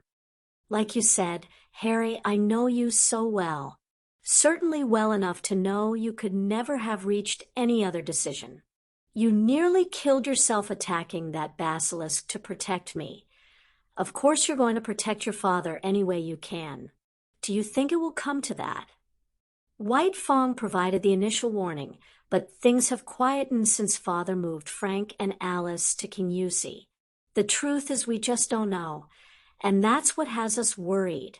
With no more needing said, they continued their run. King Yusi was almost 500 miles from Gringotts, and their time was occupied for the next month at least, most of which would see father accompanying them. For a goblin to move directly against Barchoke inside Gringotts would be suicidal, both politically and literally, since the director had reintroduced father's guards. While taking precautions, they couldn't let this implied threat rule their lives. They would deal with any problems if and when they arose. Living what was considered normally for them would see the extended family attempting clay pigeon shooting today, something all the adults seemed excited about. Excited didn't even begin to describe Luna as they prepared to head for Sweden. The group had barely recovered from the Portkey arrival when she screamed "Dad" at the top of her voice while springing at the man who was clearly her father. Zeno Lovegood appeared gaunt, almost frail, with his long blonde hair hanging down past the shoulders of the startling scarlet and lime green striped robes he was wearing. Then again, most people would appear gaunt when standing next to Lucas Hobson. Henrika was quickly emulating Luna by being wrapped in her parents' arms while Sirius and Remus got the rest of their group organized and pointed in the direction of where they would be staying. He'd rented 6 houses for a fortnight, though most wouldn't be needed until Friday. Moa and Lucas were soon dispensing hugs to everyone and welcoming them to Lulia while promising the youngsters they would enjoy their stay. Moa needed to discuss the wedding arrangements with Henrika and Sirius, so Lucas took everyone else for a look around town. Remus went along too, and it would be a while before either Lovegood would be parted from each other. After spending the afternoon together, all those visiting could see why Zeno could be considered a little strange, or even a touch eccentric. He appeared to have a completely different way of looking at the world around them. Being Luna's father, though, gained him instant acceptance within the family group, it was blindingly obvious both father and daughter doted on each other. They were all very fond of Luna, and her father did tell some wonderful and certainly colorful stories. Whether there was any truth in those stories was not for them to judge. Sirius decided this was the best thing he'd ever done as he stood with Remus by his side, awaiting the arrival of his bride-to-be. When Henrika appeared, every male in the little church agreed wholeheartedly with Sirius Black. Any bride who's walking down the aisle can be certain every pair of eyes in the building are focused on her, Henrika Hobson, soon-to-be Black, took that experience to a whole new level. She had promised her groom he would like her dress, and Henrika hadn't exaggerated. Sirius couldn't take his eyes off his bride. The dress was white, but that was Henrika's only flirt with wedding tradition. This was no sweeping gown, but rather a dress that scalloped and heavily embroidered hem stopped above her knee. With a scooped front, low back that was covered by her cascading blonde hair and 3/4 lace sleeves, Henrika had taken the concept of the little black dress and adapted it for her wedding. The black family tiara was the only jewelry she wore. Henrika simply didn't need any more. Everyone agreed the adaptation was a resounding success, especially her bridesmaid. Tonks wore a similar style dress except for the color. It was a deep shade of violet that the Auror had changed her hair to match. She had no worries about outshining the bride. That was simply never going to happen, but Tonks could only hope the best man noticed her. Sirius couldn't remember a word of the wedding ceremony. Only Remus putting the rings in his hand alerted him he had some work to do. When the minister uttered the line, "You may now kiss the bride," Sirius needed no prompting. With the cheers of their family and friends ringing in their ears, Sirius shared their first kiss as a married couple with his wife. It wasn't until their first dance Tonks received confirmation that Remus had indeed noticed her. "You really are quite beautiful. Is this the real you? More or less, my natural hair is black, and my original nose slightly longer. This is my own body, though. I am glad you seem to like it. This same body requires a date for the awards ball. How would you feel about helping a lady out?" She waited nervously on his answer, watching the conflict play behind his eyes and hoping Remus would reach the decision she wanted. "I've already been invited to attend by Sirius. Somehow, though, I get the impression your invitation is slightly different. What do you think the reaction would be if a beautiful young Auror turned up to collect her Order of Merlin, first class, with a werewolf on her arm, sending out a message like that could see you lose your job? My job prohibits me from associating with known criminals. Am I going to have to arrest you any time soon? I think I would only be in trouble if you could read my mind. I'm not quite sure if everything I'm currently thinking about you is strictly legal. I have to ask, though, why me? Remus, you're a smart, decent guy who can always make me smile. Have you any idea how scarce guys like you are? I'm not talking about your furry little problem, just as you're not interested in who I can change into. We both know those traits are part of who we are, but neither of us let that define who we are. I am just as interested in the real you as you seem to be in the real me. Well, if the real Auror Tonks requires a date for the ball arranged in her honor, Professor Lupin would be only too happy to oblige the beautiful young lady and accompany her to that special evening. Remus was delighted to see he'd made her smile again. When he looked into those gorgeous eyes, he thought that making Tonks smile was certainly a job he would be a bloody fool not to apply for. The missing marauder was currently about 2,500 miles from his former friends. The eyes he was staring into, though, were 1,000,000 miles away from those currently being enjoyed by Remus and Sirius. For a start, this pair were glowing red and staring at him from the eyes of a humongous snake. His mind was also wandering too, but it wasn't wandering alone. He felt his master's presence as his journey to Albania played back for the Dark Lord to view. Peter could feel his master's anger growing with each new revelation, but seeing the Malfoy trial in the Prophet ended the communication between master and servant. It ended because Peter lost conscience. The only way Peter could describe the agony was to say that it felt as if the Dark Lord just stuck his wand into his victim's ear, before then casting his most powerful Cruciatus curse.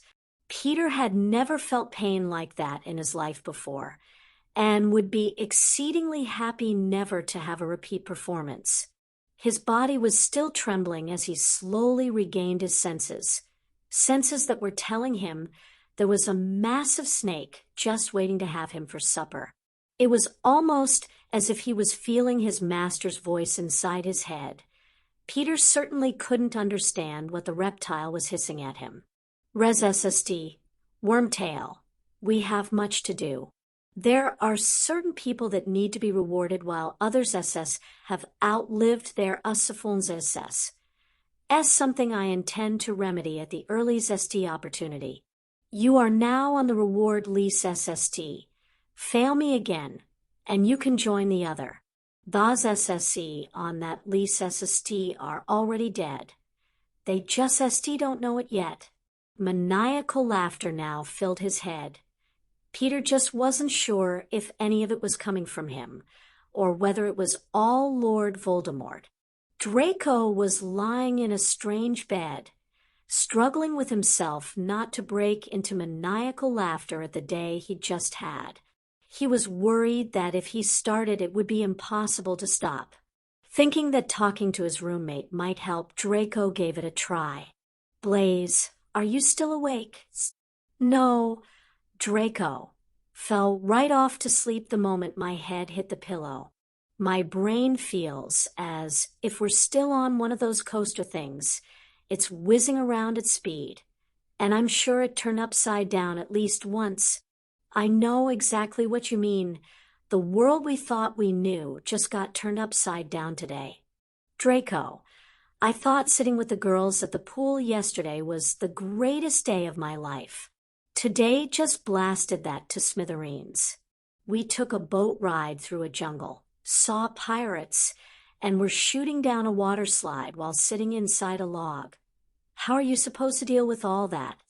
I used to think having a good time was attending parties and looking down your nose at those lower in class than us. I actually used to practice your unworthy sneer in the mirror. The Muggles have built a whole magical kingdom to do nothing but have fun in, and they really know how to have fun. Draco, I'm beginning to wonder what else we've been told that isn't true. Did you see Hermione in that bikini thing yesterday, Merlin? She's a Muggle-born yet smarter and more powerful than both of us. She's also gorgeous. An Order of Merlin, first class, holder and blood bonded to Harry. How the hell does that fit with anything we've been taught as purebloods? I would be very careful saying that out loud, Blaze. You wouldn't want to upset your girlfriend, and certainly not her sister or any of the others. Oh, I'm happy with Parvati. That's not what I meant. We're both purebloods, yet I can honestly say Hermione is way out of our league, even though she's a Muggle-born. I can see that yet it goes directly against everything we've both been taught. Something obviously isn't right, but how can we not believe what we're both seeing with our own eyes? I think we'll both need our eyes tested after tomorrow. Do you really believe Muggles can fire themselves into space using rockets? Shit, Draco. I'm barely coping with what we saw today. I don't think I can cope with tomorrow. Tomorrow, the ball was tomorrow. And Augustus was ready. He'd been ready for a couple of weeks. He'd spent those weeks refining his plan until he couldn't make the slightest improvement to it. It now all came down to tomorrow. It really could only end one of two ways. Tomorrow would either be the greatest day in Augustus Rookwood's life or his last. His distilled and refined plan now saw him and Bella standing at their master's side, the Dark Lord's two most trusted advisors and enforcers. While he would be the brains of the duo, there was no doubting who held the power. Bellatrix was the most powerful which Augustus had ever laid eyes on. She was also as beautiful as she was crazy, which added another level of danger to tomorrow. No matter how well he planned and schemed, Augustus was faced with only one utter certainty. He had no idea how Bella would react when he approached her with this scheme tomorrow. The best he could calculate the odds were 50-50, meaning there was as much chance of Bella killing him as there was the Dementor's guards or that swim. When his sensible side objected to him taking such a risk, it was swiftly clobbered into submission by the image of Bella standing at his side. Now, there was a reason worth living or dying for. Chapter 60. Bill went upstairs to check on his sister, just to see if she really was all right about tonight. He found her lying on her bed and happily reading a book that appeared to be Muggle in origin. Her room was also decorated with pictures and souvenirs that she'd clearly accumulated over the summer. Bill was just thinking how much healthier this was for Ginny than her obsession over those stupid boy who lived works of fiction when he was snapped out of his musings by a loud wolf whistle. Looking hot there. Bill, are you sure you don't have a date for tonight? And have her sitting at the same table as Mum? This had Ginny giggling with laughter. Mom would be planning the wedding before the first dance was over. Smart move, Bill. So, why aren't you downstairs getting ready to leave? I wanted to check my favorite sister wasn't too upset about missing the ball this year. Looks like I could have saved myself a trip. Oh, I knew I wouldn't be able to attend a couple of weeks ago. All the places were sorted when we were in Florida. I am a bit disappointed, but you really should have been there last year. I also have an invite to a birthday party in Kingusi tomorrow, and then another Merlin ball to look forward to at the end of September. That really was the best party I'd ever been to, until Ron tried to spoil it by shouting at Parvati for dating a Slytherin. I have a lot of friends in Slytherin, so I don't know what his problem is. Bill's heart was fit to burst with pride at how well Ginny had turned her situation around. When did you get so smart? I hang about with smart people, Bill. Harry and the gang are pretty easygoing until it comes to the subject of bigotry. They just won't stand for it. The more I think about it, the more I see their right to be like that. There's no house or blood bias in Crow's Marauders. That would be an insult to the person the club is named after. Ron doesn't give you any hassle about your Slytherin friends, does he? Oh, he hit the roof when he found out I was going on holiday with some of them. Then Fred and George hit him with a load of pranks. And suddenly Ron didn't really care who I was going on holiday with. Those two have gotten really good. Even Mum couldn't change Ron back from the things they did to him. She had to threaten both of them with not going to Egypt to get the twins to reverse it. Bill knew Master Pitsley expected the twins to ace their potions OWL. A year early, too. He had a feeling both their parents were going to get a shock from the twins' new attitude.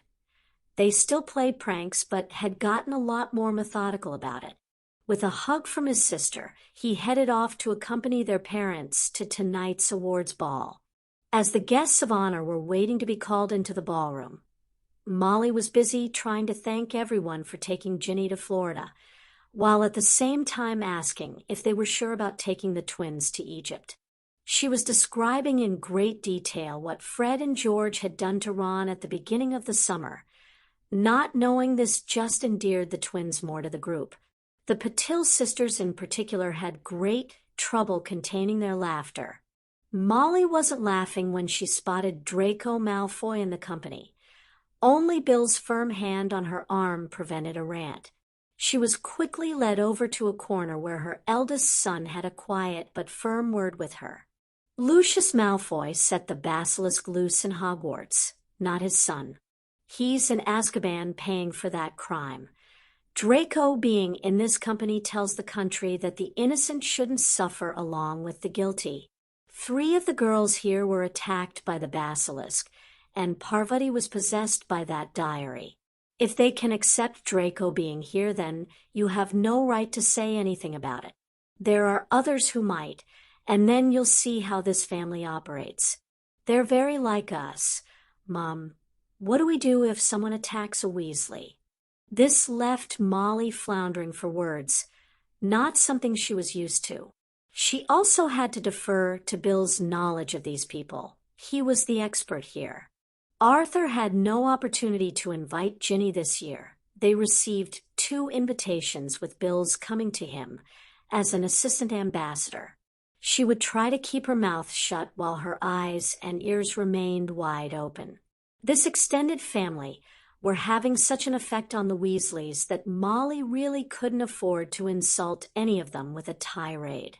Apart from holidays and education, Ambassador Barchoke had saved Arthur's life and then warded the borough. That cut them an immeasurable amount of slack as far as Molly was concerned. The group had 3 tables tonight, purely because they would have needed a Hogwarts-sized one to accommodate all of them. The tables for 10 were alongside each other, so while they had to occupy specific seats for the meal, the seating would become fluid once the dancing started. Neville and Padma led the group into the ballroom tonight, and again, the Goblin Tailors had done them proud. This year, though, both were friends of the nation and wore their blades with pride. The biggest shock of the night was reserved for the couple who followed them into the ballroom. Frank and Alice were now officially retired from the Auror Corps, but both were still entitled to wear their dress uniforms to formal functions, and functions didn't come any more formal than this. An impressive number of awards were pinned to the breast of their robes, having been added to by Amelia recently, who presented the couple with the award for Aurors injured in the line of duty. It was Amelia, seated at the ministry table, who broke the stunned silence by standing and beginning the applause that quickly became thunderous. The Longbottoms were one of the oldest pure-blood families in Britain, and seeing these 2 almost back from the dead was certainly something worth applauding. Smita and Ramrao followed the Longbottoms. The couple had again chosen traditional Indian dress, which certainly added color to the group. Parvati and Blaze were both in clothes designed and produced by the Goblins, with a similarly dressed Luna walking beside Augusta in her traditional British robes to complete the first of their tables. The new Lady Black was on her husband's arm as she led the members of their table into the ballroom. They were followed by their table's other award winner, Tonks, on the arm of Remus. The Hobson and Tonks parents preceded Draco and Pansy to fill the Black family table. There were more than a few eyebrows raised at the final couple, although the vast majority of those eyebrows owners agreed with their inclusion. Crow was on record, saying only the guilty should be punished. Here was a perfect example of what he preached being put into practice. If this group could accept the son of Lucius Malfoy into their company, then there was hope for their society yet. Harry and Hermione led the procession toward their table, with Dan and Emma following on behind. The Goblin Ambassador and his assistant came next, with Arthur and Molly taking up position behind them. Susan and Hannah completed their table, the restriction on numbers meaning neither which could invite a date. Both thought this was a small price to pay to be here tonight. When everyone was settled, Minister Fudge rose and made his way toward the small and as yet unoccupied bandstand. He stood there for a moment, just looking over the people who had crammed in here to witness tonight's award ceremony. Last summer, we decided to break with tradition, and as well as making this event less formal, we held the speeches at the beginning of the evening. Since we find ourselves in a similar situation tonight, it appears as if we've started a whole new tradition. His eyes found Harry's for the next part of his carefully prepared speech. I stood on this very spot last year, extolling the virtues of a family who fought against the darkness that threatened our country in times past. It would seem some here actually listened to what I said and drew inspiration from my words of wisdom. Either that, or they just followed Harry.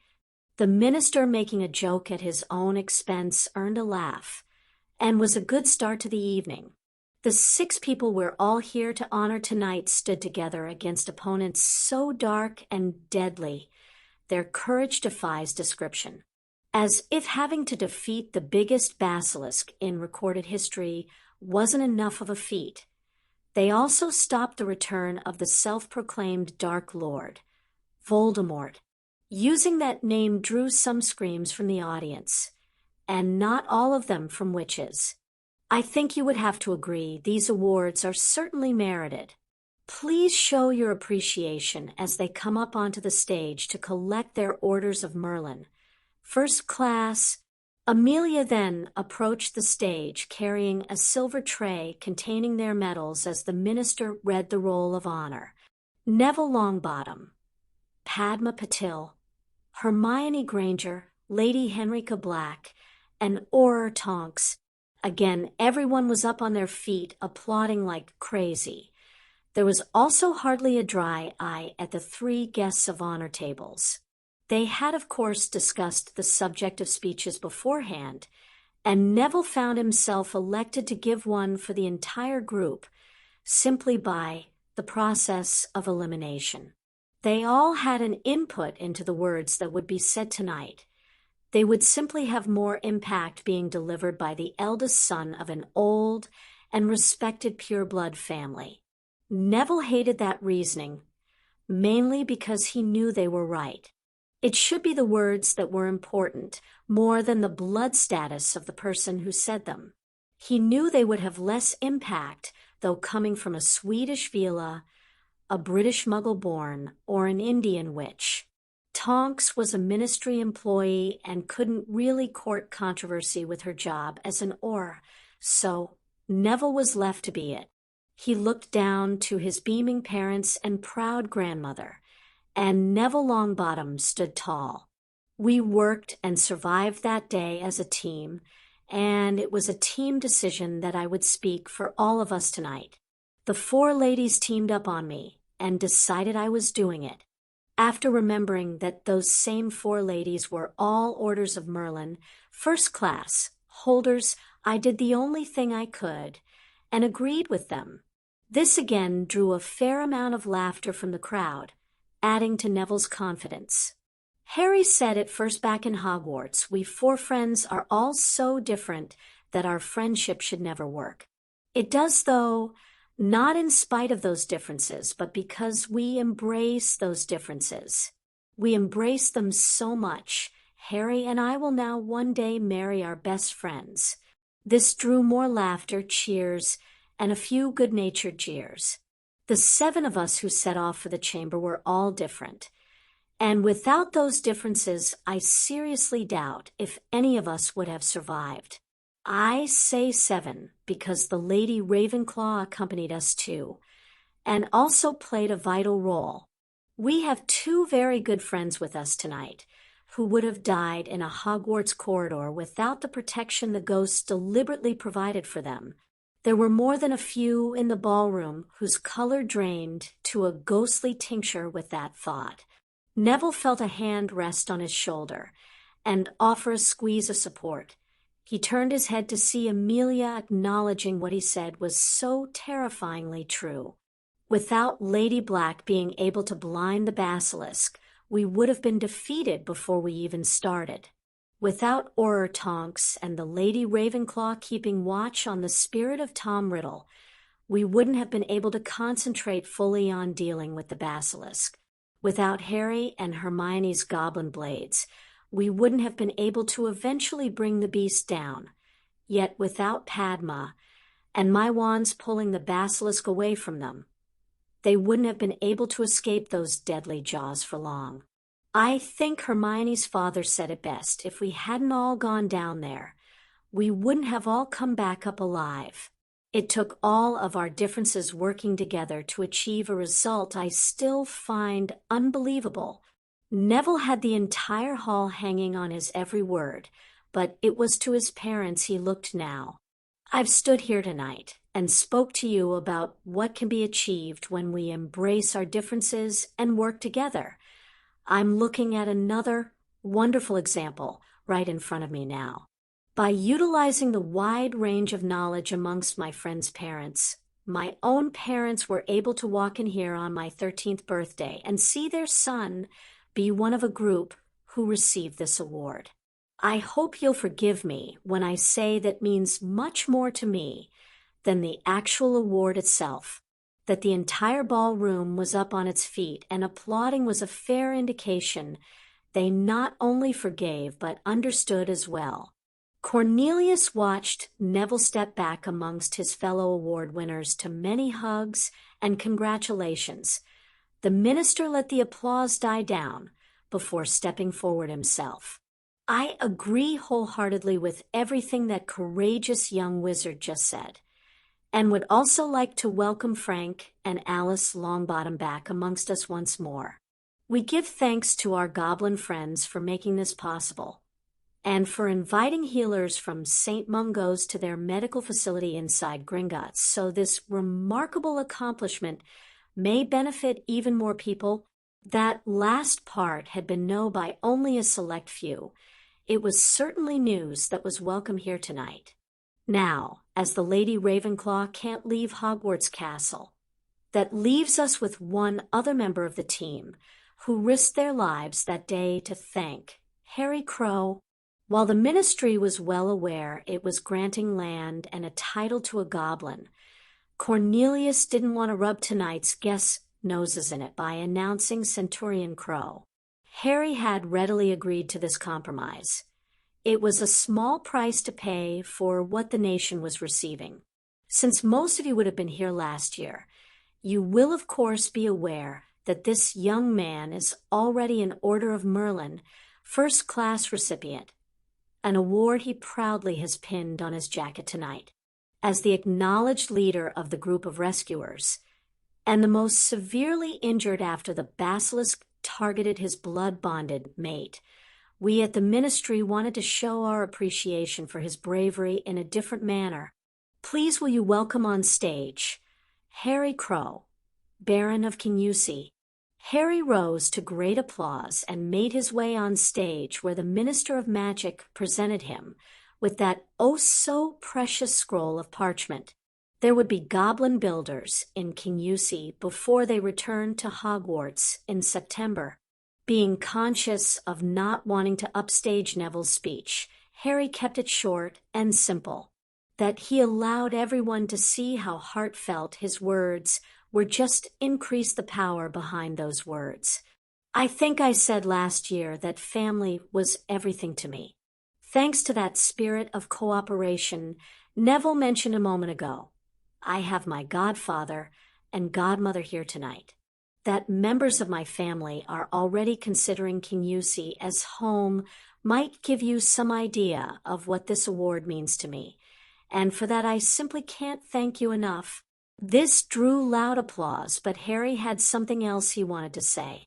My father taught me to do what is right, rather than what is easy, something he lived up to by risking his own life while saving a young witch and her daughter inside this very building. I would like to dedicate this award to him, because he's my hero. Harry had added that last bit in himself, only talking with Hermione about its inclusion. It was hard to tell how the ballroom received it. The 3 tables at the front and those on stage were generating enough noise to compensate for any lack of applause from elsewhere. They then had to pose for the obligatory photographs before the minister made sure to shake everyone's hand as they made their way back off the stage. The 6 received heroes' welcomes as they returned to their tables and family. Barchoke broke with tradition by embracing both his daughter and son. You all keep talking about bringing down barriers. I thought it was time this one fell too, but only on special occasions. Hermione had to wipe the tears from her eyes from witnessing this, knowing how much this gesture meant to both of them. As they settled down for dinner, Molly attempted to make a joke. No vials of fake blood this year. Harry? Mrs. Weasley. Down in the chamber, we all saw enough of the real thing to last us a lifetime. On a bleak isle in the middle of the North Sea, blood was also on the mind of Augustus Rookwood. It was time to see if those months and months of effort, pain, and sacrifice were actually going to be worth it. Having finished his protection medallion earlier than anticipated, he'd then made a few minor modifications. His last incisor had been sacrificed to bore a hole in the medallion, with more of his long hair being pulled out and threaded through it to allow his precious protection to be worn around his neck. Blood had also been added to this woven hair necklace. Any smidgen of extra protection was very welcome. It was now time to see if it and his straw wand worked as well as he hoped. A simple aloe hammer was greeted with a click, allowing the Death Eater to inch open the door and peer along the gloomy corridor. Dementors prefer the dark, and the Ministry weren't about to spend a canute on their prisoners' comfort. Only eyes that had long become accustomed to the darkness allowed him to see anything at all. He clutched the medallion to his chest as a Demento approached, hoping he would at least have time to force the doors shut if the creature reacted to his presence. With Augustus' heart beating loud enough for the Demento to hear it thump, the dark creature glided serenely past, completely uninterested in him. After discovering that both his creations were a success, it was time to put the rest of his scheme into operation. He wasn't 100% sure where Bellatrix's cell exactly was, but found it easily enough on the same side as his, and only 3 along. He looked through the small barred opening on her door, the faint moonlight filtering through the recessed and heavily barred cell window, allowing Augustus the chance to gaze upon his first woman in a decade. Bellatrix. She sat up on her mattress instantly. A voice coming from where no voice should be certainly grabbed her attention. She may be considered crazy, but no one ever called her stupid. Bella may have been startled, yet her voice never rose above the whisper her unexpected visitor had used. "Rookwood, what the fuck are you doing out there?" He then said the words guaranteed to get her full attention and support. "I intend to escape and help our master return. I need your help, though." That was all Bella needed to hear. She was now at the small barred opening with her face pressed against the bars. "Anything, Rookwood. You know, I'll do anything. I think our master made Horcruxes. I also think he gave one to you, for safekeeping. If you tell me where it is, I'll give you an oath I'll use it to bring our master back." Even with their faces, now mere inches apart, her groan of disappointment was barely audible. Bella's distress, though, was clearly there for Augustus to see. "I can't. It's in our vault at Gringotts, and only a Lestrange can enter." While he'd been expecting no other answer, he managed to look as disappointed as she was. His entire scheme relied on Bella reaching her own conclusions to take this forward. The route he hoped to guide her on needed to seem like Bella's own idea. "You got out your cell. Can't you get me out too? 2 of us would have a much better chance of getting out of this fucking dump together. I can get you out of your cell. I can't get you past the Dementors. They only leave me alone because of this. It took months to make and required blood bonding to me. I couldn't make another one. Even if I wanted to, I don't have enough teeth left. And the time needed would mean the sea would be far too cold for us to survive in the water." Bella was staring at the medallion like a starving child would look through a baker's shop window. Here was something far more precious than any order of Merlin. "I'm more than ready to bleed to get out of here. What if I chewed a couple of my fingers off? You could sit in your cell and rub them into the stone. Would that work quickly enough?" "I honestly don't know, but my best guess would be no.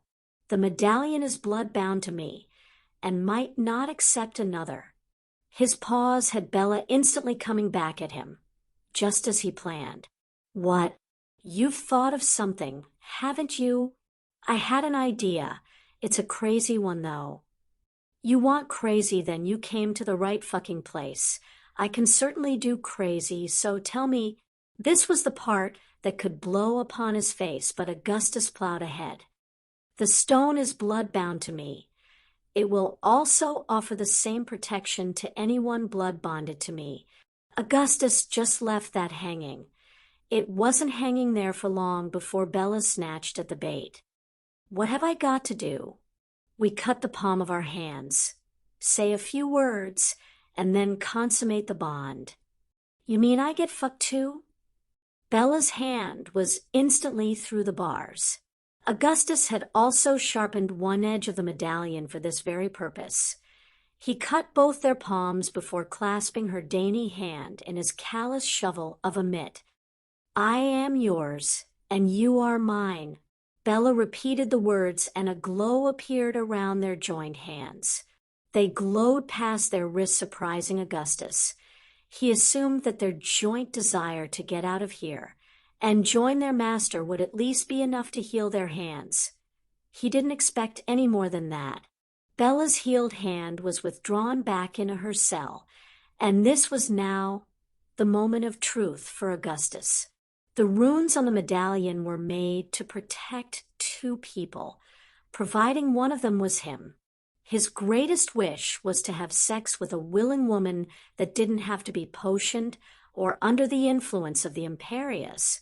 For that woman to be Bellatrix Lestrange, he was willing to risk his very life. He also knew he was certainly taking his life into his hands entering that door. It could be so worth it, though. He entered her cell to find Bella had discarded her threadbare robe and was lying on her straw mattress. There was no underwear anywhere in sight. Ah, is my little baby shy? Come and let Bella look after you. Don't you dawdle now, we have things to do and other places to be. Augustus needed no further invitation. If Tonks is free tomorrow night, I have an invitation to a joint birthday party, and no date. Tonks was loving the banter she shared with Remus. Their week in Florida had allowed their relationship to develop to the point where they were both very comfortable joking with each other. Neither was prepared just yet to put a label on exactly what their relationship was, but both were happy where they were at the moment. Since I've already been invited by the young ladies organizing the event, it shouldn't be too much of an imposition to turn upon the arm of Professor Lupin. You're actually a very good dancer. This put a smile on his face as a long-forgotten memory was dragged to the surface. Harry's grandmother said all young wizards needed to know how to dance. She taught me James and Sirius. You were really close, weren't you? We were like brothers, like family. That's why both Sirius and I understand Harry's drive for family. I thought I lost all of mine on the one night. Everything keeps returning to that one night, and no one knows what really happened. Remus then surprised the hell out of the ore. Harry does. He remembers word for word what happened that night. Sirius told me one evening a bottle of fire whiskey took a hammering. Said it was the most heartbreaking thing he'd ever heard. Two grown men sat and cried that evening. We both blamed it on the fire whiskey, and we were both lying. Tonks just held him closer as they danced, thinking she had a good man here. To an outsider watching these two convicts rut like animals amongst the squalor of Bella's cell, they would rightly be disgusted. The couple, though, were both benefiting from their fornication, so weren't exactly courting public opinion on their sexual activities.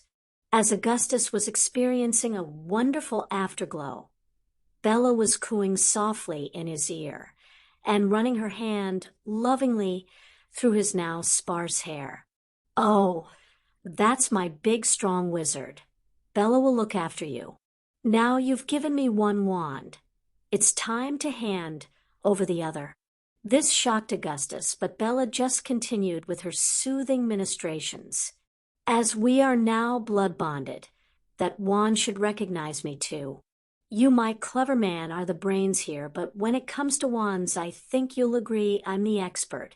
In all his calculations, here was one Augustus had not thought of. Oh, my poor baby, don't you worry your pretty little head. Bella will take good care of both your wands. I've just had the best sex for over a decade. I would hate to have to kill the person who just gave me that pleasure. Augustus suddenly felt the sharpened edge of his medallion caressing his throat. He immediately agreed with his new mate. This shockingly earned him a kiss. No woman had ever willingly kissed him before. I knew you were a clever one. Now, let's get on with what has to be done. Watching as she pulled what passed for a robe over her head, he offered a warning. I don't know how much magic that wand can take. He was again cut off by a kiss on his ravaged mouth. You do very good work. This wand is better than you think it is, so just trust me. Watching as this, which seemed to change character from moment to moment, was both terrifying and electrifying at the same time. Seeing Bella with a wand in her hand was just downright scary, though. They held on to the braided hair necklace that was attached to the medallion and crept out into the corridor. Bella headed straight for a specific cell, and Augustus had no option but to follow. Roddy, you there, my baby? Where the fuck else would I be? You crazy bitch. How did you get out of your cell? As Rodolphus pressed his face into the bars in order to see what was happening, Bella's new wand cast a low-powered cutting curse at his neck. While the curse may have been low-powered, it was cast from mere inches away and with a surgeon's precision. Rodolphus Lestrange found his jugular sliced open, and despite clutching his throat with both hands, his lifeblood was spurting between his fingers and splattering all over his cell. Consider this the end of our marriage. You lousy bastard. You'll never cheat on me again with that Ponzi brother of yours. I want your last dying thoughts to be that I've found a better man to replace you, and your precious brother is next on my list. Bella moved to the next cell, almost daring Augustus to say something. He wisely didn't. She opened the cell door to find Rabaston curled in the furthest away corner, crying while physically shaking with fear. You're not worth a curse, you piece of shit. Rabaston's shuddering was now more in relief. After hearing those words and watching the crazy bitch leave, that was until he noticed she'd left the cell door wide open. The death that then came calling was tall, dark, but in no way could a Dementa be considered handsome. Fucking arranged marriage to hide the fact they'd been screwing each other since they were both at Hogwarts. Then people have the nerve to blame me for not providing an heir. I wanted to torture both those bastards to death years ago, but our master had some use for them. Too fucking bad. I will gladly suffer our master's displeasure for killing both those pieces of shit after we bring him back. I have one other marriage needing ended before we leave this fucking dump for good. Hearing the cell door opening was a shock that woke the sleeping wizard. That shock was nothing, though, in comparison to the terrifying nightmare of recognizing the person who just entered his cell. Hello, Lucius, surprised to see me? I told you I would make you pay for destroying one of our master's most precious possessions. I'm here to make my sister a widow too. He found himself being dragged off his mattress by the hair, and his last conscious thought was, where the hell did Bella get her hands on a wand? As Malfoy blood pumped from his jugular to form a pool on the cell floor, Bella dipped her fingers in the warm liquid and began to write a message on the wall. Augustus had just watched his new mate kill her husband and both her brothers-in-law, all in the space of a few minutes. He didn't think this, which could possibly turn him on any more than he was now.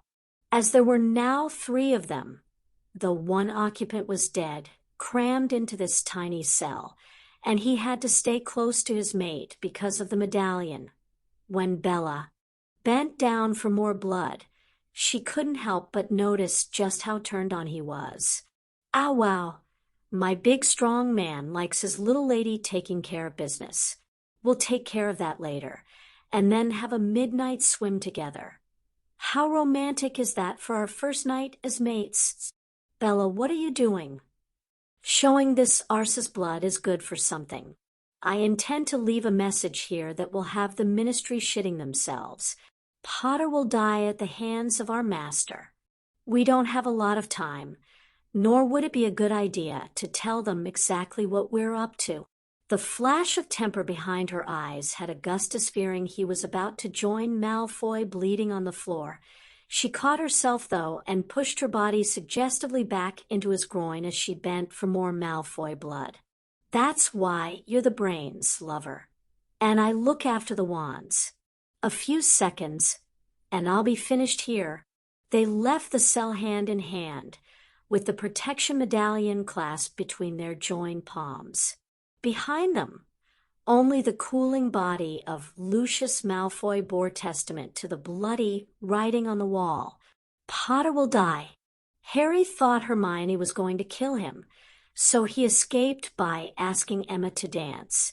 They had no sooner started when Harry was looking for advice. I can't understand why she's so angry. It's your first ever function at Kinusi. Harry, Hermione just wants it to be special. All I need is Hermione there. That will make it special for me. She's been fretting over this party for days. It's all she can talk about.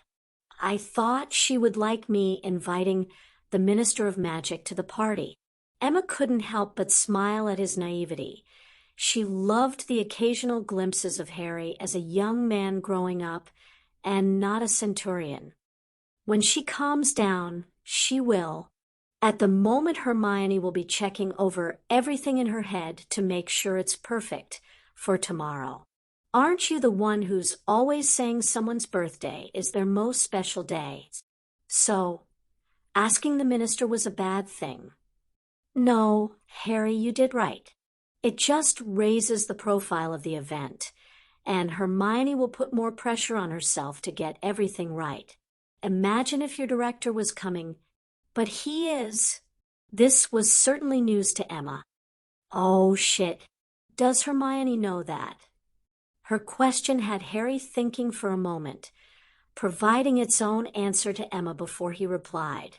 I'm not sure. Father only told me earlier on tonight. It's a great honor for the director to attend your birthday celebrations, and Hermione will put even more pressure on herself. I'm an idiot. I should have told her at once and said what I was thinking before asking the minister. Every time I think I'm getting the hang of this, something else comes along and shows me I'm not.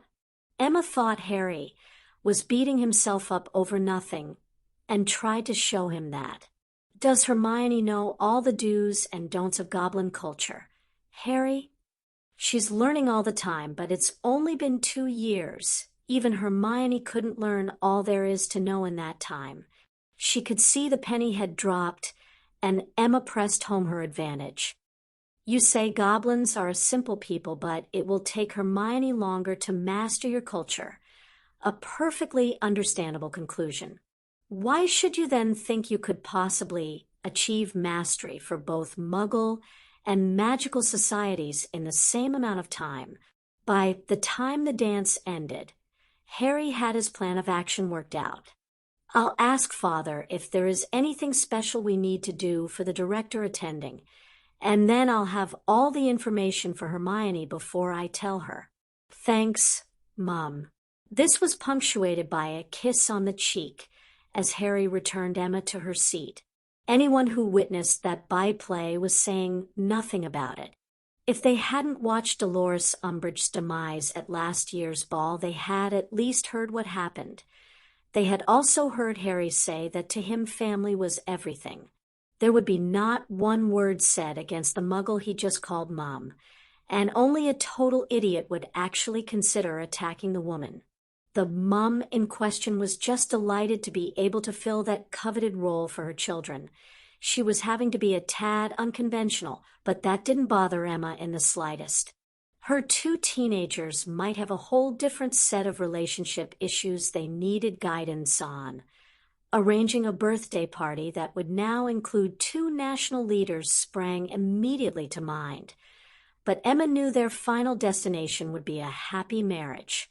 All she needed to do was offer guidance and steer them around the myriad of obstacles that kept appearing in their path. The course of true love was certainly not a smooth one, but Emma was sure these two would find their way to that destination eventually. Augusta struggled to guide Bella from her preferred path, finally convincing her that taking on the guards with only one home-made straw wand between them was an unnecessary and unacceptable risk. Both had many years' experience of the guards' routines in the high-security wing. With no more than 6 guards watching the entire prison at night, and none of them patrolling, they knew their escape wouldn't be discovered until their morning rounds. Augustus was finally able to make Bella see that they needed those precious hours to get off the island undetected, rather than take the risk of a guard being able to raise the alarm before they could kill all of them. Both could hear the guards inside a small building near the side gate they planned to exit from. It sounded like the guards were playing some sort of card game and money was changing hands. More importantly, they weren't paying any attention to what was happening outside that room. Bella held her nerve as they waited in the shadows for a diversion. A loud exchange that signaled there were winners and losers was their opportunity, and she cast Alohomora at the door. There was now so much cursing and swearing going on in the guardhouse, though. The pair could probably have tap-danced their way to freedom and not been noticed. They headed down the existing path to the shore, not daring to cast illumos to light their way. Having got this far, the final part of Augusta's plan called for a quick check of the shore for a piece of washed-up debris that would float, and then hope the wand would be able to handle a warming spell before they took to the water. Bella had other ideas. After they gathered large pieces of driftwood, she directed Augustus to lay them out in a crude shape. He then got to watch a master at work as Bella coaxed every last particle of magic through the wand he had so lovingly created. Before it finally and inevitably fell apart, Bella had managed to configure the driftwood into a very rudimentary canoe. If I'd used the sharp edge of that medallion to kill Malfoy, I might have been able to squeeze a couple of paddles out of the wand, too. Don't worry, baby, we'll still get our romantic swim, as I couldn't put enough magic into this to make it permanent. Now we need to find something we can use as paddles. In his wildest dreams, Augustus never thought he would leave Azkaban in a boat with Bellatrix Lestrange sitting between his legs. Since they would both rather paddle than swim, they were pushing their craft as hard as they could through the water in a roughly westerly direction. Neither was in good physical shape, but both had wills of iron that were ignoring the pain signals from long unused muscles. The lungfuls of air Augustus' body was demanding for these unaccustomed exertions smelled and tasted wonderful. There was a hint of freedom in the air. Add in Bella's aroma from mere inches away, and mix with the salty spray to form quite an intoxicating concoction. Of course, Bella could feel his reaction as their paddling rhythm had her continually brushing against him. I know it's hard, my poor baby, but you'll need to save it. We wouldn't just rock the boat, we'd sink it, with the Dark Lord as my master, and you as my mate. Things are finally looking up for little Bella. As far as Augustus was concerned, that was a bit of an understatement. His life had just taken a spectacular upturn. Not only was he free, Bellatrix Lestrange was now his very willing mate. He only had one more thing to accomplish tonight, and that should happen naturally when their canoe reverted back to its components. The protection medallion was back around his neck, and entering the water should dissolve the hair held together by blood necklace, sending the medallion safely to the seabed. Since it would only work against the Dementors whilst he was inside Azkaban or the Ministry itself, Augustus no longer had any use for it. It would have been a nice souvenir to keep of what he considered to be his greatest ever achievement. It was also damning evidence against him and needed to be consigned to the bottom of the sea. He didn't know if Bella had enough knowledge of runes to be able to decipher that she'd been tricked into bonding with him. Their master certainly did, though. After watching what she did to those 3 former family members tonight, without even a flicker of remorse, he certainly didn't want Bella's anger to ever be focused in his direction. Every hour their little craft held together did wonders for their chances of eventually making landfall. Their arms might be dead by then, but they should be able to hold onto a piece of their transfigured canoe and use their legs to kick for shore. Before he tried his wand and medallion, Augustus didn't know if he would see tomorrow. Now he was beginning to allow himself to look forward to it. Those thoughts certainly kept his makeshift paddle pushing them through the water. Hermione couldn't wait until tomorrow. She sneaked into Harry's room to find him lying in bed, but still awake. "Hermione, what are you doing here? Our parents will go nuts if they find you in my room at this time of morning." He got out of bed just in case they were discovered. Both of them on his bed would certainly be harder to explain. "I wanted to apologize for earlier. I can get so hung up on the details I forget what's important. She put her arms around him as they shared a loving kiss. Harry was very aware Hermione was wearing thin summer pajamas and no bra as she held him close. "I also wanted to be the first one to wish you a happy birthday." "Happy birthday, Harry." This was followed by another kiss that left both of them gasping for breath. "Wow. Hermione, this is already my best birthday ever. So, am I forgiven then?" Harry kissed her gently and held his mate close, running his hands through Hermione's hair, terrified to let them wander anywhere else. "I told you we would argue because we're both strong-willed and downright stubborn. As long as we remember that I am yours and you are mine, always, then we'll be fine. I just love your way of apologizing, though I hope you save that method just for me." This earned a slight giggle from his mate. "Now get out of here before those pajamas drive me crazy. I've seen your dad fire a shotgun and have no wish to be a target." She, of course, couldn't leave without the application of another birthday kiss, sending a very happy Harry back to bed, and looking forward to tomorrow. Thank you for listening to Part 6 of Harry Crow by RobSt. The story only gets better from here. What did you think of this part? Which moment stood out the most to you? Let us know in the comments below. Did you know that Harry Crow is one of the most read Harry Potter fanfictions on fanfiction.net? It has inspired countless discussions, fan theories, and even spin-off stories. If you enjoyed this, don't forget to like, subscribe, and hit the notification bell so you never miss an update. And if you'd like to support the channel and get early access to more audiobooks, consider becoming a member of Grimoire Audiobooks. Your support keeps these stories alive and thriving. Harry Crow reminds us that sometimes knowing your worth can change your entire destiny. Until next time, Grimoire Guardians, keep the magic alive.